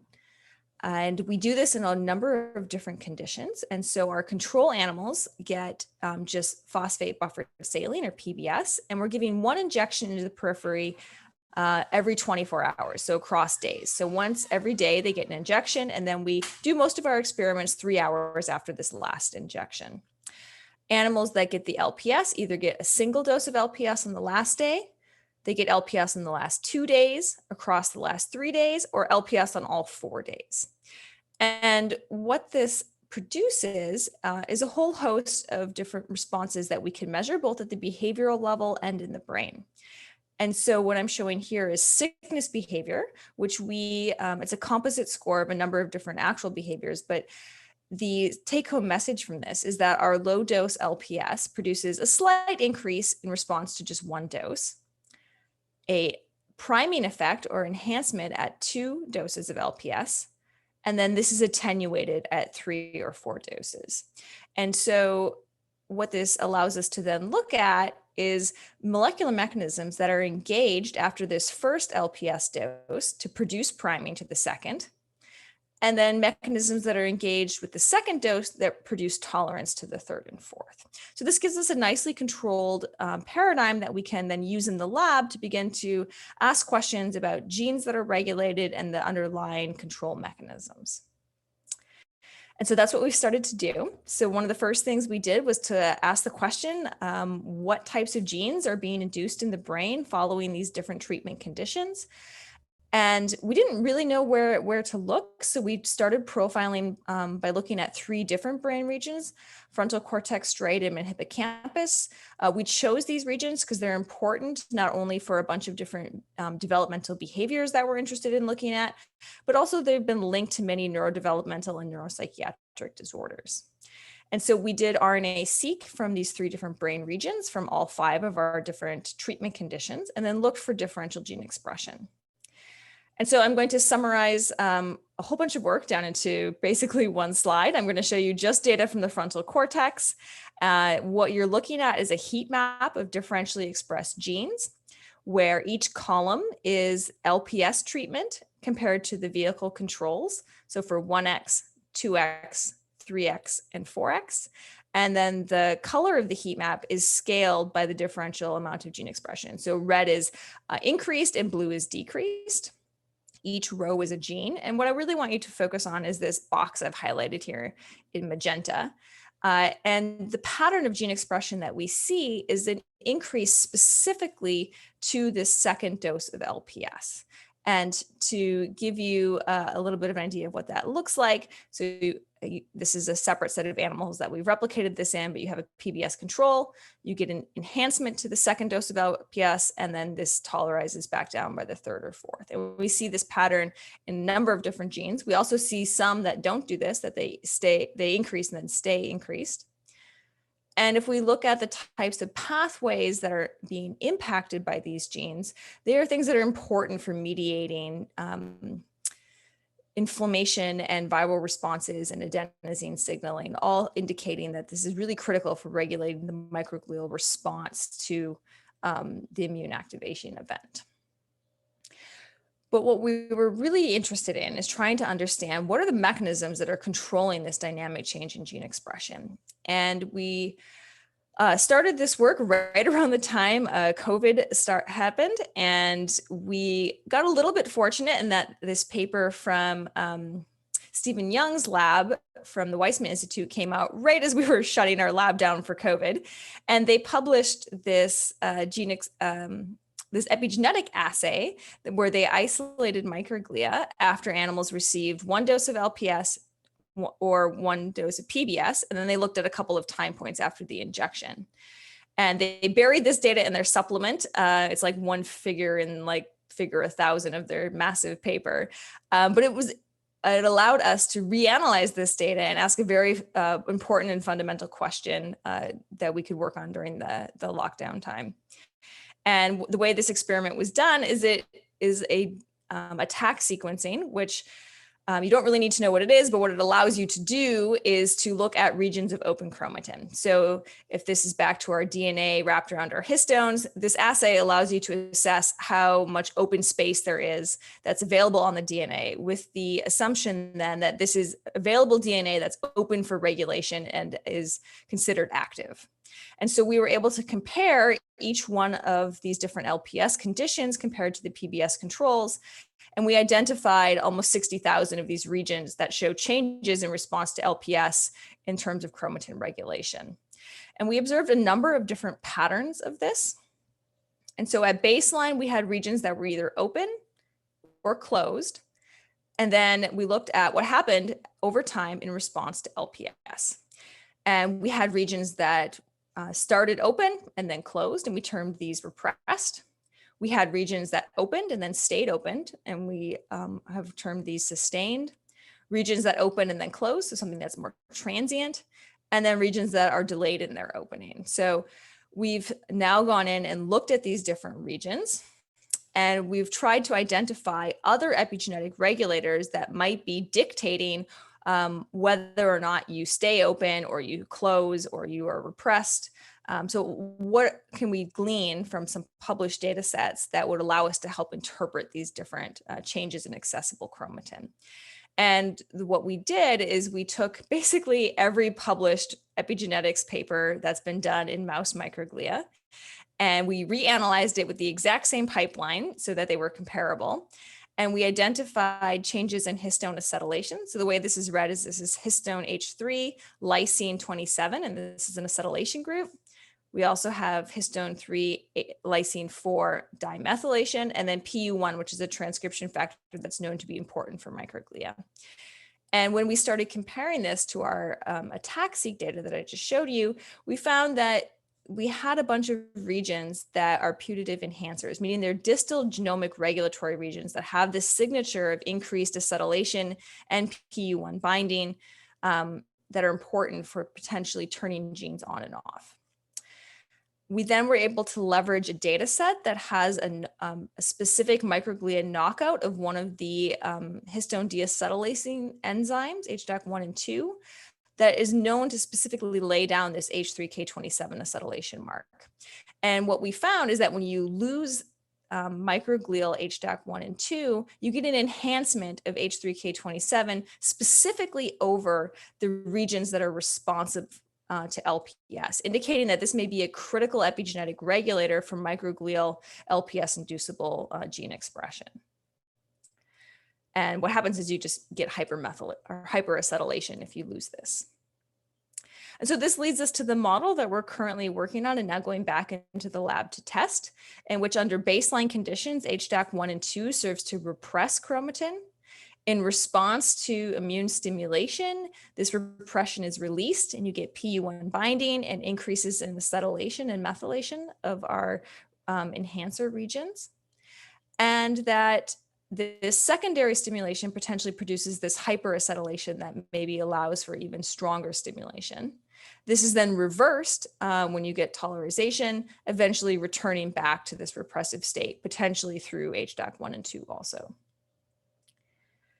And so we've now just started to also look in terms of what this means for microglia function. And one of the assays that we've started to look at is what actually happens to the morphology of the microglia. And so when microglia are activated in response to an immune stimulation or other type of activating event, they change their morphology. And these different morphological characterizations can hint at different types of functions. And so this is work that my graduate student, Jennifer Kim, is still conducting, but we can go in and take brain sections from our animals after the different LPS treatments.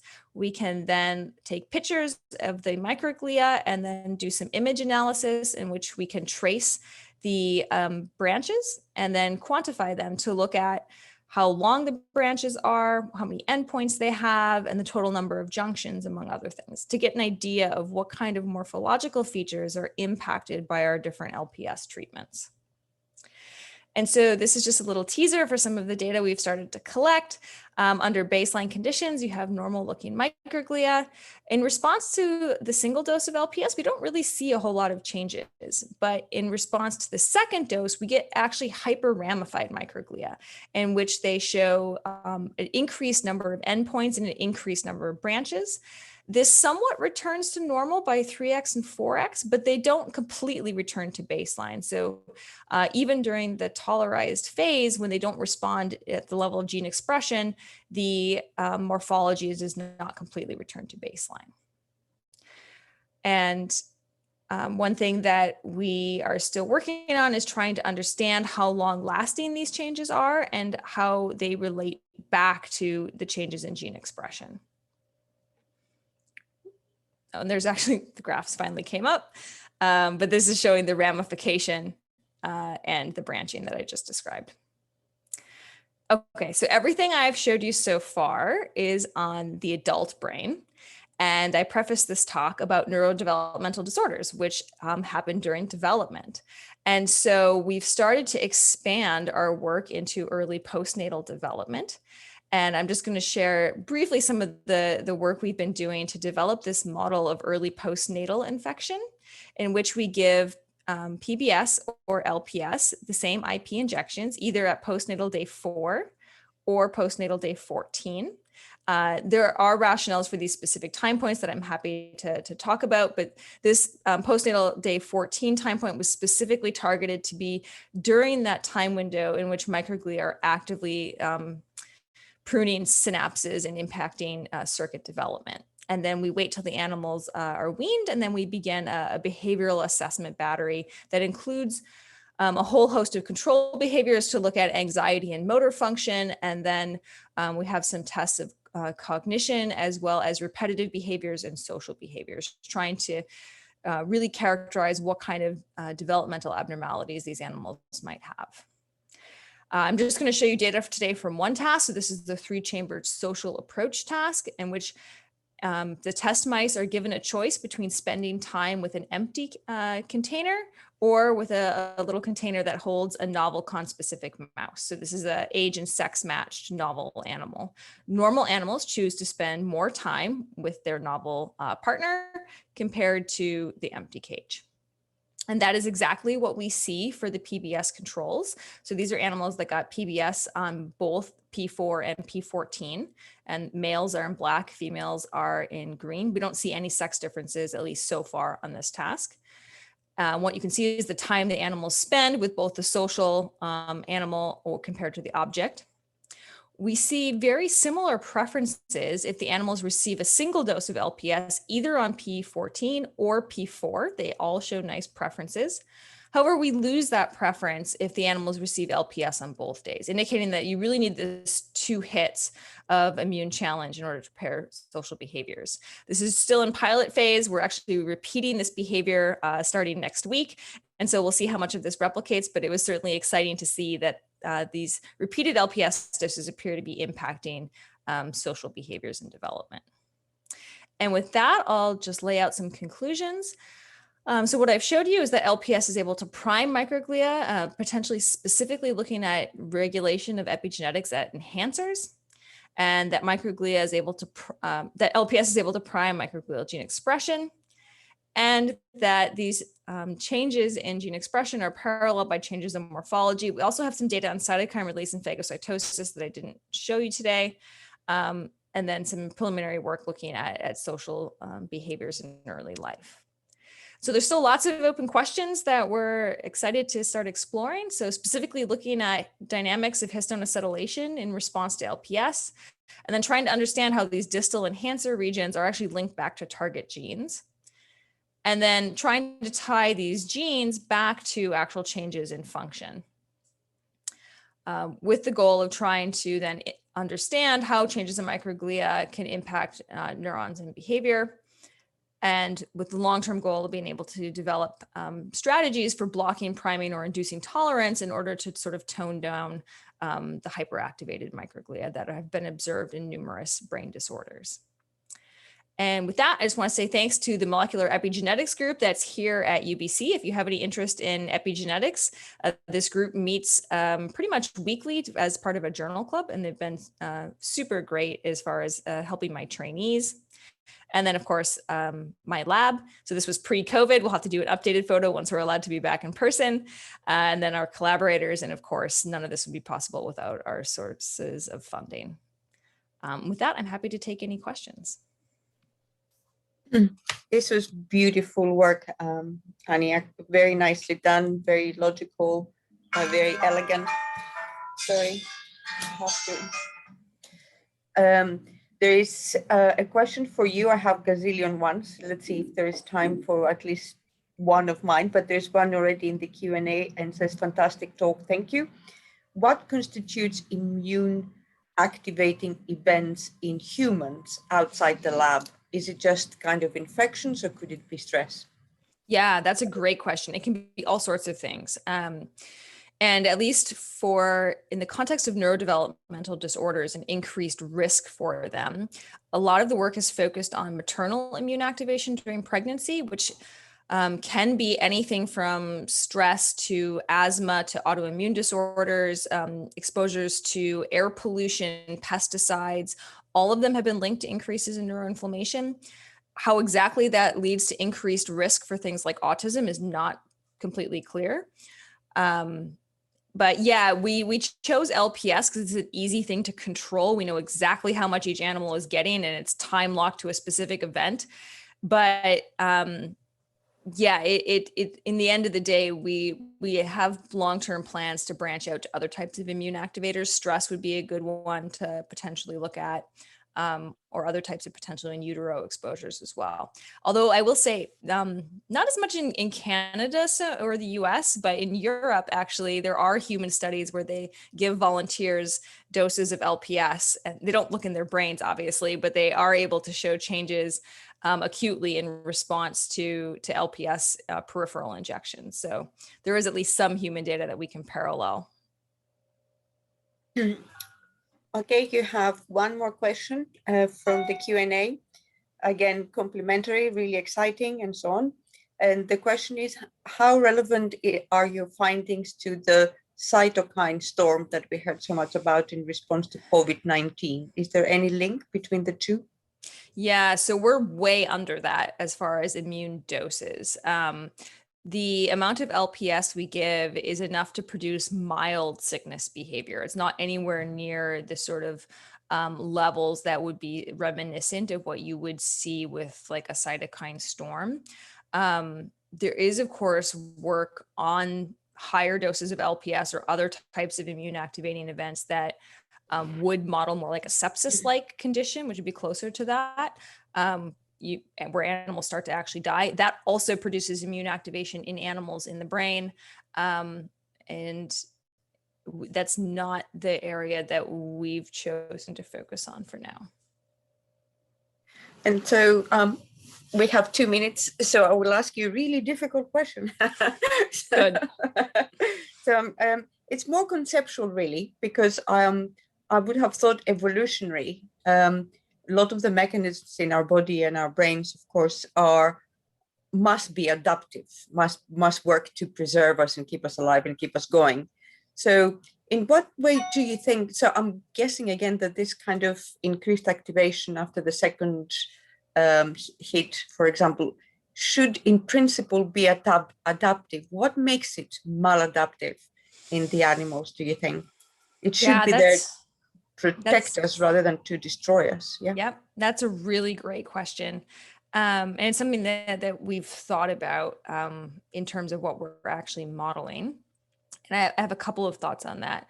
One is, I think in humans, and you could model this in animals also, we are getting exposed to so many immune activating events in early life that by the time that you would be looking in a child, for example, I don't think you would necessarily see the changes that we can artificially induce in mice where they live in clean environments and it's a very discrete event.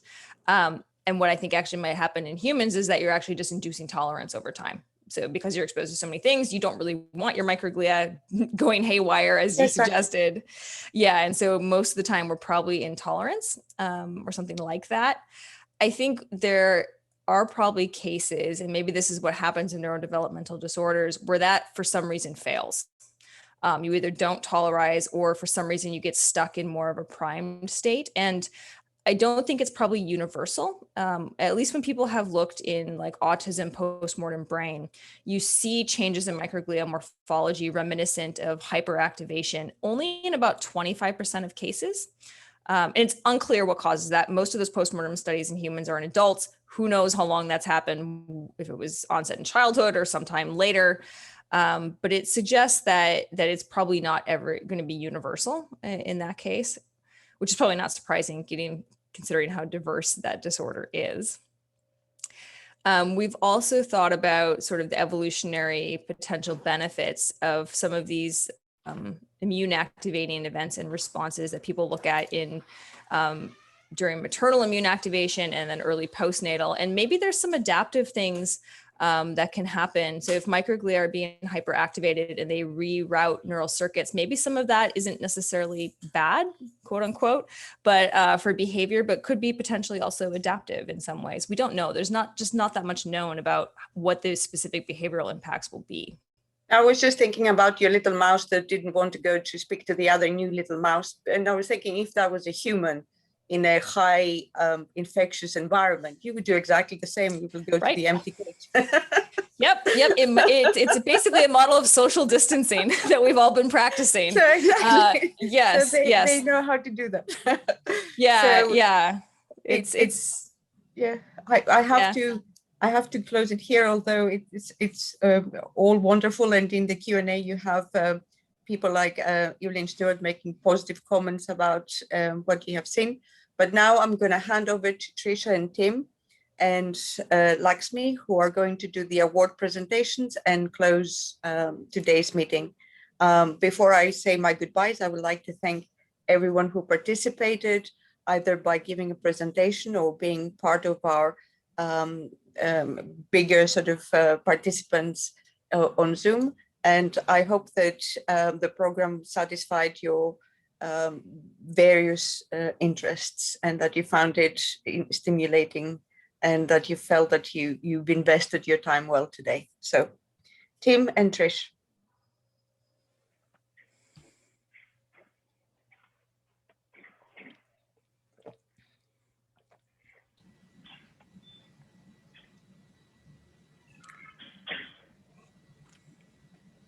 Well, Trisha, do you want to present the first lightning talk group?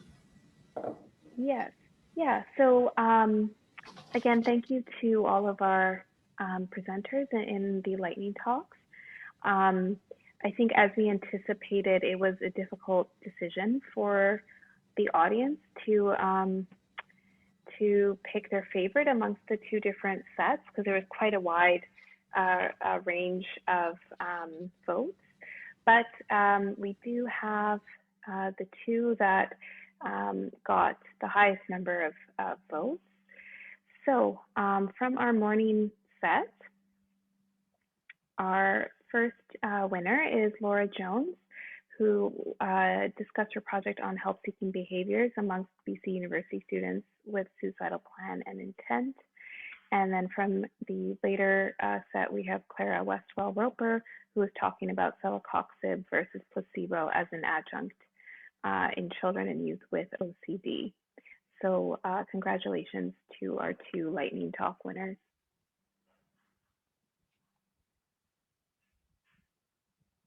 Yeah, and I'd like to echo what Tricia said. There's so many great lightning talks, and I've already heard around the building. I am at the CBH today that people really enjoyed the format, and please give us more feedback about how that went, and the voting. I guess by sort of people's choice also is easy and transparent and truly representative. And yeah, I enjoyed these talks and just a wide range of research, you know, going from the sort of cellular molecular to the entire, you know, sort of human brain networks, and then interactions with symptoms, just really amazing. And it was also clear that the judging was pretty close. And yeah, in the second set I hosted, I particularly enjoyed Clara's talk about the trial that she's part of, and how you know, this is going to potentially impact kids with OCD.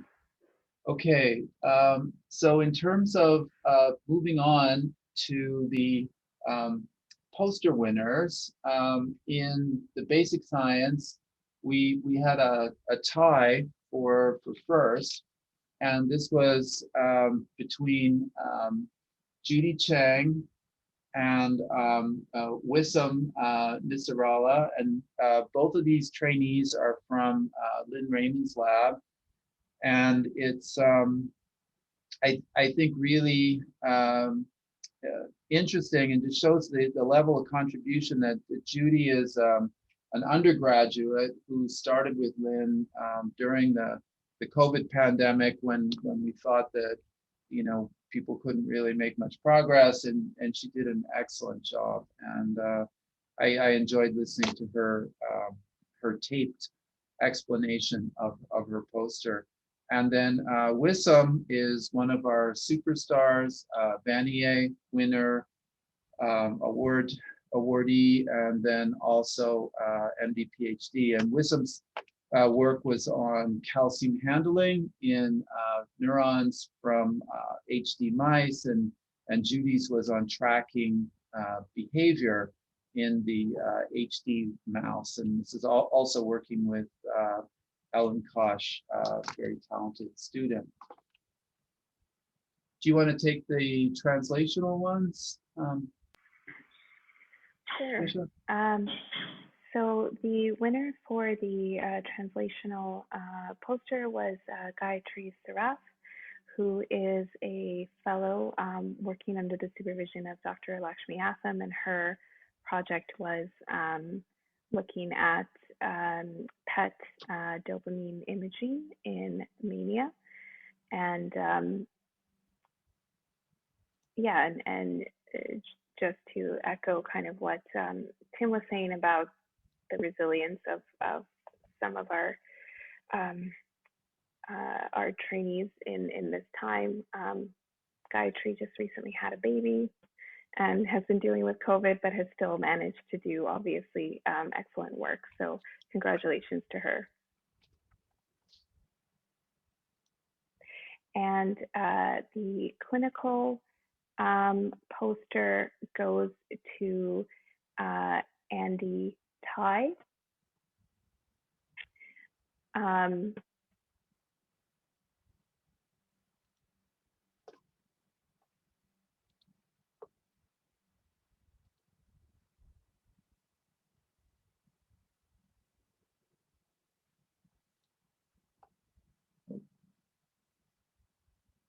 Yeah, I actually don't have access to the poster gallery right now, so I don't have the title of Andy's in front of me. Sorry, I apologize. I think my audio just kind of cut out there. Sorry about that. So yeah, so Andy Tai was, his project was focused on the application of machine learning methods and predictive modeling in the field of addiction psychiatry, and particularly what factors might predict overdose and adverse outcomes with overdose. And his supervisor is Dr. Kraus. So obviously a very extremely timely and relevant project. So congratulations to him.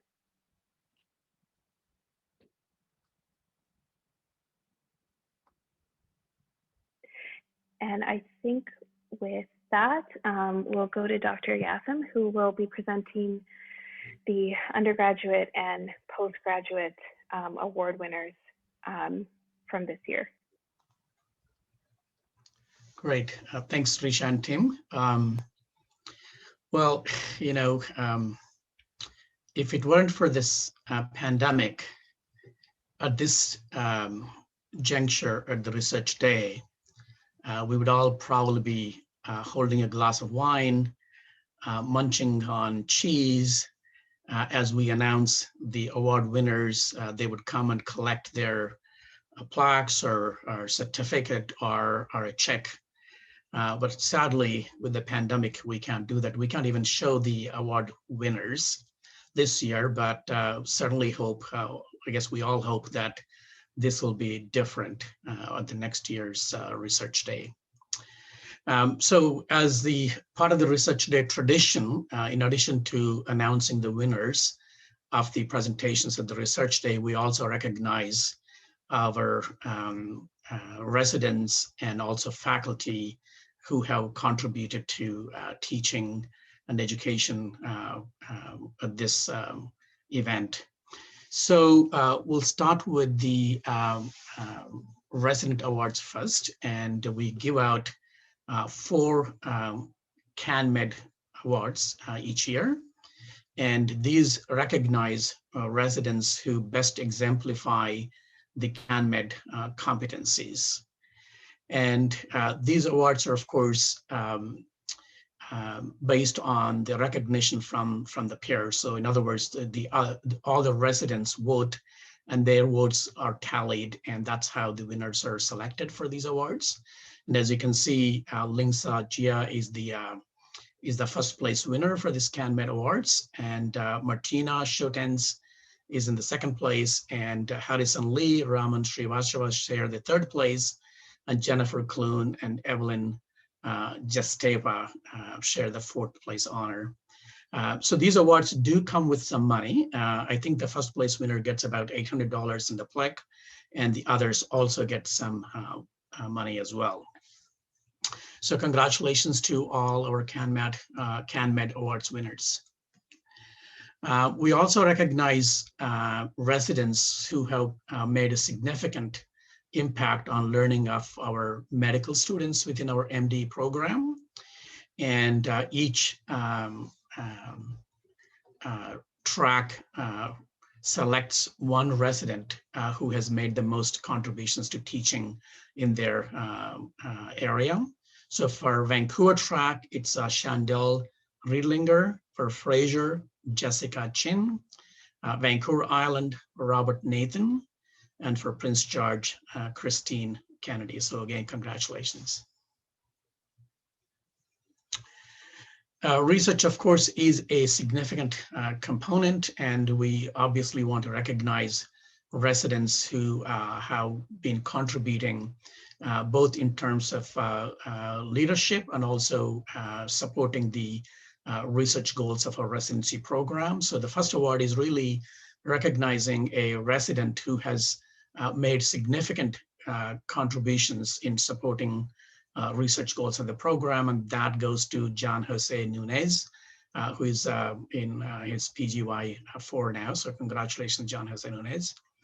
And the next award is George Davidson Scholarship, which goes to a resident who demonstrated exemplary research and scholarly activity during the past year and also during the residency program. And that goes to Julie Lessing, who is also in PGY 4. Congratulations, Julie. We also recognize a resident who has demonstrated consistent and outstanding leadership within the residency program and also in the community activities. So that also goes to John Jose. So this is his second prize. So congratulations, John Jose.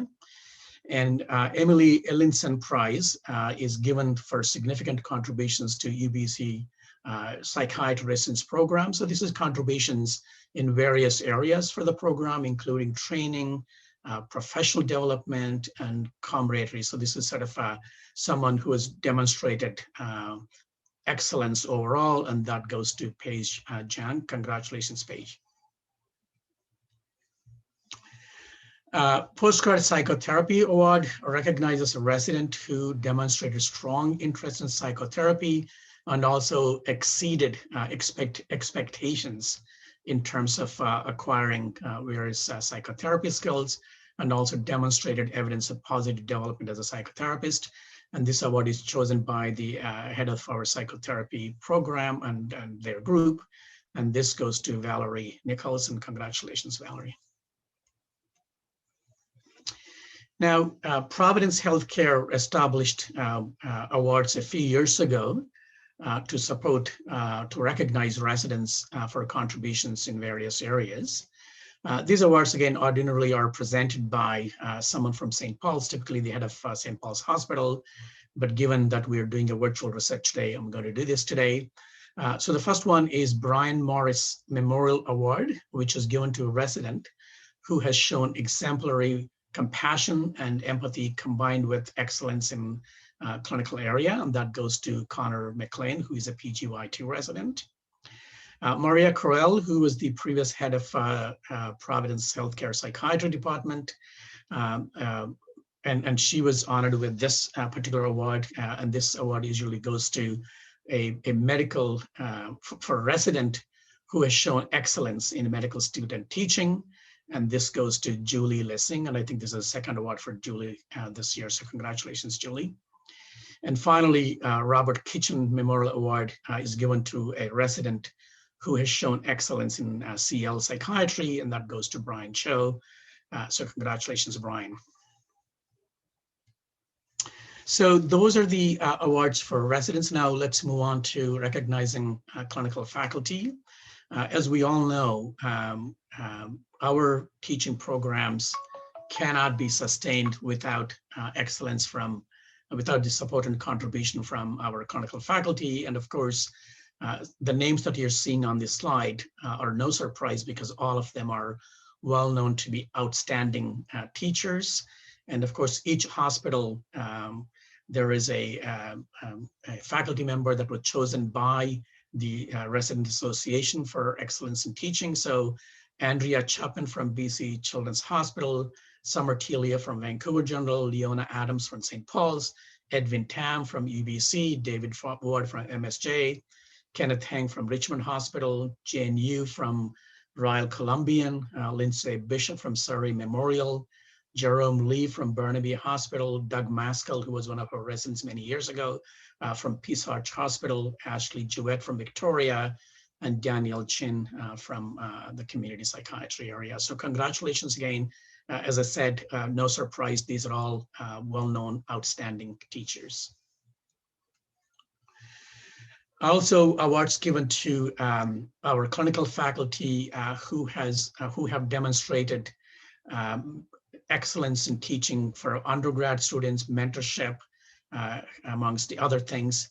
And 4 faculty members are chosen for these awards, and they are Cam Anderson, Rainer Prasad, James Chin, and Barinder Singh. So congratulations again to all of you. Again, very well-known, well-recognized teachers, so no surprise there either. And finally, as we all know, we have many outstanding clinical faculty who do clinical research. They don't get compensated for doing clinical research, and yet because of their passion for research, they do research, and many of them do research that has immediate clinical translational value. So this is something that's very challenging every year in terms of trying to pick a winner, because we have so many outstanding clinical faculty. But this year, I think the decision was unanimous, and the award goes this year to Trevor Hervich, who is well known to each and every member of the department. Trevor, of course, is a neuropsychiatrist who has been doing outstanding research in this area and published a number of papers. And his most recent work, particularly in terms of deep brain stimulation work, has had significant impact in translating research into clinical care. So very well deserved, Trevor. Congratulations. So that sort of concludes the award presentations. Before we bring this research day to close, I did want to take a couple of minutes to thank Sophia Frangu, Trisha Chakrabarty, and Tim Murphy for their leadership in putting together an outstanding research day program. Also wanted to thank Vicky, Margaret, and others for supporting the event. And finally, I think wanted to take this opportunity to thank all the speakers, our own faculty, and also the external faculty, including Dr. Carrie Barasa and Carrie McAuliffe, and equally importantly, for our trainees who have demonstrated exemplary breadth of research. Sort of just goes to showcase the sort of a breadth of research that's taking place in the department.